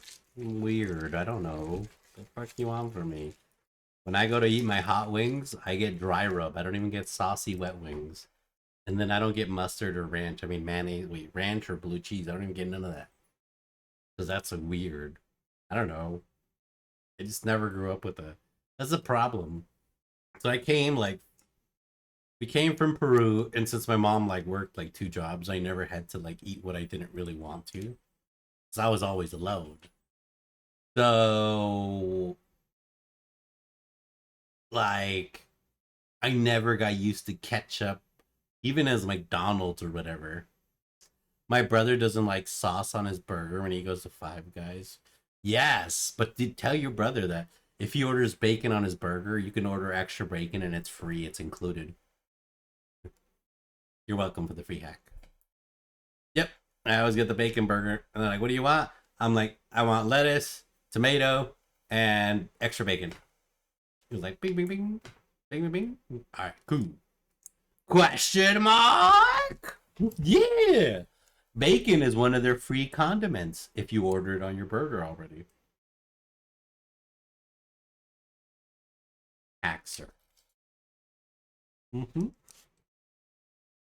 You're welcome. So you just order a bacon burger. Or if you got a baby stomach, a bacon mini burger or a little burger. And then you just order it with extra bacon and it's included.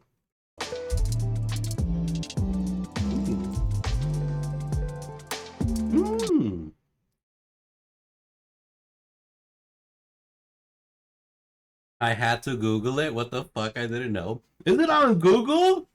Wow, did I share a fun fact that I figured out with you? Thanks, Talta. You're welcome.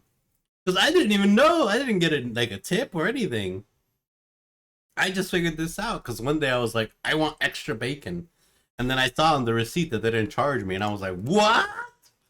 And then every time I came back for extra bacon, it was free. And I'm like, what? I'm not going to lie. Five Guys never hits for me. Really? That's okay. Some people don't enjoy Five Guys. Some people also don't enjoy In-N-Out. I'm sure probably some people don't enjoy Checkers. Or does everyone enjoy Checkers in that side of park? In Florida. I know Checkers is like one of the big joints over there. Yeah, but there's people who don't enjoy those kind of burgers. They enjoy something different. And that's okay. What do you like though? So what fast food do you like? Well, I mean I'm more presuming with burgers. What kind of burger? Smash burger, fat burger, or more like a niche sit down kind of small burger restaurant? Or just like a fucking McDonald's quarter pounder kind of indie.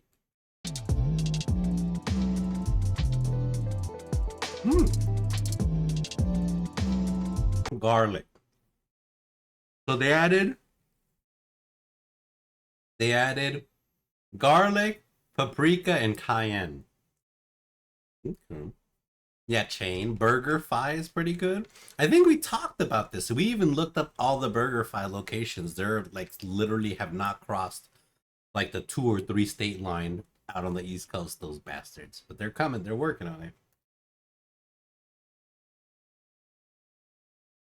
Yeah, never tried them.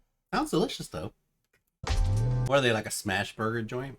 I like Freddy's steak burgers. I like Culver's. I like Schmin and Out. I like Five Guys. I like Smash Burger. I'm pretty much a burger enjoyer, to be honest. I've never heard of BurgerFi till now. In-N-Out, In-N-Out's pretty decent. You know, I like it because it's just like clean. You know, they fucking cut the tomatoes right there. The beef patties are not frozen. You know, they'll grill your fucking onions for you. It's just very, you know, very straightforward. Wang, bang, boom. You know what you're gonna get. You know? That's just... It's gonna be hot. It's gonna be tasty. Oh my god, I'm about to sell a wand for 50 divines. Oh my god. Holy shit. Holy shit on a shingle.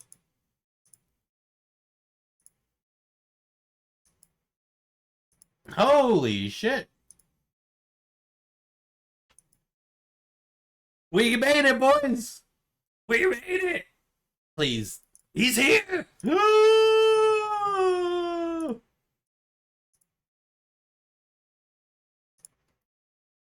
Oh, we're making our money back. We're making our money back for the bait build. Huzzah.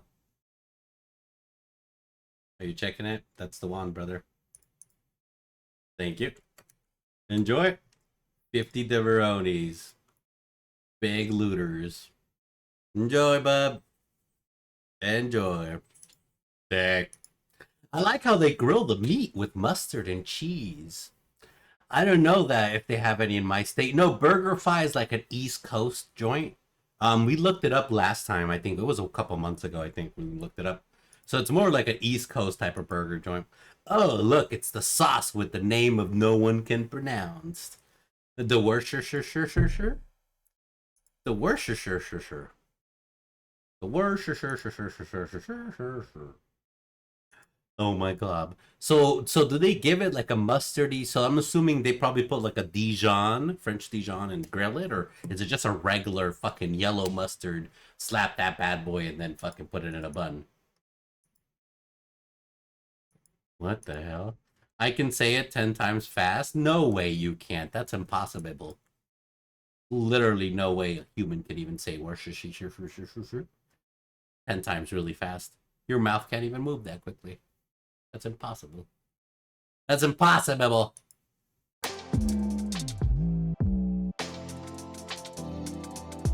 Apple cider vinegar?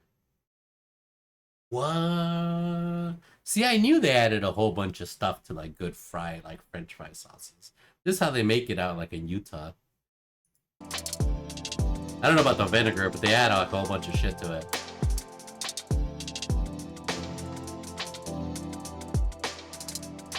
Yeah, I had to drop my burrito for that sale. I could call you right now if on Discord if it wasn't for my anxiety. It's okay. You don't have to do that. All you have to do is grab your phone, make a voice memo, and then just upload that to the Discord and we'll just play it on stream for See? No anxiety, no nothing. Then I'll claim it was a cheat and it was a pre-recorded, and then we can have a good time.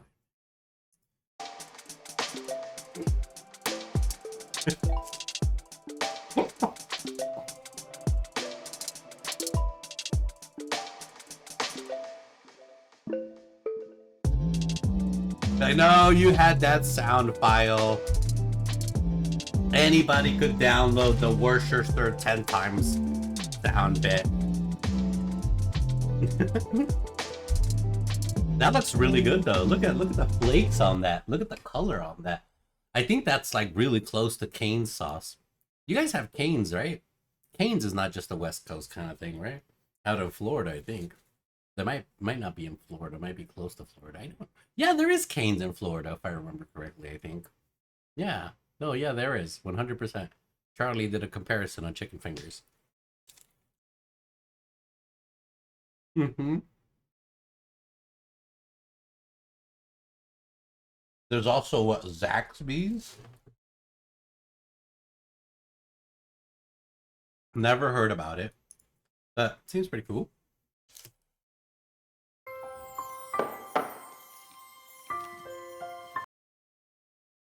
Did he really make chicken fries, bro? He really made chicken fries. What? The fucking Zaxby's? It's a chicken finger joint out in Florida. Have you tried it? Zaxby's chicken fingers. I don't know how to spell it. Oh, it's with a Z. Here's this thing. Chicken Zaxby's. That's in Florida. Never heard of it. You should try it out. It's supposedly pretty good. At least Charlie thinks so. On the taste test, yep. Supposed to be pretty comparable to Cane's, or some people like it more than Cane's.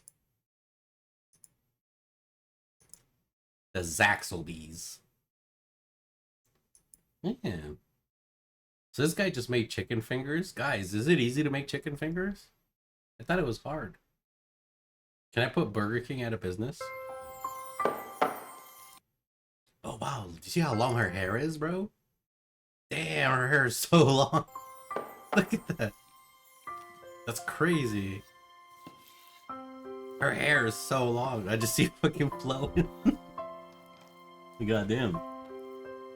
Okay, get some chicken.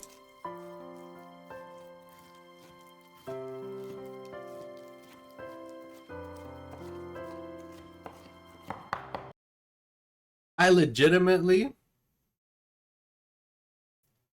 thought she was gonna cut little squares of chicken fries. She's gonna ground the chicken and make it into French fries. Whenever I type Zaxby's, I get Raising Cane's in my Google's results. Really? Is there not one in Florida? Where the fuck? Oh, he doesn't live in Miami. He lives in where the fuck does he live? I forget. Fort Lauderdale or something. There might not be one in Miami.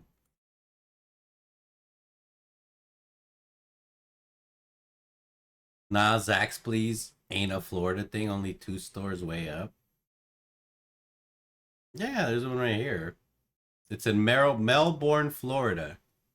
Everyone knows Melbourne, right? Alachua, Kissimmee. Bro, what are these city names? What the? They're probably like natives, but that's funny as hell. Yeah, that's a shitload of Zaxby's. What do you mean? There's like 13 in Tampa. There's like 15 over here. What do you mean there's only 2, bro? There's like a whole bunch over here, literally the whole state. Well, yeah, there's more here. There's 5 here, 4 here, another 8 here, 15 there. They're everywhere. None down south. Oh, Miami doesn't allow Zaxby's. You guys don't like Zaxby's. Zaxby's is everyone except Miami.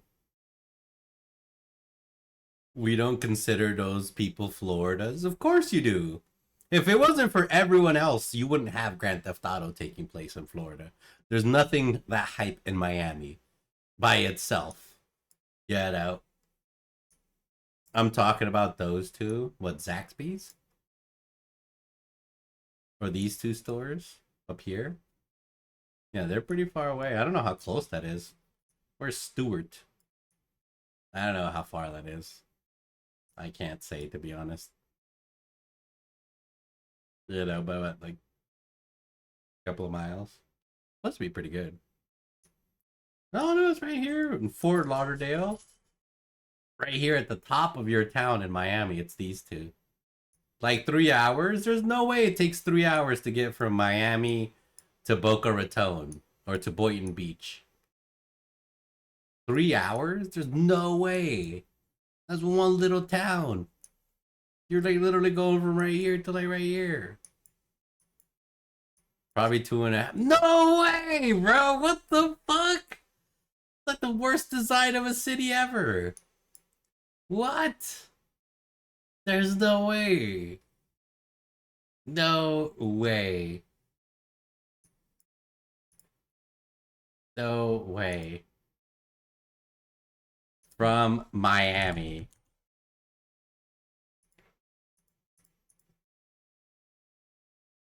Takes me 1 hour to get to Fort Lauderdale sometimes. No! Why? How? How does it take you 1 hour? It's supposed to. It takes 1 hour to. Okay, it takes a whole hour to get to a chicken shop. That's a fucking bullshit. So I probably never eat there. But like, how does it take you an hour to get half an hour, like middle of the night? Oh, yeah, it technically is the middle of the night over there, huh? Right, I forget other cities function differently. Yeah, technically you're a criminal if you're outside your city right now. If you're out and about, you're just committing crimes. Unless you're like on the beach, like the bar. No, technically last call, right? Yeah, it's 2 a.m. Yeah, it's 2 a.m. That's why I was like, oh no, I looked at my clock. The last call should be hitting. Yeah, that's like last call should be in. So I think it's pretty much over for the night. Now only the criminals are out and about. Crazy.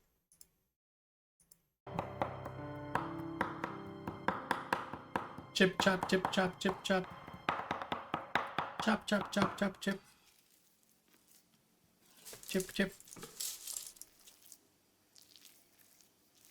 So this how they make chicken fries? Damn.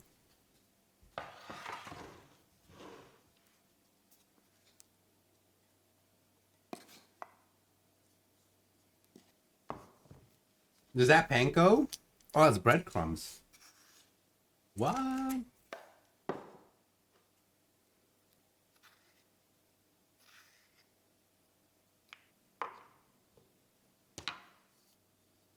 Man, paprika go in everything.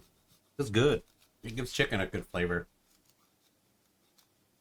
Hey, demon. Did you just eat that? Whatever may have fell on the floor. Salt to taste. If the kids are complaining about wanting new Play-Doh, just give them ground chicken to play with. Salve, yeah.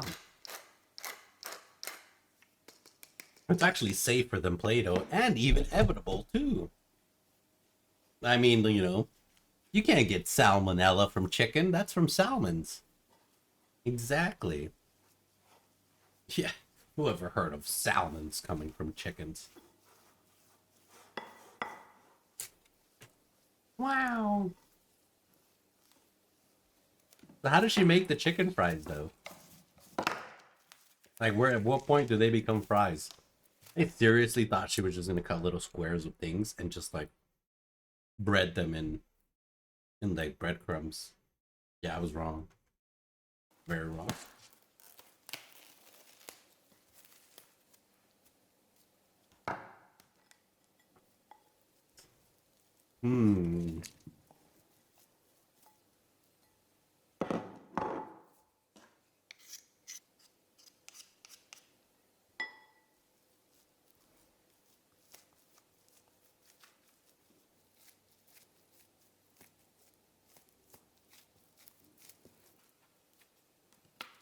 You ever heard of getting worms from a turkey?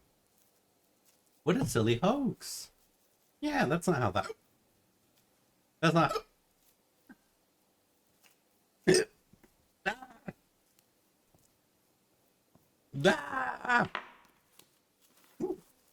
I got the hiccups. It's painful.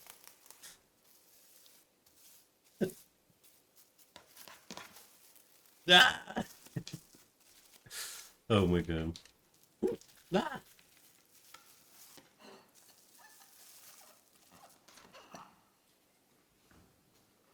Alright, then you put it in the freezer for about an hour. Oh, and now you cut the chicken fries. It's one giant chicken fry.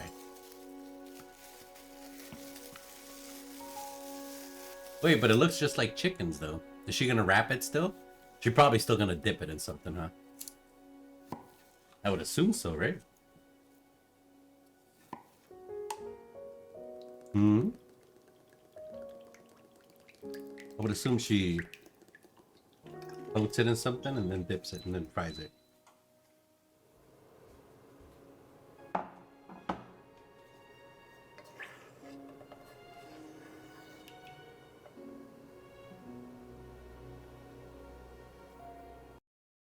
If you have a wooden spoon, that's a good trick. When the wooden spoon starts boiling, your food is like, your oil's ready to fry.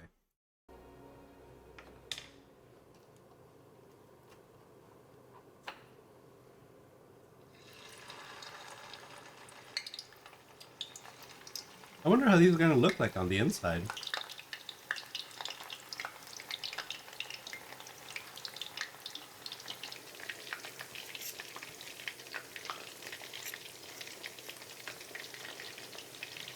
She's literally just making chicken fries at home. I'm so with this. I'm so with the chicken fries.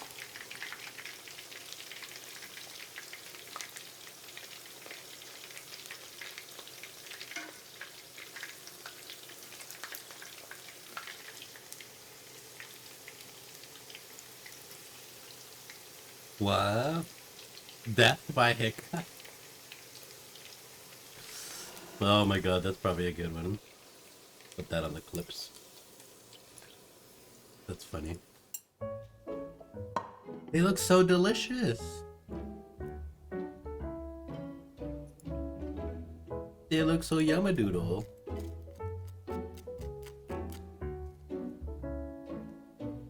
I got rice on my chin. Can you open them? Wow. I think this might be tastier if maybe you didn't put the breadcrumbs inside, or that much breadcrumbs. A little more chicken. That's pretty neato. Of the better Minecraft movie trailer. Oh shit. They look delicious when not sitting under a heat lamp for 45 fucking minutes. Bro, and then they get all fucking dark and like all brown and like black and all decolorified because they just been sitting there soaking in their own oil. Bro, tell me about it. I haven't ordered chicken fries since. I'm in Minecraft to discover one of the world's best kept food secrets. What? Come on, look at this. Oh my lord. I'm here in search of the most incredible apple, and there's only one way to get them. I've never made love to a tree. I haven't climbed a tree for decades, and I mean decades. That is delicious. It's so juicy. An amazing discovery. With enough apples from the jungle, I'm off to meet a guy who's been revolutionizing farming technology.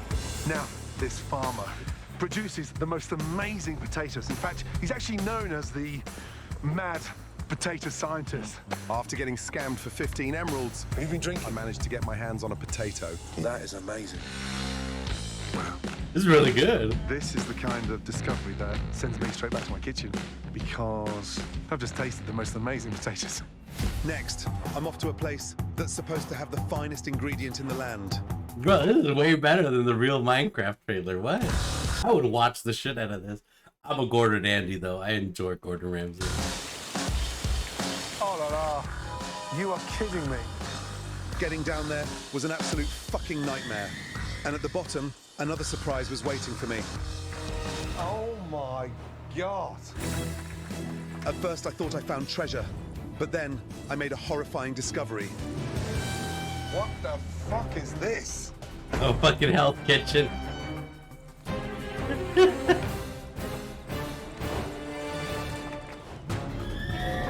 Oh dear. Oh my god. It's raw.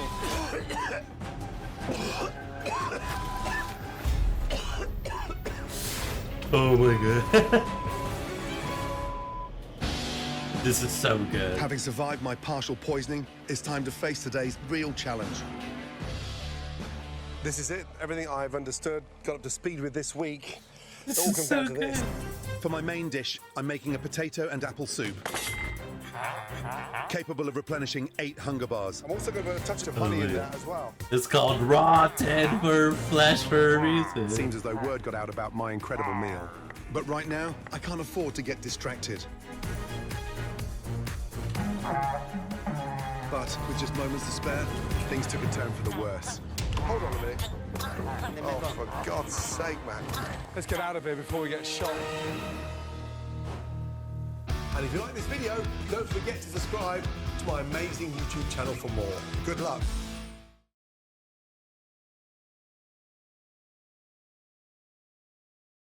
That was a masterpiece. Bro, you had to really know Gordon Ramsay lore for that one. Yeah, you had to have known all the clips to cut. That's so good. That's so good. Ain't no way bro retitled the vid because of the trailer. Oh, that's funny. He already made this video months ago, but the trailer came out and he retitled it. The algorithm picked it up though. It sure did. That's pretty good. That's fucking amazing. That's what I'm talking about. Such creativity, man. That's insanity. Like, plus the editing was really spot on. Bro, what do you mean antique pencil sharpener? I used this at school. I used this. What do you mean antique? Yeah. What? 1896? What? No, bro. This was around all the way to 99.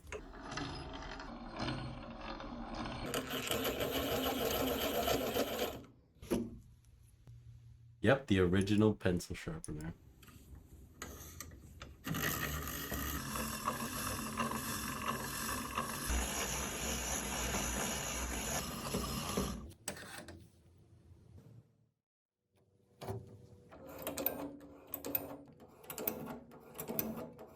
Oh, that's cool. That's actually pretty neat. It's very time consuming, but very cool. It's literally shaving the sides in a circular. Oh, that is neato. I love the design too. That's kind of weird, but works. That's kind of satisfying to watch. It's very satisfying. This is the pencil sharpener we had at school right here. Old grindy. Yeah, good old grindy there. Yeah, that's very pog. This one's very nice though. I actually enjoyed this one a lot. Where is it? This one's my favorite, not that one coming up. This is my favorite right here. That's just beautiful.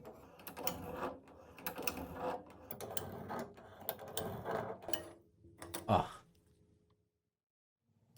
That is lovely. Yeah, very time consuming, but I would enjoy sharpening my pencil every time. Yeah. I'd be like, oh, yeah. Good pencil sharpening.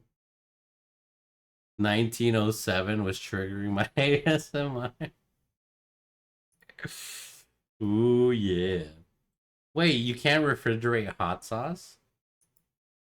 If hot sauce is made properly and it has the right pH, there's no need to refrigerate it. The FDA says it's good for 2 years. Science that we use to test for the FDA says it's good for 7 to 10 years. The reason why hot sauce makers put refrigerate after opening on a bottle is so you, the consumer, won't sue them, the manufacturer, if something goes wrong with the hot sauce. 99.9% of the time, when something goes wrong with the hot sauce, it's because when people are using it, they take the bottle of sauce and they go like this into their food. and they're And getting then they pick food up the particles food in there. on the bottle and in the sauce. That grows into bad stuff. But all of the hot sauces that are sitting on this table right now, I would feel comfortable leaving all of them on the table For as long as I years. had that bottle open. If hot Damn, bro, what? That's real. That's crazy. Okay. sauce is made properly and it has the right pH, there's no need to refrigerate it. The FDA says it's good for 2 years. Science that we use to test for the FDA says it's good for 7 to 10 years. The reason why hot sauce makers put refrigerate after opening on a bottle is so you, the consumer, won't sue them, the manufacturer, You would if know. something goes wrong. That's Ed Curie, the creator of the Carolina Reaper. That's him? He made the Carolina Reaper and curry sauce too. And now the world's new hottest pepper, Pepper X. Pepper X, bro, they're getting into cartoon territory now. Yeah, they're naming these new peppers like Pepper X. You know, pepperonium. Yeah. So hot it'll melt the ground. Pepper X. Oh my god, there it is. Sri Lanka. See, this is why we can't have nice things.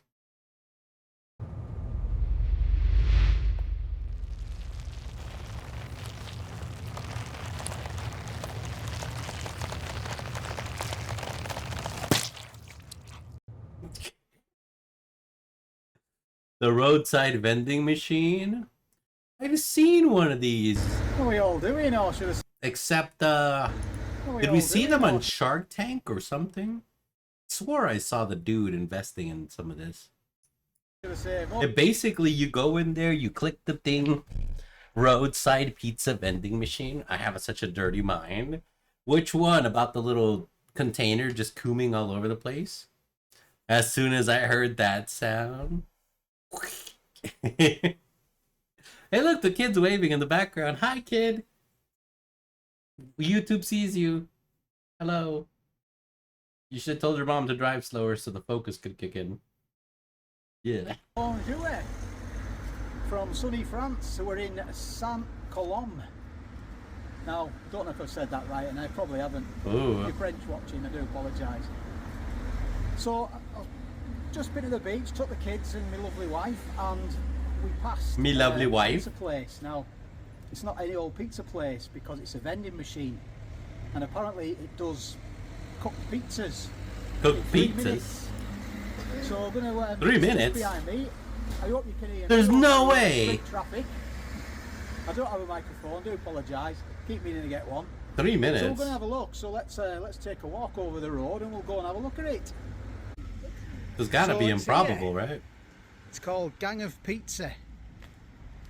Pizza gang. 3 minutes. Pizza in 3 minutes. Yeah, a vending machine. So let's have a look. It's obviously it's in French. Obviously. I don't know what that says. I would imagine it says touch. 3 minutes at Choose your pizza. 975 degrees. I don't know how the fuck it cooks a pizza in 3 minutes. But you know it's fucking in England because they have a spicy kebab pizza. What the hell? That's crazy. So there's different ones to choose from. The gang of Prices. pizzas. I'll just zoom in if you can see. What's the prices? About £9, about $10 to $12, $10 to $14. Nutella. Look at that one. Chocolate pizza. Ooh, dessert pizza. Is that a Hawaiian? Oh no, I don't want that one. None. None. Touch screen, isn't it? Very sensitive. So there's a spicy kebab pizza. I understand that burger some pizza ovens are Should we capable just of get getting the really, four fromages, really hot. 4 cheeses. But I don't know about this, well, vending machine. How dare you doubt this, okay? Japan has some of the most advanced vending machines in the world that feed multiple families meals So and we get that their one then. It's got groceries. chorizo. So you're telling me England, the UK, can't get a French machine out there of quality? I think not. What the hell is on this? Savoyard, crème, ognons, allumette fumée, mozzarella, reblochon, demi-grenale, olive noir, origan. What the hell? If I ever go to Japan, I want to try the canned vending machine cakes. The can, oh yeah, they went viral. They try to replicate them here in America, I think. I think Buddy V is trying. Yeah, anything to make money. But yeah, they went viral though. The little cakes that you eat in a can, and a cake in a little fucking little can. Yeah, they're crazy. What will the girls eat? So there's a language button here. My wife pressed it. She's pretty bright, look, so you can go for English.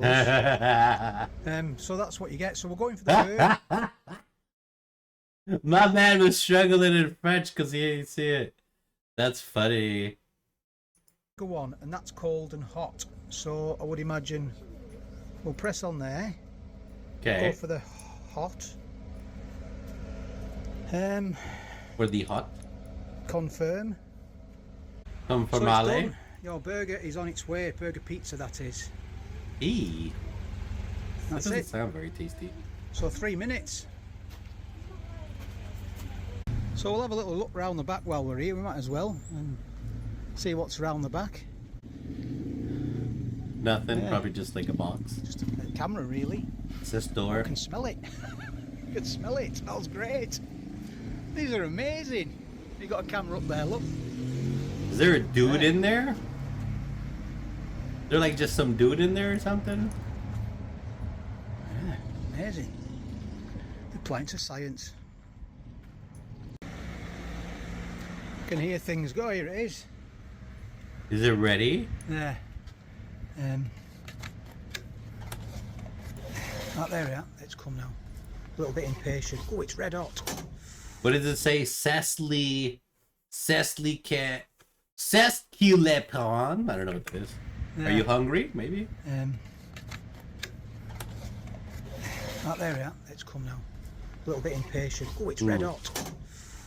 Yeah, it's red hot. There we go. A lot of French. Una terrible envie de se faire plaisir. There's just fucking Gordon Ramsay inside waiting for someone to eventually push in the button. Oh, that reminds me of who's the redheaded guitar singer? Oh my god, what's his name? He's British too. They did like a private show with him. It was fucking hilarious. Oh my god, what's his name?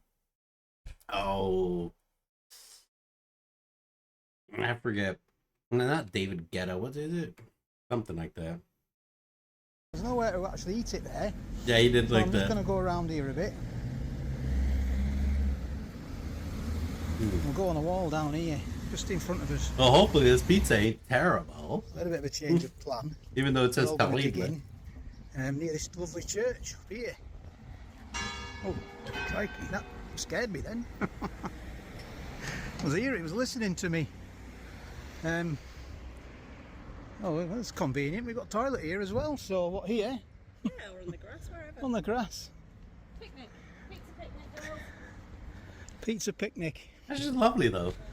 I mean, I'm not gonna lie. This is like a nice afternoon, bro. What is this chill? So dig in, girls. So obviously it's not cooked. So you've just got to sort of tear it. Oh, yeah. Because it's, they won't be able to cook. Well, I don't know. Can't cook it while it's... So we've got beef, haven't we? Cheese, olives, by the look of it. Olives, gherkins. Gherkins. Oregano. It's a burger pizza, isn't it? It's Whoa. like what we get in the UK. It's hot. Girls, who wants first dibs? Not you. Oh, and I think Go on then. Go on, Mum, you go first. Tell us what you think. Burn my mouth on the cheese. You can just split us a bit, please. It's quite doughy, that, isn't it? But It is, but it's cooked nicely. It's hot all the way through. Man, fuck a pizza that ain't cut. I've got an escape. Well, see, the problem is that he made the mistake of trying to share this pizza. Alright? The way this thing is designed is for you to grab the entire pizza, roll it like a poster, and then just chow down like a pizza burrito. So the first mistake was bringing a family. That's where he fucked up. The next mistake was ripping it apart by hand. All right. Love that. I like them. Just check the stones. The third mistake is thinking this is more than for one person. Oh, yeah. No, oh, yeah. This is a single serving. Stones in there. Glad you're here. Oh, no, I would have just yomped that down, probably wouldn't it tastes just like? Pizzarito? Exactly. Tastes like a cheeseburger. It's got burger cheese on it. Right, I'm going to get into it now. Is it running? Can you see a red at the top? Yeah.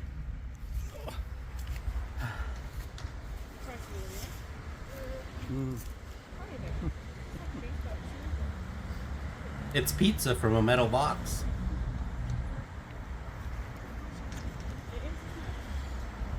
I wonder how like surprised he is at it. €12. I'd be pretty surprised. Yeah, it's about $10. Yeah, it just tastes. It's got slightly like a Big Mac sauce, isn't it? I think it's okay. Maybe if I'd known it was like, I should have known. I thought it was maybe have steak on it. But I mean, personally, we have Little Caesars in America. I don't know if they have Little Caesars in the UK. So we have inflation hit.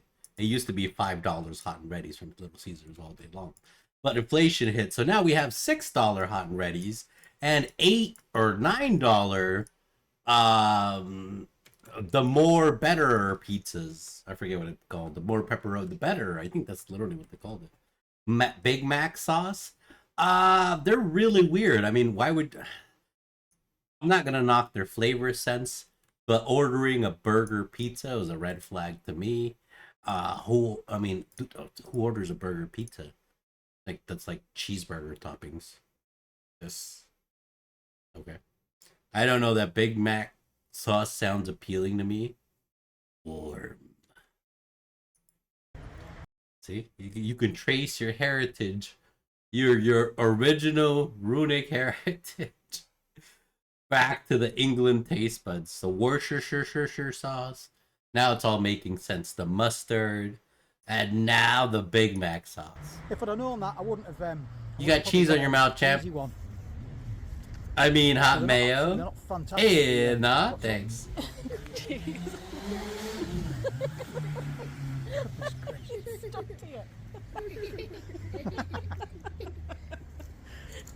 That is just wholesome as hell. Not me number one choice. If I was to buy another one, I wouldn't probably get this flavour. For me, I'd go with the 4 cheese one, but the girls won't eat the goat's cheese. So. The goat cheese. Girls, what do you think? They wanted the Nutella one. The olive doesn't belong on there, darling, does it? No, I wouldn't have olives in a burger. No. Burger, would you? No. Say no like you're saying it through your nose. No. So just a quickie, thanks for watching, do appreciate it. That's not bad. Let me know what you're thinking. He does look like a pretty upbeat YouTuber, though. He does. It's a very little town. Very There's wholesome. nothing really in here. But I knew there's some patisseries up there, though, I've noticed. But we've not seen a takeaway place, and that's probably for the takeaway sort of side of it, pizza side of it. Last time we were in France, we saw a self-serve baguette machine, and then this time we've seen a self-serve pizza machine. Self-serve baguettes. Baguette. And now pizza. So girls, would it thumbs up or down? What do you reckon? Come see, come ça? Don't know what that means. Girls Means say it, so-so. In the middle. Means so-so. Neither here nor there. Neither here Yeah, nor there. neither here nor there. Wife, what do you think? So-so. I wouldn't choose that as a pizza No. in the UK. No. It's mate. alright though, it's hot and it's fresh. If you're, say, camping, driving, moving around, it's an option if you're just driving through. Yeah. It's a novelty, but small town, village. He does look like a pretty upbeat. Yeah, he does. He looks pretty chill. Family dude with his family having family time. It's pretty fresh. Thanks for watching. And Yeah, it's I'll pretty catch you on powerful. the next one. It's pretty pogue. Let's see. I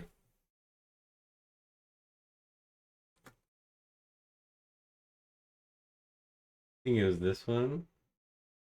Oh yeah, the $2 peep show. That was 8 years ago. Hello. Hi. Peep shows. They have a pretty bad name, normally associated with lewd content, but Ooh. by definition... I wouldn't choose that as a pizza in America. No, but apparently from their description, burger flavor pizza seems to be very popular in Japan. And I have seen cheeseburger flavor pizza here in America.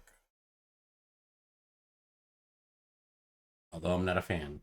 They don't have to be. So in an attempt to change that, we took one of the world's biggest performing artists, kept all his clothes on, and set up an Ed Sheeran peep show.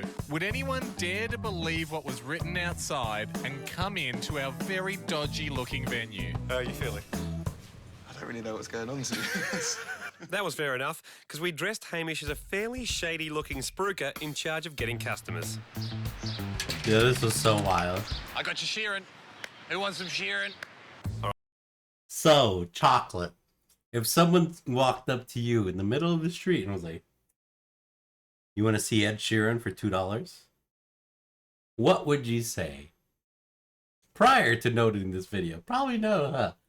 Alright, I can hear Hamish. Do you think we'll get anyone? I don't think we'll get anyone. It's going to be a brave soul. I wouldn't come into... If there was a dude with a beard with a hat saying, like, come in and see this. Ed was right. This was going to be tough. You want to peep at Ed Sheeran for $2? Insurance. Do you want to peep at Ed Sheeran? Insurance. What do you reckon, big fella? Got Ed Sheeran in here. Beautiful ginger head man. Sitting on... I've got nothing left to live for, so fucking take me there. On a stool. What do you reckon? $2. Got Ed Sheeran just sitting on a stool in there. You want him? $2. $2 for a peep. Think about it. It's actually pretty good value. Despite trying, we'd had a total lack of interest for over 50 minutes. It's been some time. We should have got you a more comfy chair, I think. Yeah, I'm all right. I'm all right. Hey, big fella, I got all the Sheeran you need in there. $2. What is it? All the Ed Sheeran you need. All the what? Ed Sheeran. Oh, I don't know what that is. He's a singer. Yeah? Is that a yes? No? I think one of the big problems is people think Ed Sheeran's a code word for a new drug. How's it going? You guys like Ed Sheeran? $2. $2 for a 30-second peep. No, mate. What, like, are they just saying no? Yeah. Dirt cheap peep. Dirt cheap peep. Here we go. $2. Dirt cheap Do you peep. reckon we're pricing it too high, and that's why we're not getting people coming in? I think $2 is pretty fair. Here we go, boys. It's a Friday. Get you Ed Sheeran peep show. $2. Sitting on a stool. Play you a song. Are they gonna get any sales at all? Bro, if there was a random dude said you want to see Ed Sheeran for $2, that'd be like the sketchiest proposal ever. I'm sure they all think they're gonna get mugged as soon as they walk in there. If someone actually does think it's a peep show, and I quickly give you the go-ahead to take off all your clothes, are you willing to do that? I've been drinking a lot of beer recently. Oh, right. Yeah. You're not? A couple of months ago, maybe, but yeah, I'm in shape. It's just the shape of a potato. 2 hours in, and Hamish was getting more desperate. Ed Sheeran is literally sitting in there on the stage. He said Ed Sheeran is literally sitting on the stage. Knock it down to $195 and the place will flood. Yeah, see, you gotta give him the proposition. I think the $199 makes it seem like a deal. Waiting for your $2. We were feeling it as well, but just when we thought this had been a giant waste of everyone's time. You guys like Ed Sheeran? I love him. You love Ed Sheeran? $2. Peep show. Just got him sitting on stage in there. Ah, you're lying. Oh, $2. It's gonna cost you $2. You only get 30 seconds though. You wanna come in? I don't believe you. Well, there's only one way to find out. We might be on here. Here we go. Ed Sheeran peep show. He's there till midday. All right. The dude's like, bro, he's telling this girl like you're crazy. There's no fucking shot. Ed Sheeran's in there for $2. The fuck? What's he gonna be doing in there? Come on, let's go. Some weirdo is trying to get you in there. Your choice. But she was like, bro, let's take a chance. I took a chance on you. Let's take a chance on Ed. No, she did the smart thing and walked away. Listen, if you guys want, I'm just saying, if you guys want to have a go, he's sitting in there by himself. It'll probably get busy later on. $2, 30 seconds. I mean, you both can come if you want. Just $2 ahead.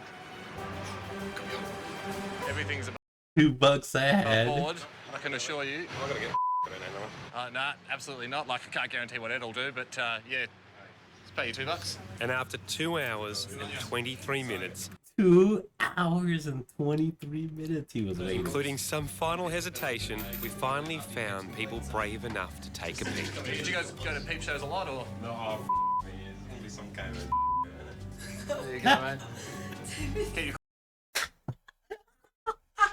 See, he knows. He's been to these places before. He's like, I know it's gonna be some shit. Clothes on, stay on the seat. Behave yourselves. Just listen to the announcement. Have a good one. Enjoy your peep.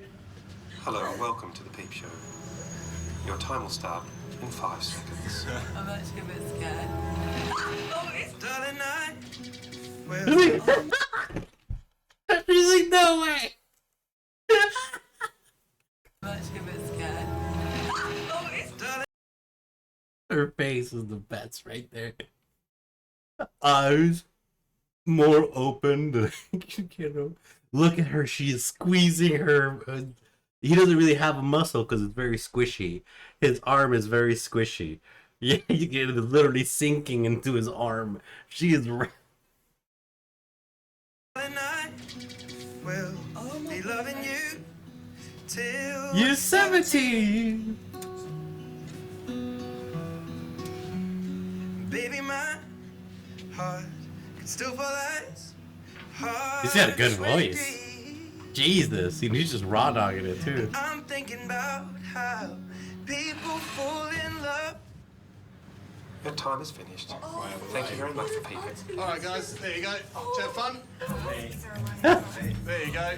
Yeah, there you go. A little bit of it. Have a good one. Take it easy. Finally, a successfully baffled couple, and from there, people started rolling in. Well, They're telling everybody, they're like, bro, he's not bullshitting. He's actually really telling the truth. Ed Sheeran is in there. Everybody, why won't anyone believe us? Why won't anyone believe us when we're telling them? Ed Sheeran is in there. I'm not crazy. I'm not. well, not really. Oh. We had a few more over the next 2 hours. People fall in love in mysterious ways. Loving can hurt. I've been spinning out the time. Couple women by my side. People fall in love in mysterious ways. Maybe just the touch of. You wanted to see someone naked. He's like, yeah, this is cool and all, but where's the peep show? Where the naked ladies at? I paid my $2. Oh man. $2 for 30 seconds of thinking out loud is dope. Yeah, I think it's pretty neat. That's like a once in a lifetime experience. You know? Kiss me under the light of 1,000 stars. That's pretty neat, see? Bro, not a single ticket to any of his concerts is gonna get you like a one-on-one. Yeah. Peep complete. Wicked. There you go, mate. That's the best $2 I've ever spent. There you go. Yeah, we think it's pretty good value. That's the best $2 I've ever spent. Good shit. Well done, buddy. Thanks, man. That was easy. I didn't think anyone would come in. That's crazy. That's so wild. That was good. That was Hamish and Andy. Damn. The lesson here is always accept offers of $2 peach shows from creepy strangers on the street. 100%. Someone offers you a creepy peep show, you just take it. It's $2. You can make it back. Yep. You can come back from $2. Yep.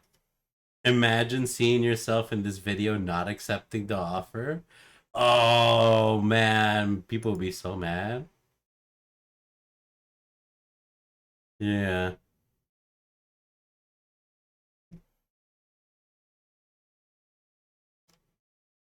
That's crazy.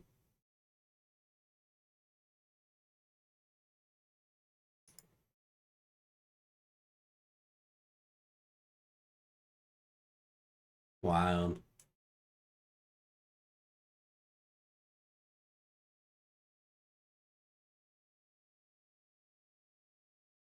That's pretty neato, Frito. Video. Video games lied to you. Uh-oh. Uh-oh.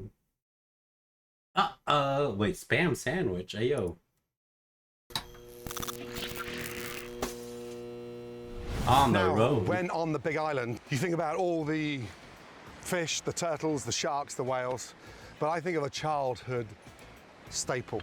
Yo, they eat spam My in mum England? served all of us.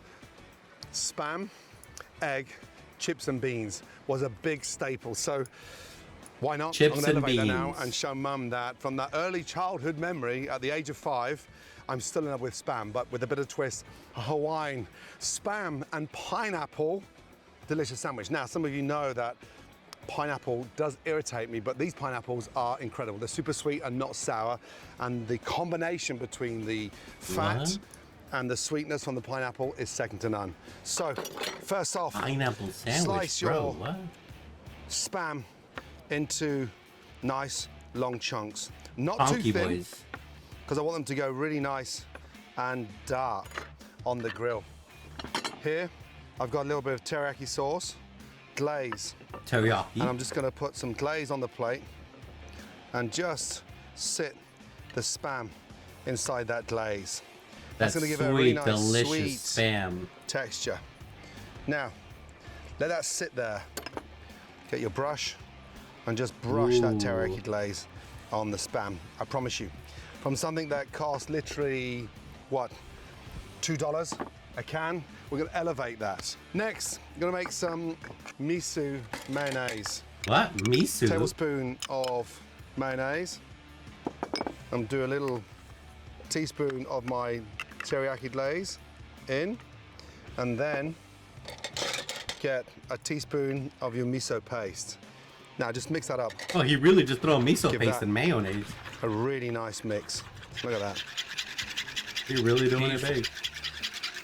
Let's get the spam and the pineapple onto the grill.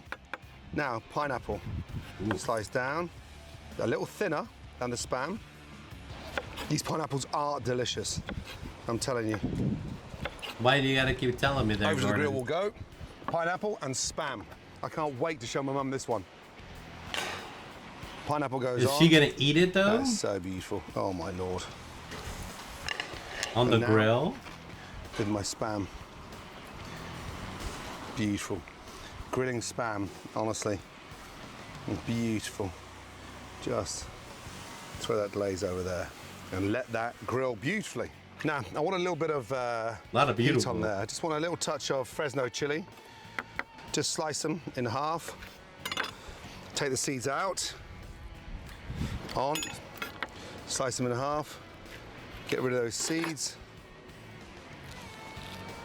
Just rub a little bit of oil in there. Some salt, Hawaiian salt. And then just literally start grilling those chilies.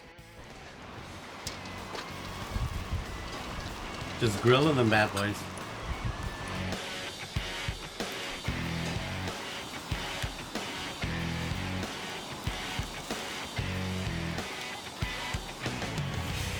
Now, we're using a Hawaiian soft roll. So just slice these in half.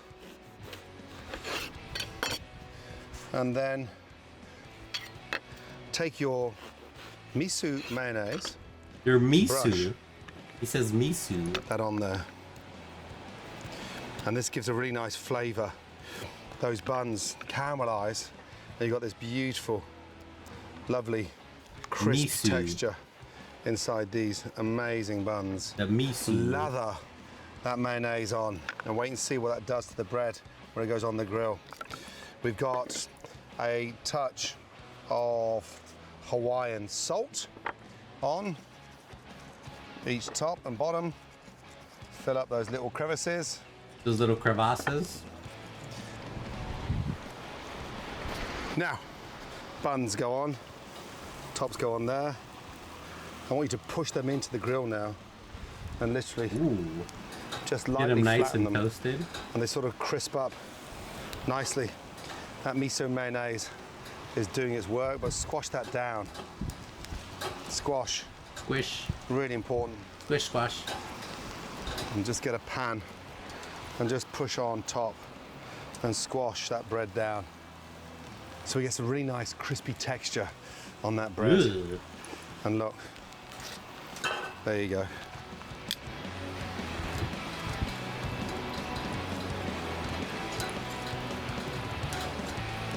Spam. Now, look at that. Pineapple grilled beautifully, so sweet. Buns, really nice and sweet. Fresno chilies, beautifully done. A little bit of heat, a little bit of bite. And the Spam, come on, look at that. How elevated is that? Beautiful. Love it. The bread. Now we start the assembly. The assembly. Beautiful. Okay, that is our base, that is our top, that is our top, and that is our base. Now, base is first. Get your beautiful onions that have been grilled in that miso mayonnaise on the grill. Miso. Set that on the bottom, almost like a caramelized sweet onion. So good. A little bit of seasoning on there. So, on goes the Spam. Spams. Spam. Pineapple. Hey. Pineapple. Pineapple. Spam. That looks kind of weird. Spam. Pineapple. Pineapple. And pineapple. From there, take your Fresno, open that up, sit that on top. That gives a little bit of heat to that pineapple. And then a little brush of your miso mayonnaise. Miso. I mean, who would have thought the Spam could be so glamorous? And then finally, I don't know about glamorous there, brother. With some crispy shallots and crispy garlic. Some That's got a shallots crunch on top. And with that miso mayonnaise, it helps stick all that crunchiness to those sandwiches. On goes your lid, on goes your lid. Now, push them down gently. Push, push, push. And then slice. Oh my goodness. Oh my Look at that. goodness. Come on. So beautiful. And come on. That has to be one of the most glamorous Hawaiian-inspired Spam sandwiches on the planet. Thank you, Mum. My goodness. I love you. Catch all new episodes of Gordon Ramsay's Uncharted Sundays 9, 8 Central on National Geographic, now streaming on Disney Plus and Hulu. On Disney Plus and Hulu. Holy booloo. Uh-oh.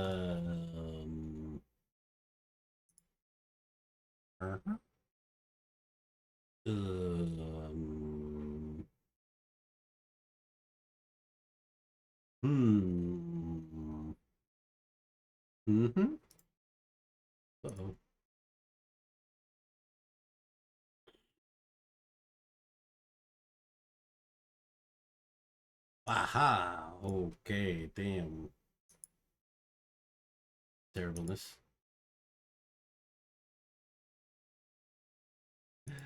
Oh my gloves. So Gordon Ramsay out there spamming it up. That's pretty neato. Now, I mean, fried spam is pretty good, but man, he made it really Hawaiian, like truly bully. He added in the good old frickin' pineapple and everything. It's crazy, Reno. Alright, let's see what else what's got going on today's Sushi Co. What happened to Sushi Co? I remember that was one of the restaurants on Kitchen Nightmares. RIP Sushi Co.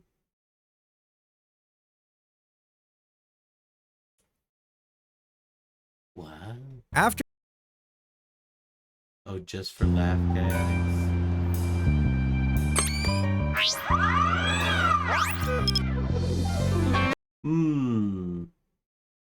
I want to get a bit of weight on there so it gets And I want to get a bit of weight on there so it gets really nice and toasty. Almost like a bit of a sort of panini. Where's the lamb Just sauce? stay with us, kid. You okay?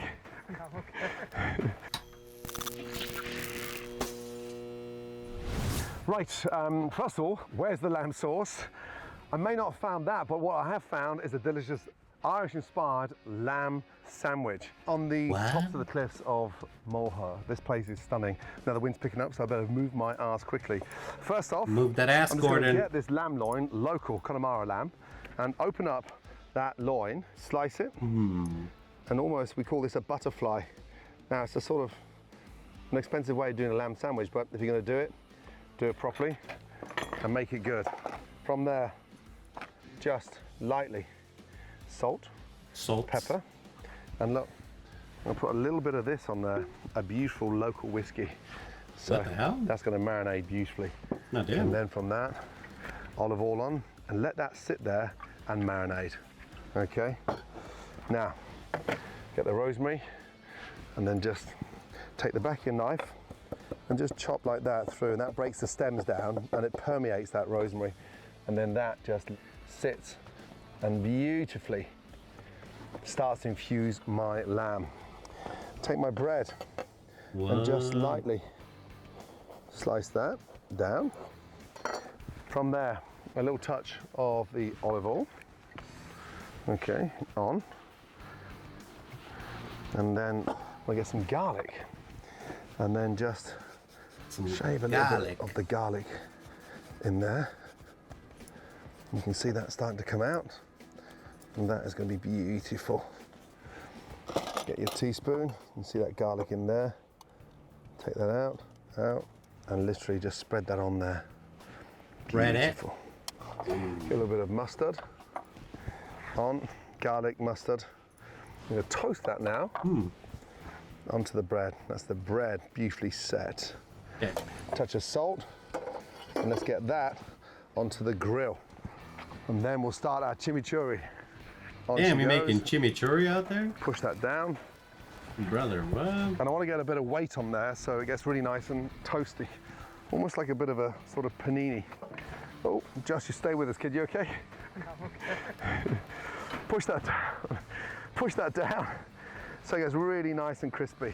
Now, chimichurri. And the chimichurri with this lamb goes beautifully, okay? I've got finely chopped shallots. Shallots? Down, down, across. Chop. And again. Chop, chop. Now, teaspoon of shallot into the bowl. Beautiful. Now, from there, just turn that bread. Look, nice and flat. Oh. And let that sit there. And now from there, get that lamb on. Lamb goes on. Marinade as well. And get that grilling beautifully. Nice. Now, get some more garlic. And just great. It's a really nice way of not chopping the garlic and sort of almost pureeing. Scoop all that garlic in there. Teaspoon of garlic. Beautiful. Beautiful. Then from there, get your He says parsley. that a lot. Seems to be his go-to. Get your mint. Beautiful. And then just nicely chop that. Now with the wind on top of these hills, I have to grab the parsley quickly before it flies away. Mint and parsley rolled up, not too fine. If I cut it too fine, then all the goodness comes out of it. Turn it round, slice, throw that on top. Ooh. Beautiful. Now from there, beautiful. A couple of tablespoons of olive oil. Beautiful. Touch of pepper, and then just a little touch of mustard. Beautiful. Now keep it really nice and loose. Don't add too much vinegar. You really want that sort of just marinating, and let that sit nicely. Beautiful. He said it again. Delicious. The mint really lifts that up. Touch of salt again. Touch of Sugar. Good. Now, the lamb. Beautiful. Beautiful. So beautiful. Oh my god. Is that his go-to line? I never noticed that. Touch of whiskey. It's beautiful.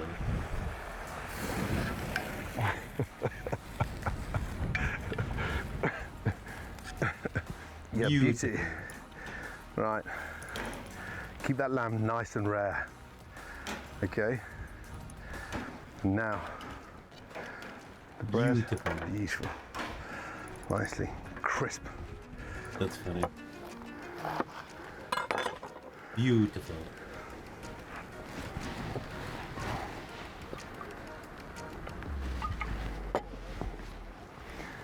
On she goes. Ooh. Let's do its job. There you go. It goes on there. Beautiful. Beautiful. Some grilled lettuce. So we're going to start assembling. That is your top. Here's your base. The lamb is resting beautifully. Take my lettuce off. So beautiful. So the beautiful. flavour of those grilled lettuce leaves, amazing. Grilled lettuce leaves? And grilled lettuce. Perfecto. Wait, wasn't he shit Nice. talking someone on Kitchen Nightmares for grilled lettuce? This is where this lamb sandwich goes up a level. I remember Take that your shit so grilled much. Lettuce, lay that on the bottom. Just snap and open up. Push that down. Wild. A light little seasoning. Next, I've got my beautiful pickled shallots. That goes on over. And then take a little spoon of your chimichurri and just sit that on top. And then literally let that sink in. And those lettuce cups, grilled lettuce cups, hold on to that vinaigrette. And now look, the lamb. Just cut that down. Ain't and no then from way. There, literally nice, long, beautiful slices. I on the bite. literally remember him shit talking. Lift They that grilled up the lettuce in this and sit that restaurant. on and just open that up. Just You a guys touch. ever heard of grilled Explain lettuce? why. Again, slice nice and thinly up. Sit that on top.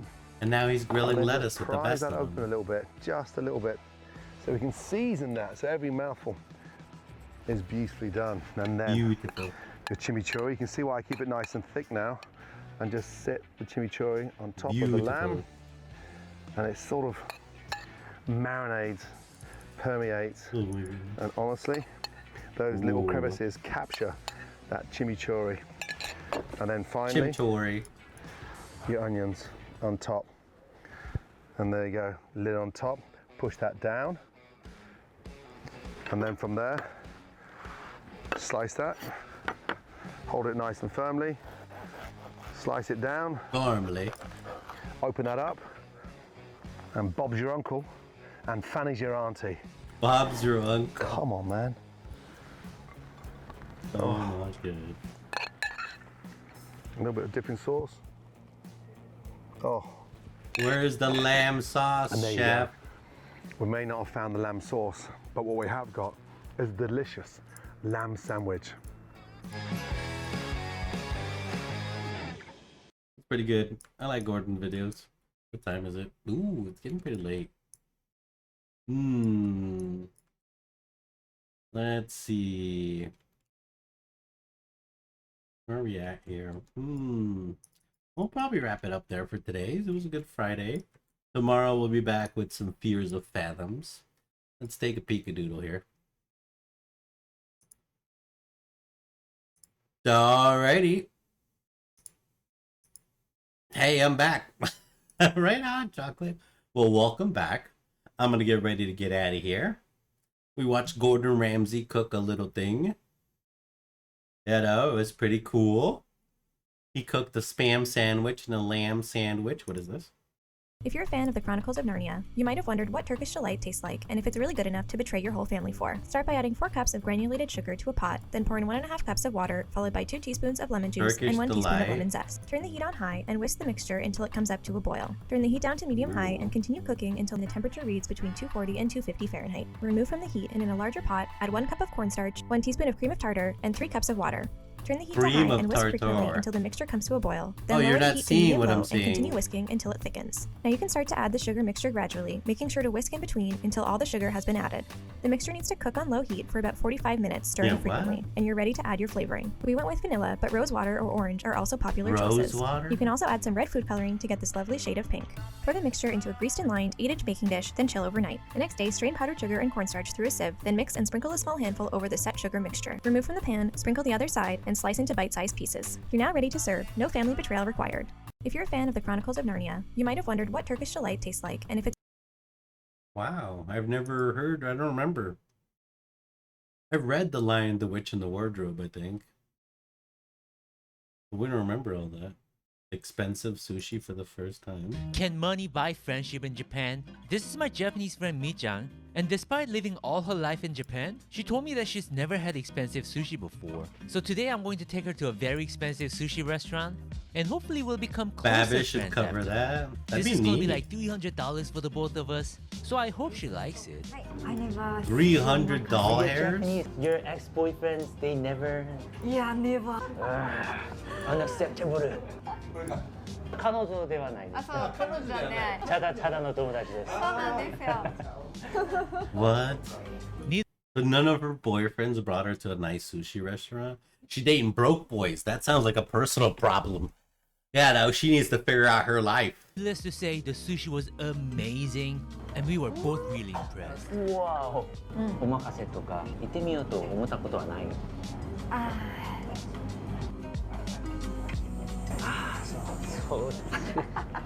I might be imagining this, but after bonding over some food, I feel like we've become very close friends. Is this what friend zone feels like? Because it feels kind of nice.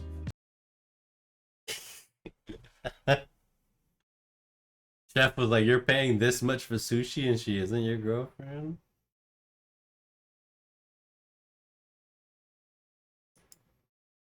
Wow. Crazy.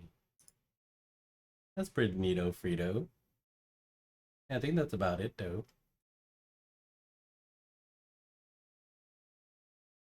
Ooh, that looks cool. We'll finish off with this. Ooh, it's beautiful. Chip chop, chip chop, chip chop.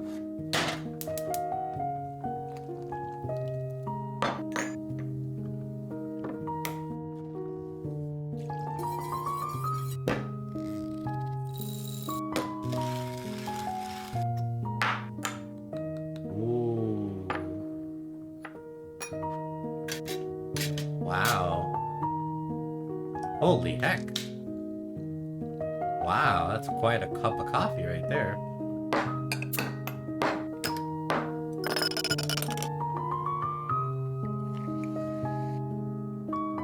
What is this?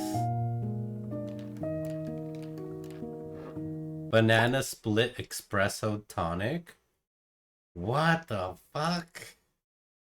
It looks so cool. I don't know if I would drink it because a lot of different flavors in there. Oh, that was beautiful. All right, I'm gonna get out of here. I need to get to beds.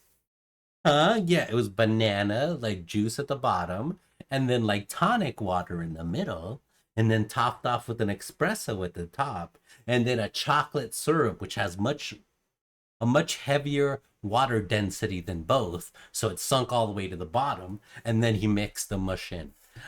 It looks very cool separated. I don't know how I'd personally deal with it being mush though. Yeah. Alrighty, well, thank you so much for joining me today. I hope you have an amazing day.